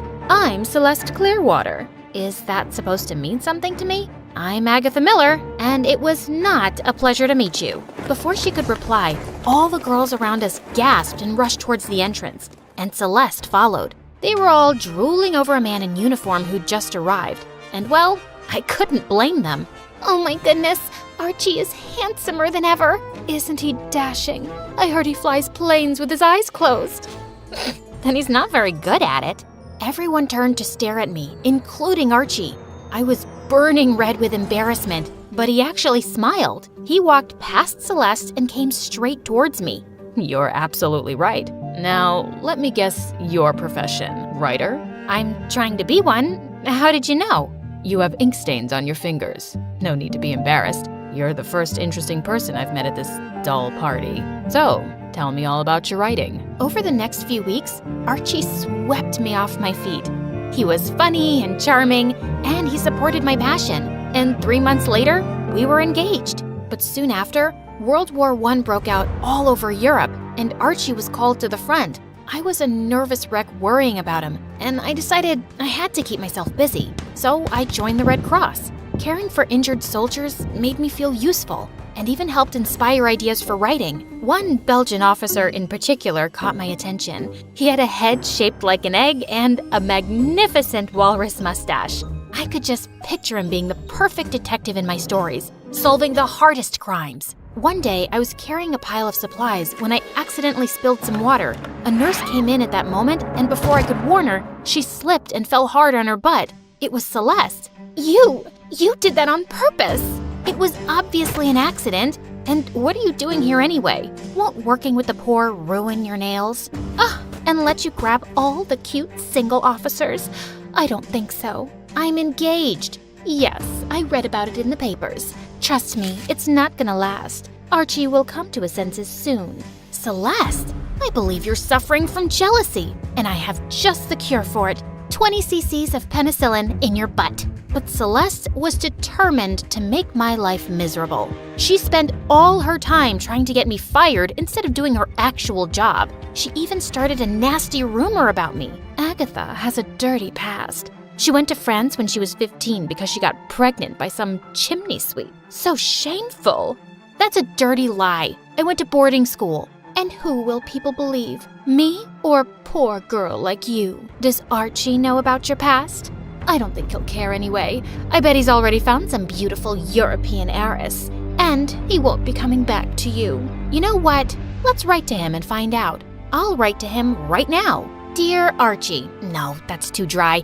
My shining North Star. Though I indubitably trust you, a girl who claims to care for me deeply has warned me of your feckless heart. Although the girl in question is of limited intelligence, they do say mad, crazy lunatics can say some wise, deep things. What do you think, Celeste? Too flowery? But Celeste looked crazy with jealousy. She charged at me, but the head nurse came in just then and caught her red-handed. Celeste was fired for her outburst and all the mistakes she'd made at work. But her words made me worry even more. I hadn't heard from Archie in weeks, and checking the casualty lists was driving me insane. One foggy night, I was walking back home from work when I suddenly felt like I was being followed. Just as I was about to make a run for it, the figure caught me by my wrist, and I turned around and gasped, "Archie, oh my God, it's really you? Why didn't you reply to my letters or tell me you were coming?" We don't always get our letters, love.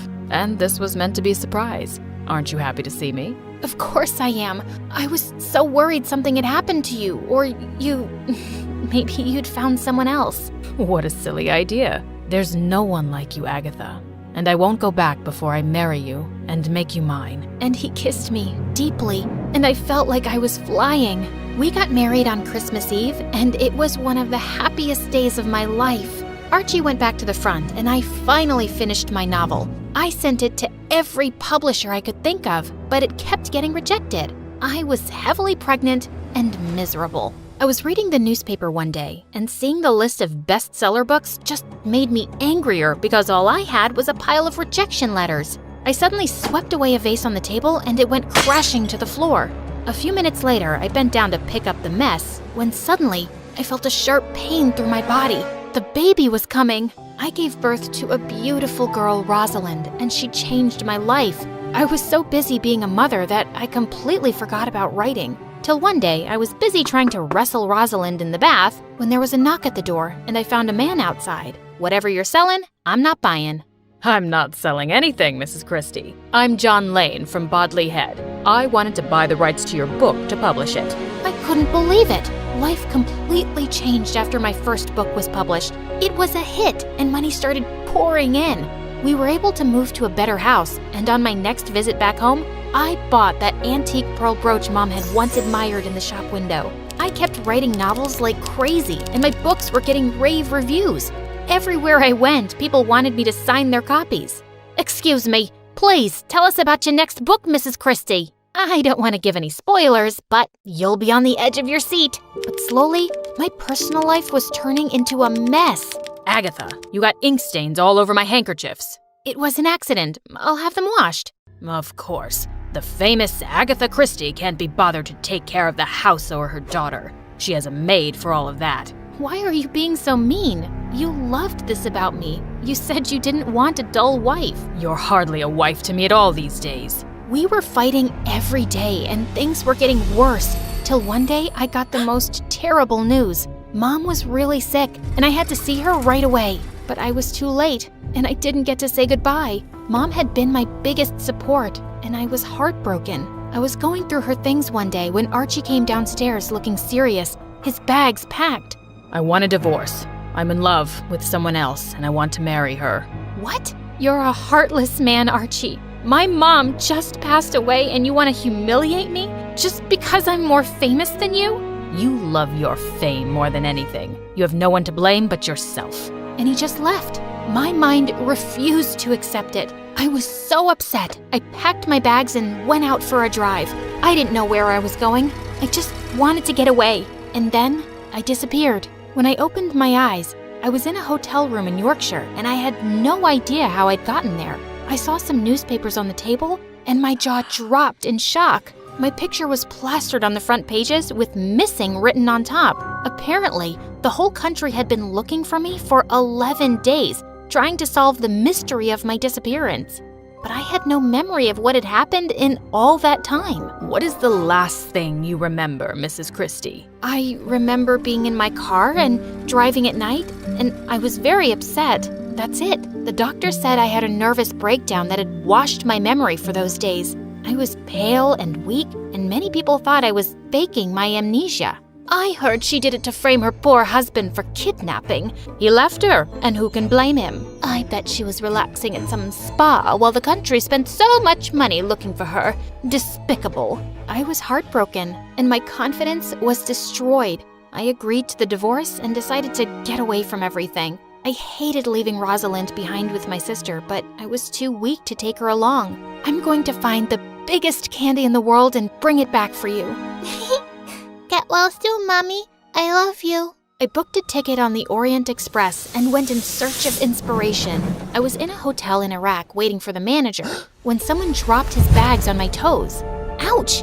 I am so sorry, Miss Christie. I was so shocked to see you here. My bags slipped from my hand. I'm such an idiot. Maybe you shouldn't read my books. You'll be so shocked you'll hurt yourself or others. He laughed, and I noticed he was very handsome, but much younger than me. I looked away. I was done with love and men, but he seemed eager to get to know me. And I found out he was an archaeologist named Max Mallowan. He showed me around the country. One time, we were in the streets of Baghdad when we were surrounded by reporters. Miss Christie, are you going to write a murder mystery in Iraq? I'm on holiday, good folks, but I would love to write about your country someday. And who is your companion? I'm not important. You should ask Miss Christie when her new book will be out. I hear her typewriter clicking away at night. I was pleasantly surprised by how humble he was. Archie hated being less important than me, but Max shone more light on me. And slowly, I felt myself falling for him. But when we came back to the hotel, bad news was waiting for me. It's Rosalind, my daughter. She's seriously ill with pneumonia. I must leave right away.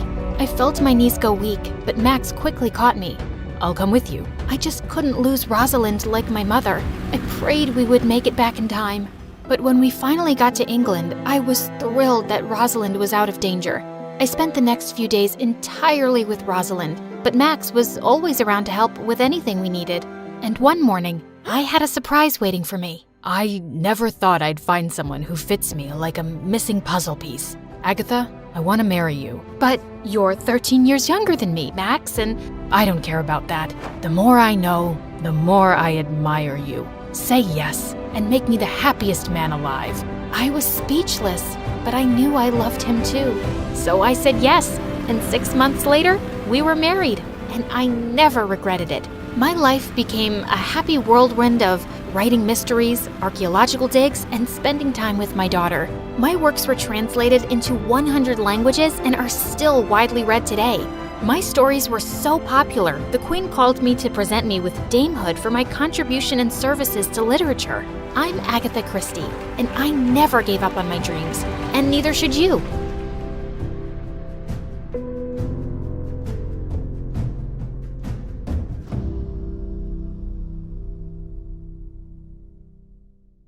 I was cutting my bangs in front of the mirror when the door sprung open and I was splashed with water. My scissors slipped, and now my bangs were super short. And it was all because of Greta. Oops, sorry. I didn't see you there.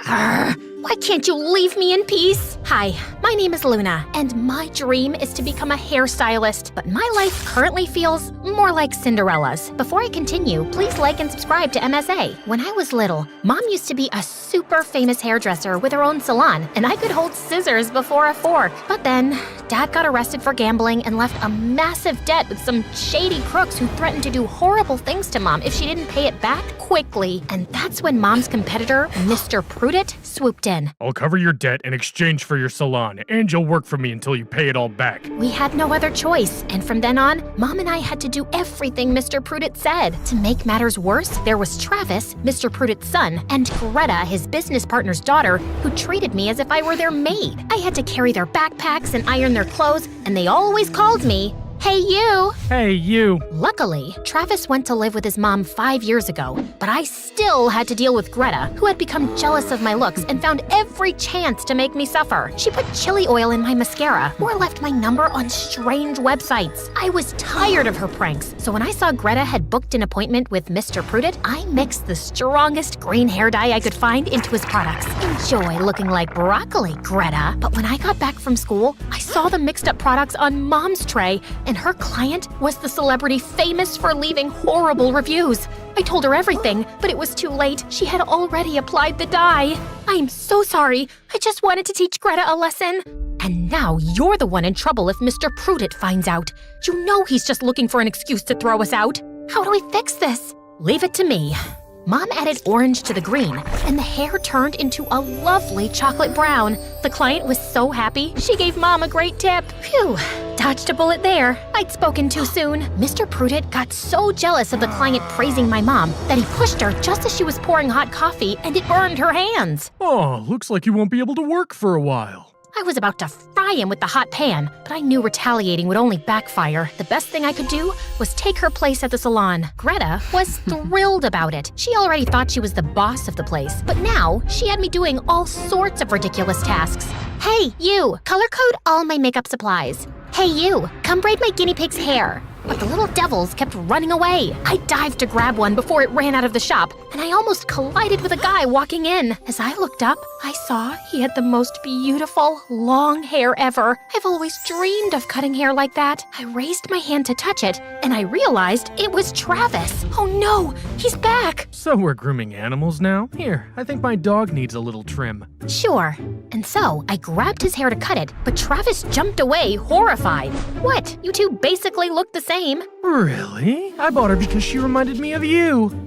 He might have become handsome, but he's still the same brat as before. I hated Travis, but since he got back, I noticed him everywhere. It was all his hair's fault. It was always tangled, getting up in his face, and I itched to give him a good haircut. Ignore him. So I did, until one evening, I saw Mr. Prudit throw an expensive, perfectly good hair product into the trash. I waited until everyone was done, and ninja crawled to the bin and snatched it up. When I told Mom what I did, she freaked out. Put it back. He'll think you stole it if he finds out. Then he shouldn't have thrown it out, right? Plus, we are overrun with plastic. You can say I'm saving the planet. Just keep it hidden.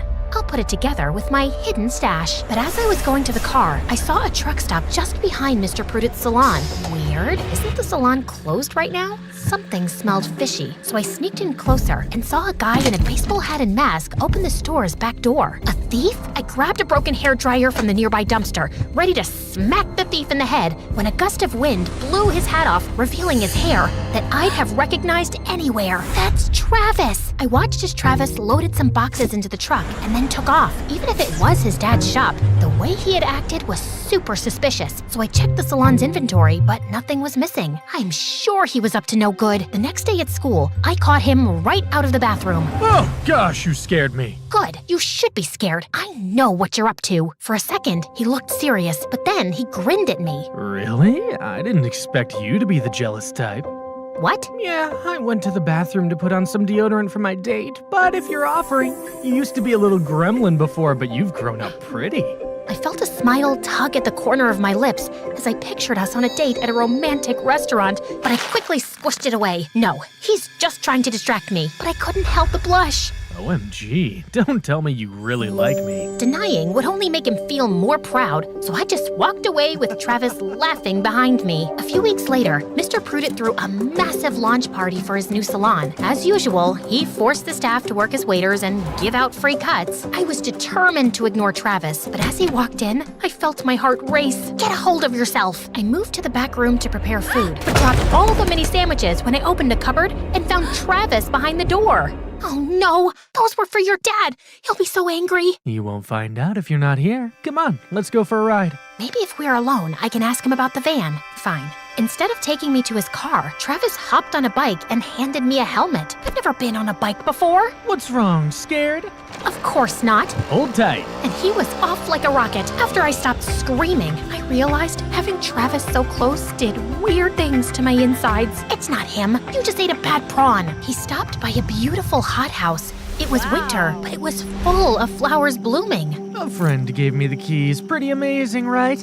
But he was looking at me, and it made me blush, so I tried to change the subject. Why did you come back? I thought you liked it with your mom. Travis's smile slipped.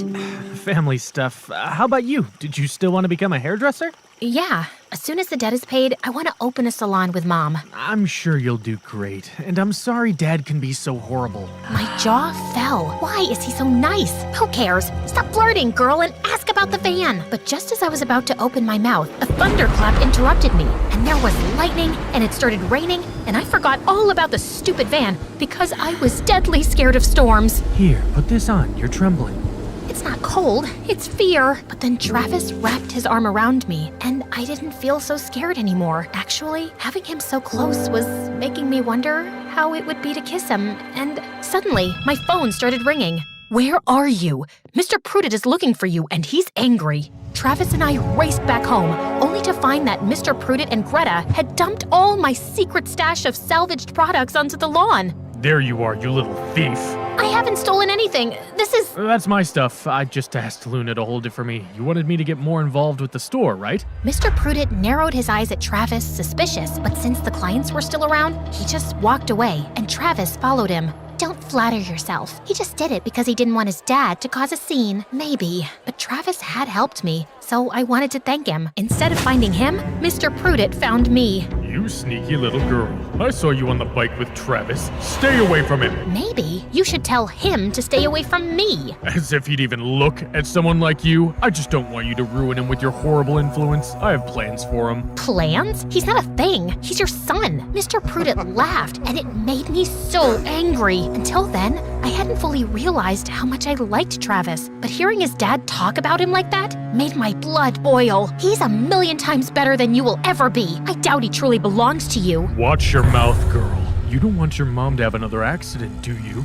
Before I could say anything even worse, I stormed off. I was so tired of Mr. Prudent, and now I had to go and fall for his son. The only solution is to avoid Travis at all costs. It's a temporary madness. It will pass. Easier said than done, since we went to school together. Every time he walked into a room, I hid under the table or pretended to be on the phone. OMG, your cat is on fire?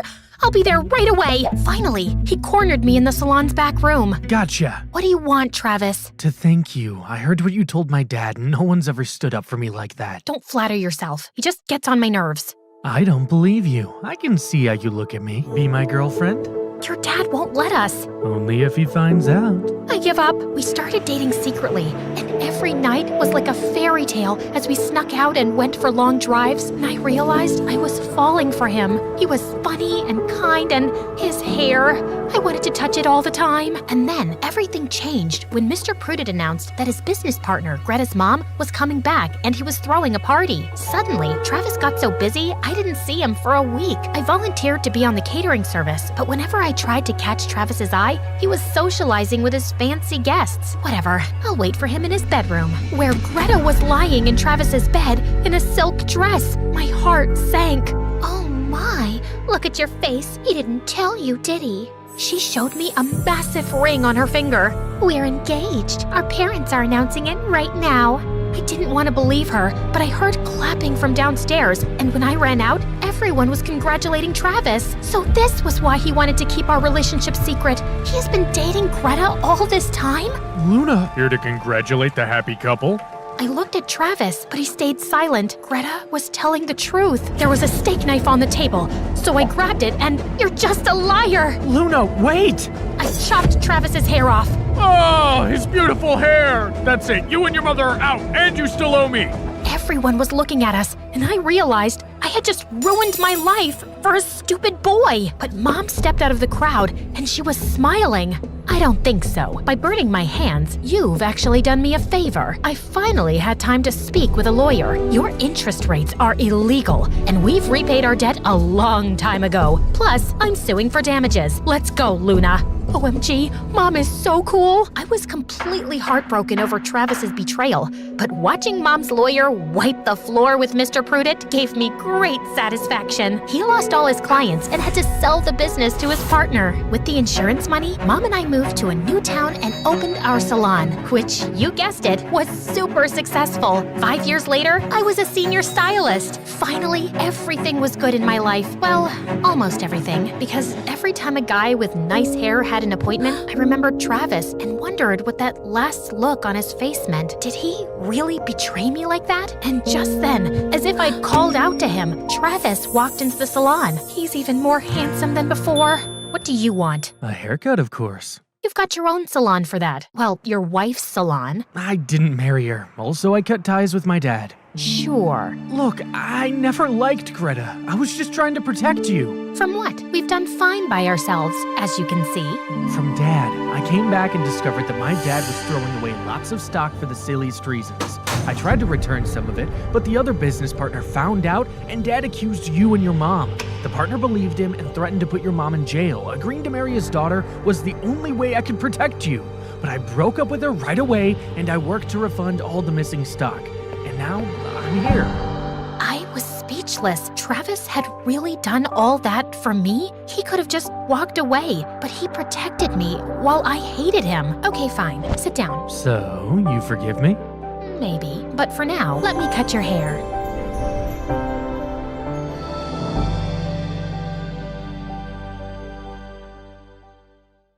Hi, I'm Sakura from Japan. I never met my dad, and I've always just lived with my billionaire mom and my twin sister Yumi.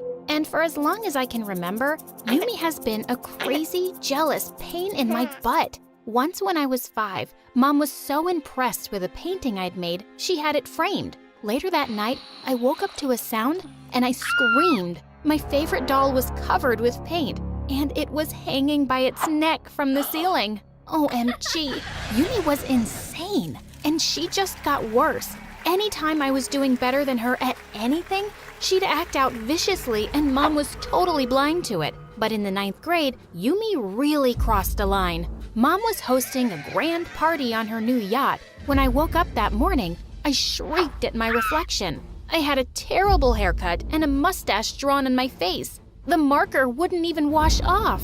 When I went screaming to Mom, she started laughing and said it was just a silly joke. But sweetie, you can't come looking like this to the party. That would be embarrassing for me. I was furious. When they'd left, I snuck into Yumi's room, opened her Facebook, and posted a status. I'm pregnant, everyone. Can't wait to get all round and fat. When Yumi found out later that night, she attacked me in my sleep. Mom came running at the noise and was so mad when she found out what I'd done. My reputation is ruined. I can't live here anymore. Do something, Mom! Next thing I knew, our bags were packed and we were moving to freaking New York. My new school seemed bigger than the White House, and unlike my strict school in Japan, it seemed like everyone could wear or do whatever they wanted here. As we were walking down the corridor, everyone was looking at us and whispering. Suddenly, I heard someone screaming behind me. Hey, wait! Are you the real-life Akko from Luna Academy? OMG, somebody pinch me! Oh yeah, you guys look exactly like anime characters. You're hot. What were they talking about? Whatever was going on, it seemed like we'd just become the princesses of the school in minutes. Yeah, even me. I was reading in the library one day when a cute senior, Dylan, came and sat next to me. And he just asked me out. That was weird, but I'd heard Yumi say that she had a crush on him. So I said yes. And suddenly, we were the hottest new couple in school. I was already imagining us as prom king and queen, and I could see Yumi burning up. A month later, Dylan came to my place one day and immediately pulled me in for a kiss. Happy Valentine's Day, babe. I got a present for you. Oh no, I'd completely forgotten about it. He told me to close my eyes and hold out my hand. A rock? Yeah, 'cause you rock my world, babe. What'd you get for me? I ran to my drawer and took out a tacky heart necklace I'd had since I was a kid. 'Cause you stole my heart, babe. And he looked pretty happy. Wow, boys were dumb. A couple of weeks later, it was Dylan's birthday party, and I went over to his place all dressed up. When I finally found him in the crowd, I was shocked to see him kissing a girl. Oh my God, the girl was freaking Yumi. I pulled him from the back of his shirt. Hey, why are you kissing her? We're sisters, but we look nothing alike, you jerk. Yumi just grinned at me like a moron and hung on to him even tighter. Why are you getting so worked up? Don't you know this is common here? We date many girls. That's just our culture. Don't make him choose between us, Sakura. You know I'll always win. I charged straight at Dylan and pushed him into the fountain. Then I pounced on Yumi, and we found ourselves rolling around on the ground, pulling each other's hair out. Dylan called security and had me thrown out. Gosh, I couldn't wait to tell Mom about her horrible little princess. But when I got home, I was shocked when the servants told me that Mom was in the hospital. She'd had a stroke. I rushed to the hospital, and Mom weakly opened her eyes when she saw me. Yumi? No, Mom. It's me, Sakura. Just listen. I should have told you both sooner. You girls, one of you is adopted. What are you saying, Mom? The heart necklace. You took it from me as a kid. It has the answer. The necklace? The one I gave to the jerk Dylan? Just as her eyes started to close, the doctor pushed me outside. And a few moments later, they told me she was in a coma. My whole world had suddenly turned upside down. My mom was in a coma? One of us was freaking adopted. Of course, Yumi was devastated by Mom's news, but I didn't tell her what Mom had said. I had to find out the truth myself first. The next day in school, I found Dylan in the boys' locker room and I told him I wanted my necklace back. Sure, I'll think about it, but only if you give me my kisses back. Dylan, just shut up and give it back, or else. Jeez, calm down. I gave that ugly thing to some girl named Melinda. I think she's moved to England now. What? I got so mad. I pounced on him and started pulling his ears. If I don't find the necklace, I swear I will hunt you down and kick your butt. Dylan screamed like a little girl and his buddies had to drag me out. That night, I tracked Melinda down on Instagram and booked my ticket.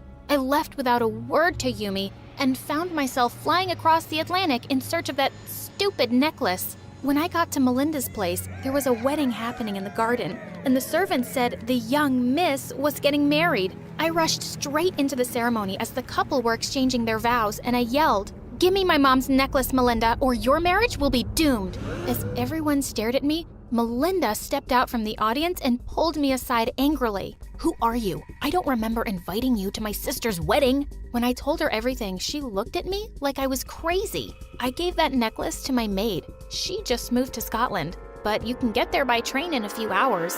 Oh my God! When I finally reached the address she'd given me, I saw a couple of kids playing outside, and one of them was wearing my necklace. I felt terrible for what I was about to do, but I had to. I went up to the little girl and said, "Your necklace is so lovely.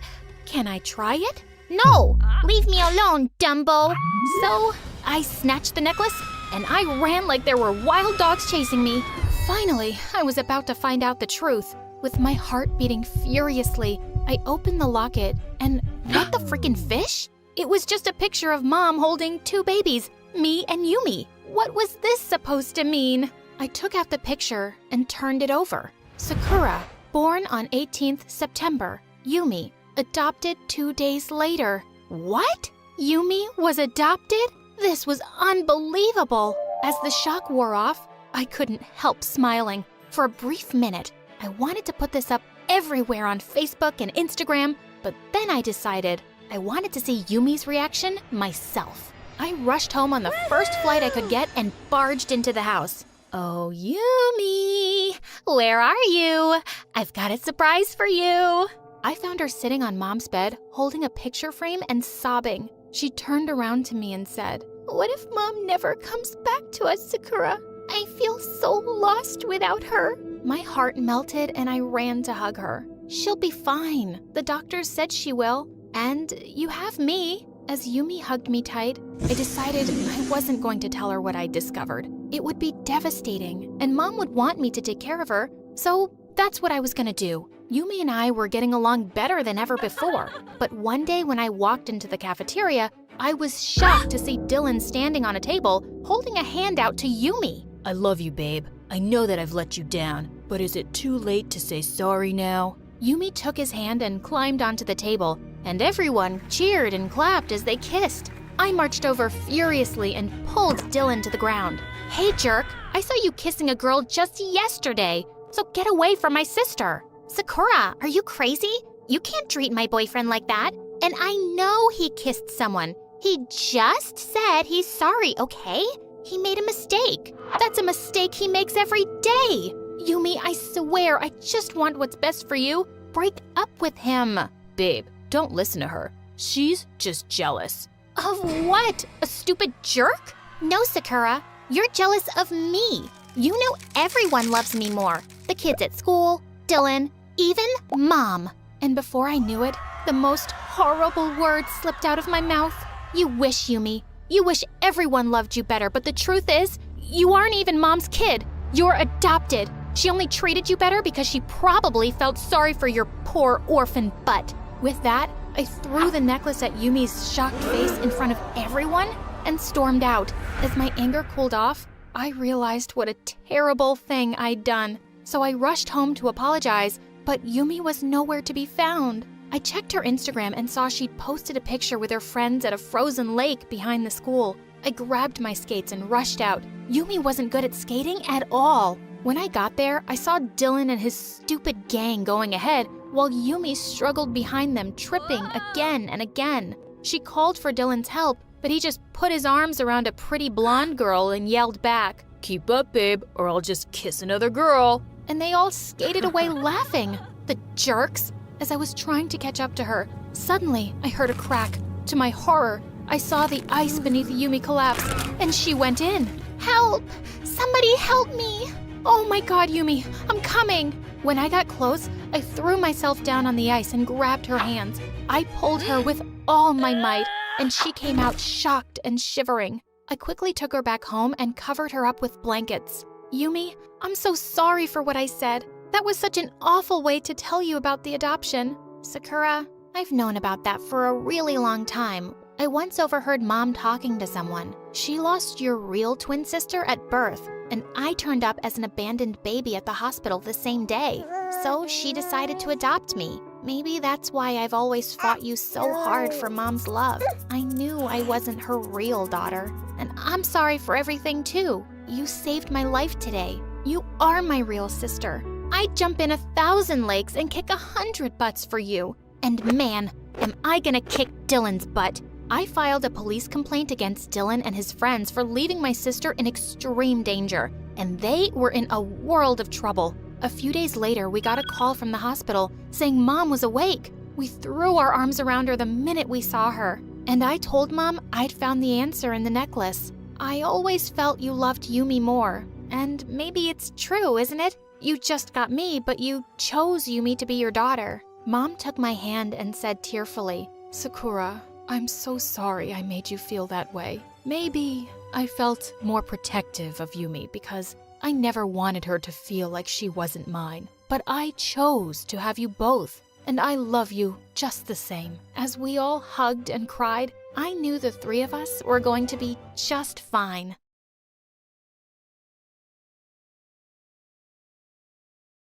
Hi, I'm Petra from Serbia, and I have an extremely rare condition where my aging process is much slower than that of regular people. Like when I was 6 years old, I looked like a dumb 2-year-old toddler, which made people treat me like one. And things got even worse as a teenager. But before I continue, click like and subscribe. Because of my condition, my parents decided to homeschool me till I was a bit older. I only got to hang out with other kids at the playground, and I'd get picked on all the time because I looked so much smaller than everybody. Once, when I was about 8 years old, I was playing on the slides in the park when a worried-looking woman came running to me. Sweetie, are you lost? No. Oh, poor baby. Probably can't understand a thing. You must be so scared. Do I look scared? And I'm not a baby. But she wasn't even listening to me. And before I knew it, she was calling over a policeman from the street. We have a missing child here, officer. Please, help her find her mommy and daddy. Despite my protests, the policeman whisked me off to the station and started taking pictures of me for missing child posters. Oh my God, I know my parents' number and address. I live right across the street from the playground, and you guys kidnapped me. This was the beginning of many, many times my parents had to come get me from the police station. I finally joined school in the 7th grade.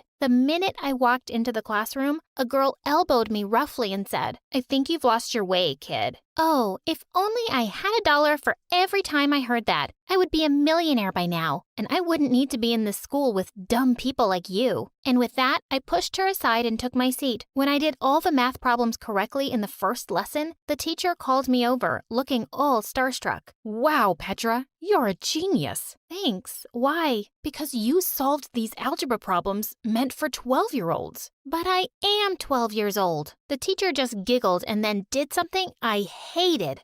She pulled my cheek. Oh, aren't you a little cutie pie? Yes, you definitely have the mind of a 12-year-old. No matter how many times I said it, no one believed that I was actually 12. They all thought I was some kind of baby genius who'd been bumped up a few grades. Eventually, I gave up and let everyone believe I was super smart. This didn't really help me become popular or make friends, though. Jessica, the meanest girl in class, wasn't too happy because everyone thought I was the smartest, and she made sure everyone constantly made fun of me. Does your butt look big because you're wearing a diaper? What kind of language is that book in? Goo goo gaga. Another time, I was eating lunch by myself when Jessica suddenly stopped by my table. Aw, how is the baby gonna eat all that with her little baby teeth? Why are you this way, Jessica? What do you mean? I mean, why are you so awful to me? You're the most popular girl in class. Yeah, I know. But before you showed up out of nowhere, I was the smartest too. Fine, you're the prettiest and the smartest girl in the world. Can you leave me alone now, please? Sure. But let me mash everything for the little baby to eat first. And with that, she started pounding my food with her fist. OMG, you are such a psycho. And with that, I picked up the smushed piece of cake and flung it at her face. She picked up my glass of juice and dunked it on my head. And before we knew it, everybody joined in for fun and a full-scale food fight had broken out. We both got detention. And after that day, I found a corner in the little playpen for the kindergarten kids and basically had lunch there by myself the next 3 years. Until one day, Josh came and sat next to me. Josh had just joined our class a few weeks ago, and he was a total babe. With all the popular girls drooling all over him, I was sure he wouldn't notice someone like me, which is why I was pretty shocked to find him here. Why do you always have lunch alone? Is this your first time in high school? Of course, I don't expect someone like you to get it. He took my hand and looked deep into my eyes. I don't understand why someone as adorable as you is here either. I was so annoyed at how fast that made my heart beat. After that, Josh and I became really good friends. He'd always invite me to watch his football games and started coming over to my place for study dates. Since he'd joined so late, he needed to do a lot of catching up, and I was more than happy to help. I hated to admit it. I just had the biggest crush on him. The annual spring dance was around the corner, and it was all anyone could talk about at school. All the girls were yapping nonstop about their dresses and who they'd be going with. Of course, I was hoping Josh would ask me out, but when he didn't, I decided I didn't need to wait around like a sappy Disney princess. I'd ask him out myself. I bought tickets for the opening show of the new Avengers movie. Just as we were about to enter the theater, one of the cinema staff stopped me. Hey, little girl. You can't go in. That's a PG-13 movie. I'm almost 16. Here, look at my ID. We see fake IDs all the time, kid. Sorry, but I can't let you go. And with that, he pushed me out of line and refused to listen to me anymore. I can't believe this. Let's go then. Go? I mean, what's the point of wasting both the tickets? We'll still have dinner together, okay? And just like that, he turned and went inside. I was furious. I couldn't even go anywhere because he'd driven me here. When he finally came out after 3 hours, he was practically jumping with excitement. OMG, that was epic. Iron Man snapped his fingers and died, but he saved the world. He'd not only watched the movie without me, he'd ruined it for me completely. I thought maybe the rest of the evening would go a little better, but boy was I wrong. At the end of the meal, when the waitress brought us our fortune cookies, I looked over excitedly at Josh to open his and read the little note inside. Will you be my date for the spring dance, Josh? He looked up at me in complete shock. Petra, I don't know how to say this, but, no. How could you even think that? You're more like a little sister to me. I've already asked Jessica out. Man, you've really made things awkward. I felt so utterly crushed and stupid. I flung a glass of water in his face. I wish I could snap my fingers right now and make you disappear. And with that, I ran out of there and took the bus home. Nobody was more grateful than me when stupid high school ended and I was off to college. It wasn't too far from my town, so my parents could visit me often or come bail me out every time an officer thought I was an underage driver. Gosh, this is the 3rd time this month. Why are you police officers so dumb? Can't you see I have a real license? She doesn't mean that, officer. Come on, sweetie, let's go. My parents always had my back, but no one understood how frustrating it was for me to be treated like a kid all the time. Until I met Andrew. In my 2nd year at university, I took up a job as a professor's assistant for one of the courses. I knew the other students made fun of me behind my back. But one day, they went really overboard. The professor was unwell, and I was taking the class in his place. As soon as I turned my back to the board, I got hit by a dozen paper balls. I turned around to see everyone snickering. I'm your teacher. Didn't your parents teach you any respect? You're not our teacher. You can't even reach the top of the board without standing on a stool. Go back to school, loser. You can't behave this way with me. I want everyone who's responsible to apologize right now. Or you'll do what? Go crying to your mommy? I'll fail you in every single assignment. You do remember I grade them, right? Oh no, I'm scared. Miss Petra, will you forgive me if I give you a lollipop? That's it. Get out. Happy to. Come on, guys, let's go. We don't need to take orders from some high school smarty pants. And just like that, the whole class walked out. I tried to keep my cool, but when everyone had left, I burst into angry tears. Just then, I felt a gentle tap on the shoulder, and I looked up to see that it was Andrew, one of the students. I'm really sorry about the way they treated you. I think you're really smart and beautiful. We became friends, and soon after, we started dating. He was just the sweetest guy, and even though he looked much older than me, he was never ashamed to hold my hand in public, even if it got us weird looks. A few weeks later, I had an internship interview in another city, and Andrew offered to see me off at the airport. Just as I was leaving, he took my hand. Good luck, babe. I hope you get it, but I'll really miss you. And with that, he pulled me in for our first kiss. My head was still spinning with joy when suddenly I saw a few policemen walking towards us. Sir, please move away from the kid. What's the problem, officer? We've recently had many reports of a gang kidnapping young girls, and you need to come down to the station with us to answer a few questions. Wait, what? He's not a kidnapper. He's my boyfriend, and I'm 20 years old. The policeman didn't listen to a word we said, and we were taken down to the station. My parents had to come down again with my birth certificate and baby pictures before they finally let us go. It turned out that the people at the airport had been making videos of the whole thing, and it had gone viral on social media, with people saying all sorts of mean things about me and Andrew. And to make things worse, the company I had an interview with wasn't happy that I didn't show up, so I lost the internship too. I was beyond furious now. I took to social media myself and posted a video talking about how I'd always been discriminated against because of the way I looked. The video went viral and I started receiving a lot of sympathy messages and support. The public pressure made the police issue an official apology, and the company even offered me the internship again. But my condition had really sparked an interest in the public, and I was being invited to tons of TV and online interviews.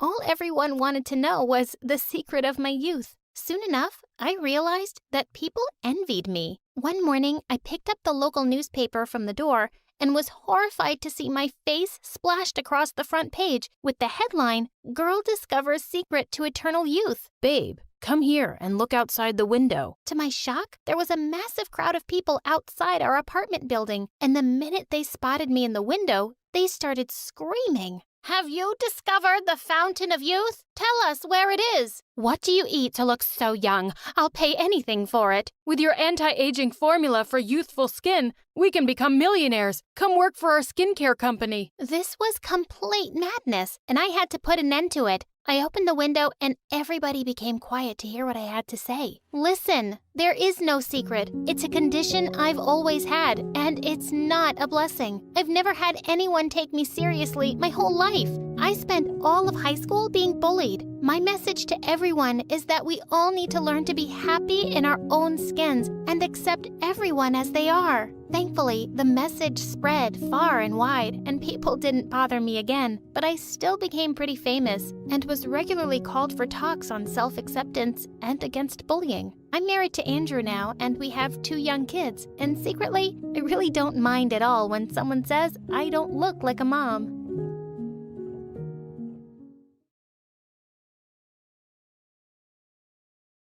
Your joggers are green and your waistline thick. Sometimes your food makes me sick. I love you a little more in every way. Because you're my mother, happy Mother's Day. When I was finished with my poem, there was complete silence, and suddenly my sister Eva burst into laughter. What a dumb poem. I looked at Mom and my eyes welled with tears. Then Mom stood up and applauded. Bravo, bravo. Oh, sweetheart, that was the best poem ever. Hey, my name's Tanya, and if you want to hear about the biggest sibling rivalry of the century, keep watching. My sister Eva and I were born to a mother who was a world-renowned author, known for her amazing stories. But our dad was a struggling dancer, and a pretty bad one at that. Luckily, I took after Mom and loved writing. I dreamt of publishing my stories one day like Mom, so I'd spend hours in my room creating the most amazing stories ever. The snake slithered in the dark cave. As the salty sea breeze kissed Captain Silver on his cheek. But Eva took after Dad and wanted to be a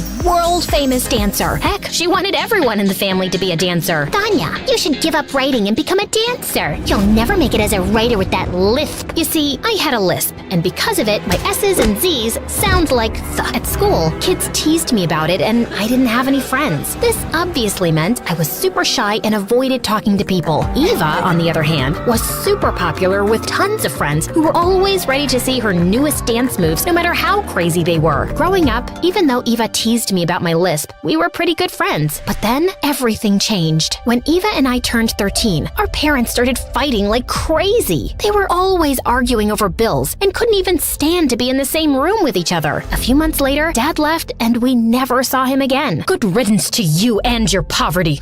Eva and I were devastated, but after Dad left, Mom changed. She hated each and everything about Dad, so she tried to steer Eva away from dancing. Eva, dancing is dumb. But I'm good at it, Mom. Honey, I've seen you trip over your own 2 feet more times than I can count. Then I'll stumble my way to the stars. When Mom realized she was talking to a brick wall, she turned all her attention to me. Tanya, another A in creative writing? Let's celebrate. She ignored Eva completely, no matter how much Eva tried to win her over. Mom, I won the talent show at school today with my dancing skills. It didn't matter what Eva accomplished. Mom never praised her, and Eva began to hate me for hogging Mom's attention and tried to make me look bad in front of her. About a week after our 15th birthday, Mom hosted a small gathering and asked me to make caramelized apples for the guests. I was super excited, and the apples smelled amazing. But when the guests tasted the apples, they almost puked. These are disgusting! Is that dish soap? Yep, sure enough, my sister switched my caramelized apples with apples covered in dish soap. Another time, Mom invited her writing friends over, and while I was in the middle of reading my stories, Eva walked in with a radio in her hand, blaring hip-hop music. She twirled, leaped, and swayed to the rhythm. For a second, everyone was impressed. But then, disaster struck as Eva tried to execute a dramatic spin. Her foot accidentally connected with the edge of the table, sending the fishbowl flying, and poor Benny landed in Mom's editor's mouth. Mom was furious. Eva, no more dancing ever. You have no right to take dancing away from me. I'm your mother, and what I say goes. I hate you. That night, Mom removed every device that could play music in the house. Eva looked ready to explode. The next day was Saturday, and I woke up to the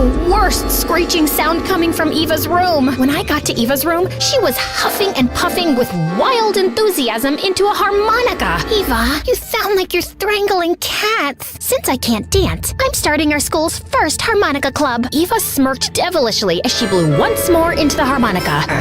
She was so annoying. I returned to my bedroom and tried to block out the noise, but then neighborhood dogs began to howl in unison. Oh God, make it stop. I decided that I needed to get out of the house if I was going to get any peace and quiet. Angrily, I gathered my books and ran out to the park. As I was walking past the pond in the park, someone screamed, "Look out!" But before I could react, someone crashed into me, sending us tumbling into the pond. I sputtered and stood up utterly drenched. No! My precious stories were now a pile of soggy pages soaked beyond recognition. I'm so sorry. I couldn't stop. I was so furious and devastated that I could power a rocket to Mars with the steam coming out of my ears.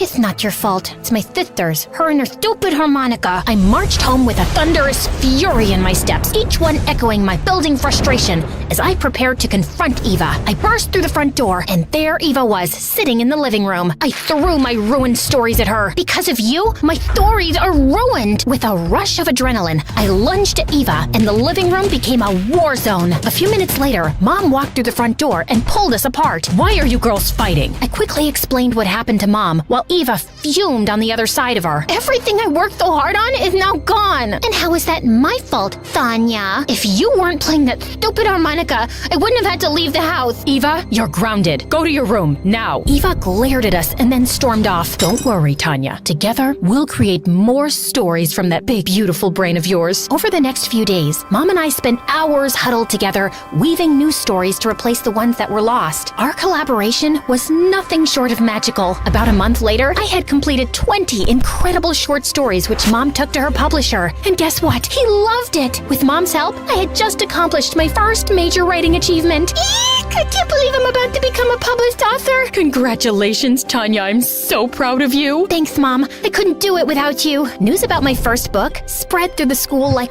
wildfire, and it wasn't long before I became more popular than Eva. Over the next year, with the help of specialists, my lisp improved, and I published 2 more books. The more famous I got, the more rebellious Eva got. She'd come home late, started skipping school, and hung out with the wrong crowd. One afternoon while at the mall, I even caught her trying to shoplift. Eva, what are you doing? What I'm doing is none of your business, Tanya. It is my business because you're my sister and I care about you. You care about me so much that not once have you stood up for me since Mom banned me from dancing. A wave of guilt washed over me. Eva was right. I was so caught up following my dream while her dreams remained out of reach. Eva, maybe we can talk to Mom together. Eva's eyes darkened and she leaned close, our faces inches apart. No need, because soon you'll realize that dreams don't last forever. Eva brushed past me and left the store. On my way home, my mind was still reeling from my encounter with Eva, so I decided that a few donuts would help brighten my mood. Much to my surprise, Pond Boy was behind the cash register. Hey, it's you. What are you doing here? Pond Boy flashed me a mischievous smile. Gotta keep an eye on the coffee beans. They can be quite mischievous, always plotting to escape.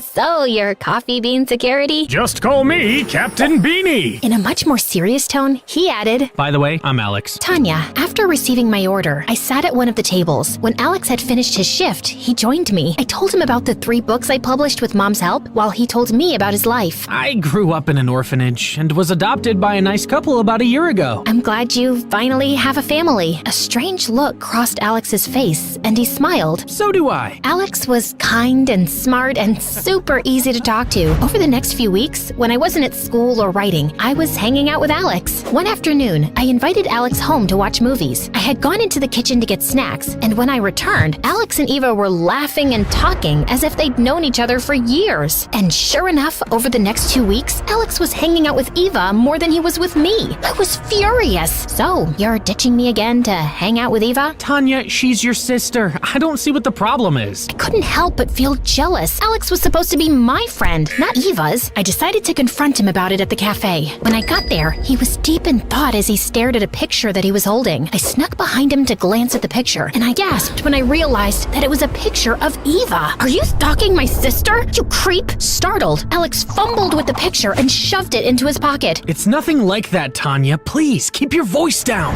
You want me to keep my voice down? You befriended me to get to my sister, didn't you? I did, but it's not what you think. Then explain it to me. What Alex said next turned my world upside down. Ava is my sister. I looked at Alex and began laughing hysterically.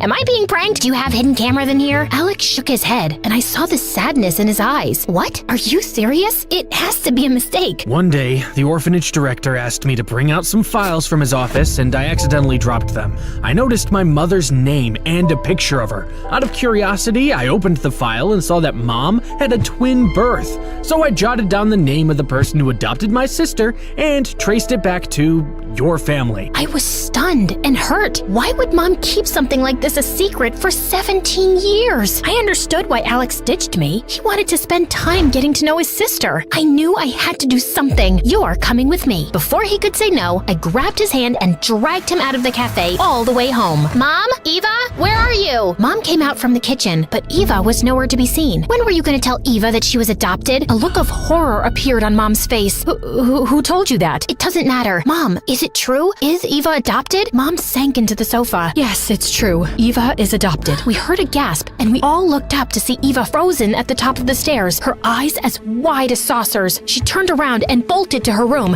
and I ran after her. Just as she was about to slam her door on me, I rammed the door with my shoulder hard, sending the both of us flying into the room. Mom and Alex rushed into the room, and Mom knelt by my side. Tanya, are you okay? Mom, I'm fine. Eva needs you. Why didn't you tell us? I looked across at Eva, who was staring out of the window. Her shoulders shook slightly, and I knew she was crying. Mom went over to her while Alex helped me to my feet. Mom tried to touch Eva's shoulders, but she shrugged Mom off. Is this why you never liked me? Because you're not my mother? Eva, you are my daughter, and I love you. Around the time Tanya was born, we visited the orphanage for a charity run, and we fell in love with you, so we brought you home. Eva turned to face Mom, her mascara mingled with tears running down her cheeks. What type of love makes you rip my dreams and toss them into the garbage? Mom was in tears. Eva, loving something and being able to make it into a career are two different things. I love to sing, but I sound like a frog with a tuba stuck in my throat. And I love to play the harmonica, but I'm not very good at it. Oh, OMG, you guys really are siblings. The worst harmonic duo in history. A small smile curved onto Eva's lips. As your mother, it's my job to tell you the truth. Maybe together we can think about what you're really good at and take it from there. But you should have told me. I'm sorry I didn't. Can you forgive me? I think so, but I need time to process it all. Now that you guys have made up, Mom, do you mind taking me to the hospital? Over the next few months, Eva and I grew closer, and I was happy to see Mom and Eva spending more time together. Alex and his parents came to dinner once a week, but Alex was always hanging out at our house. I didn't lose a sister. I gained a brother, an aunt, and an uncle. Once Eva and I graduated from high school, I went to college, and Eva started her harmonica band. Just kidding. Eva didn't know what she wanted to do yet, so she got a job at the cafe, and Alex and Mom supported her. And after 2 years, Alex and Eva decided to open their own cafe, and Eva went to college to get a degree in business. No family is perfect, but a supportive family is everything.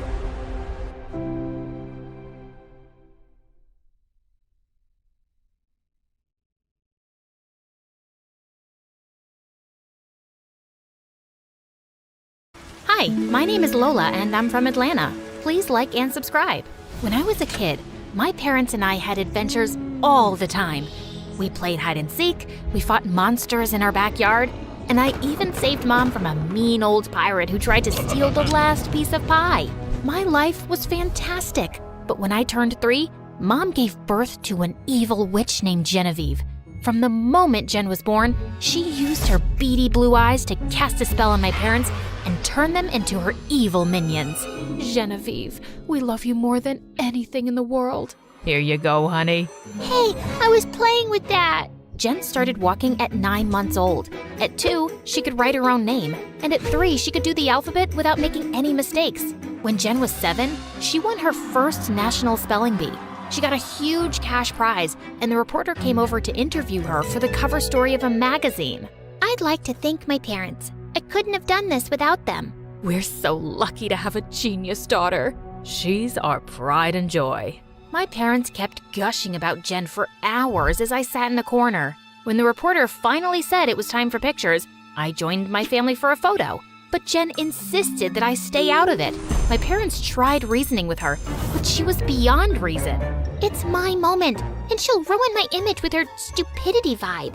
Like, my brain sees pictures with this special lens, and I'll be able to feel her dumbness every time I look at the pictures. I can't explain how my brain works, just make her go. So Mom gave me some money for ice cream and told me to wait outside while the photo shoot happened. A couple of months later, I came home from school and found Jen sitting on my bed, and all my stuff was gone. Mom and Dad said I could switch. This room's bigger and has more space for my trophies. But this is my room! Mom, Dad, make Jen give me my room back! Lola, stop being ridiculous. You don't need a room this size. You don't have any trophies. Jeannie, do you need anything?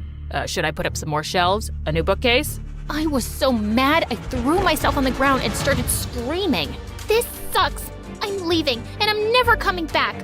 I'll show you. I'll get a new family that will appreciate me. I stormed out of the house. I got to the driveway and realized I had nowhere to go. So I decided to hide out in my treehouse. But then something crazy happened. My stomach started rumbling and I searched through my pockets to find a candy bar. Then out of nowhere, this girl appeared and snatched it out of my hand. Hey, that's mine. This is my treehouse. Get out. I don't see your name on it. It's written right there. Oh.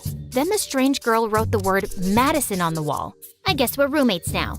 We'll just have to share. Then she tossed me half the candy bar. Madison and I spent the rest of the day together, and she was pretty wild. She told me about all the adventures she'd had in the neighborhood.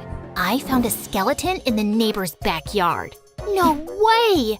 The old lady across the street is an alien. I saw a spaceship in her garage. Madison made up fun games for us to play. We had a spitball fight and threw water balloons at the neighbors as they walked by. Then my mean old parents told me to come inside for dinner. They didn't even miss me or remember that I'd been upset. After that, when I wasn't at school or watching Janet's spelling bees, I'd run out to the treehouse and spend time with Madison. One time, we were pretending to have a sword fight in the backyard. It's over for you, Madison. Give up now. You'll never take me alive. Suddenly, Jen appeared out of nowhere. Lola, who are you talking to? Madison, duh. Who's that? I turned around to introduce Madison, but she seemed to have vanished into thin air. She was just here. Must have scared her off with your mean vibes. I thought Jen would say something, but she just gave me a weird look. I think you're old enough to not have an imaginary friend. And went back inside, and Madison instantly reappeared beside me. Where did you go? I didn't want to meet your stupid sister.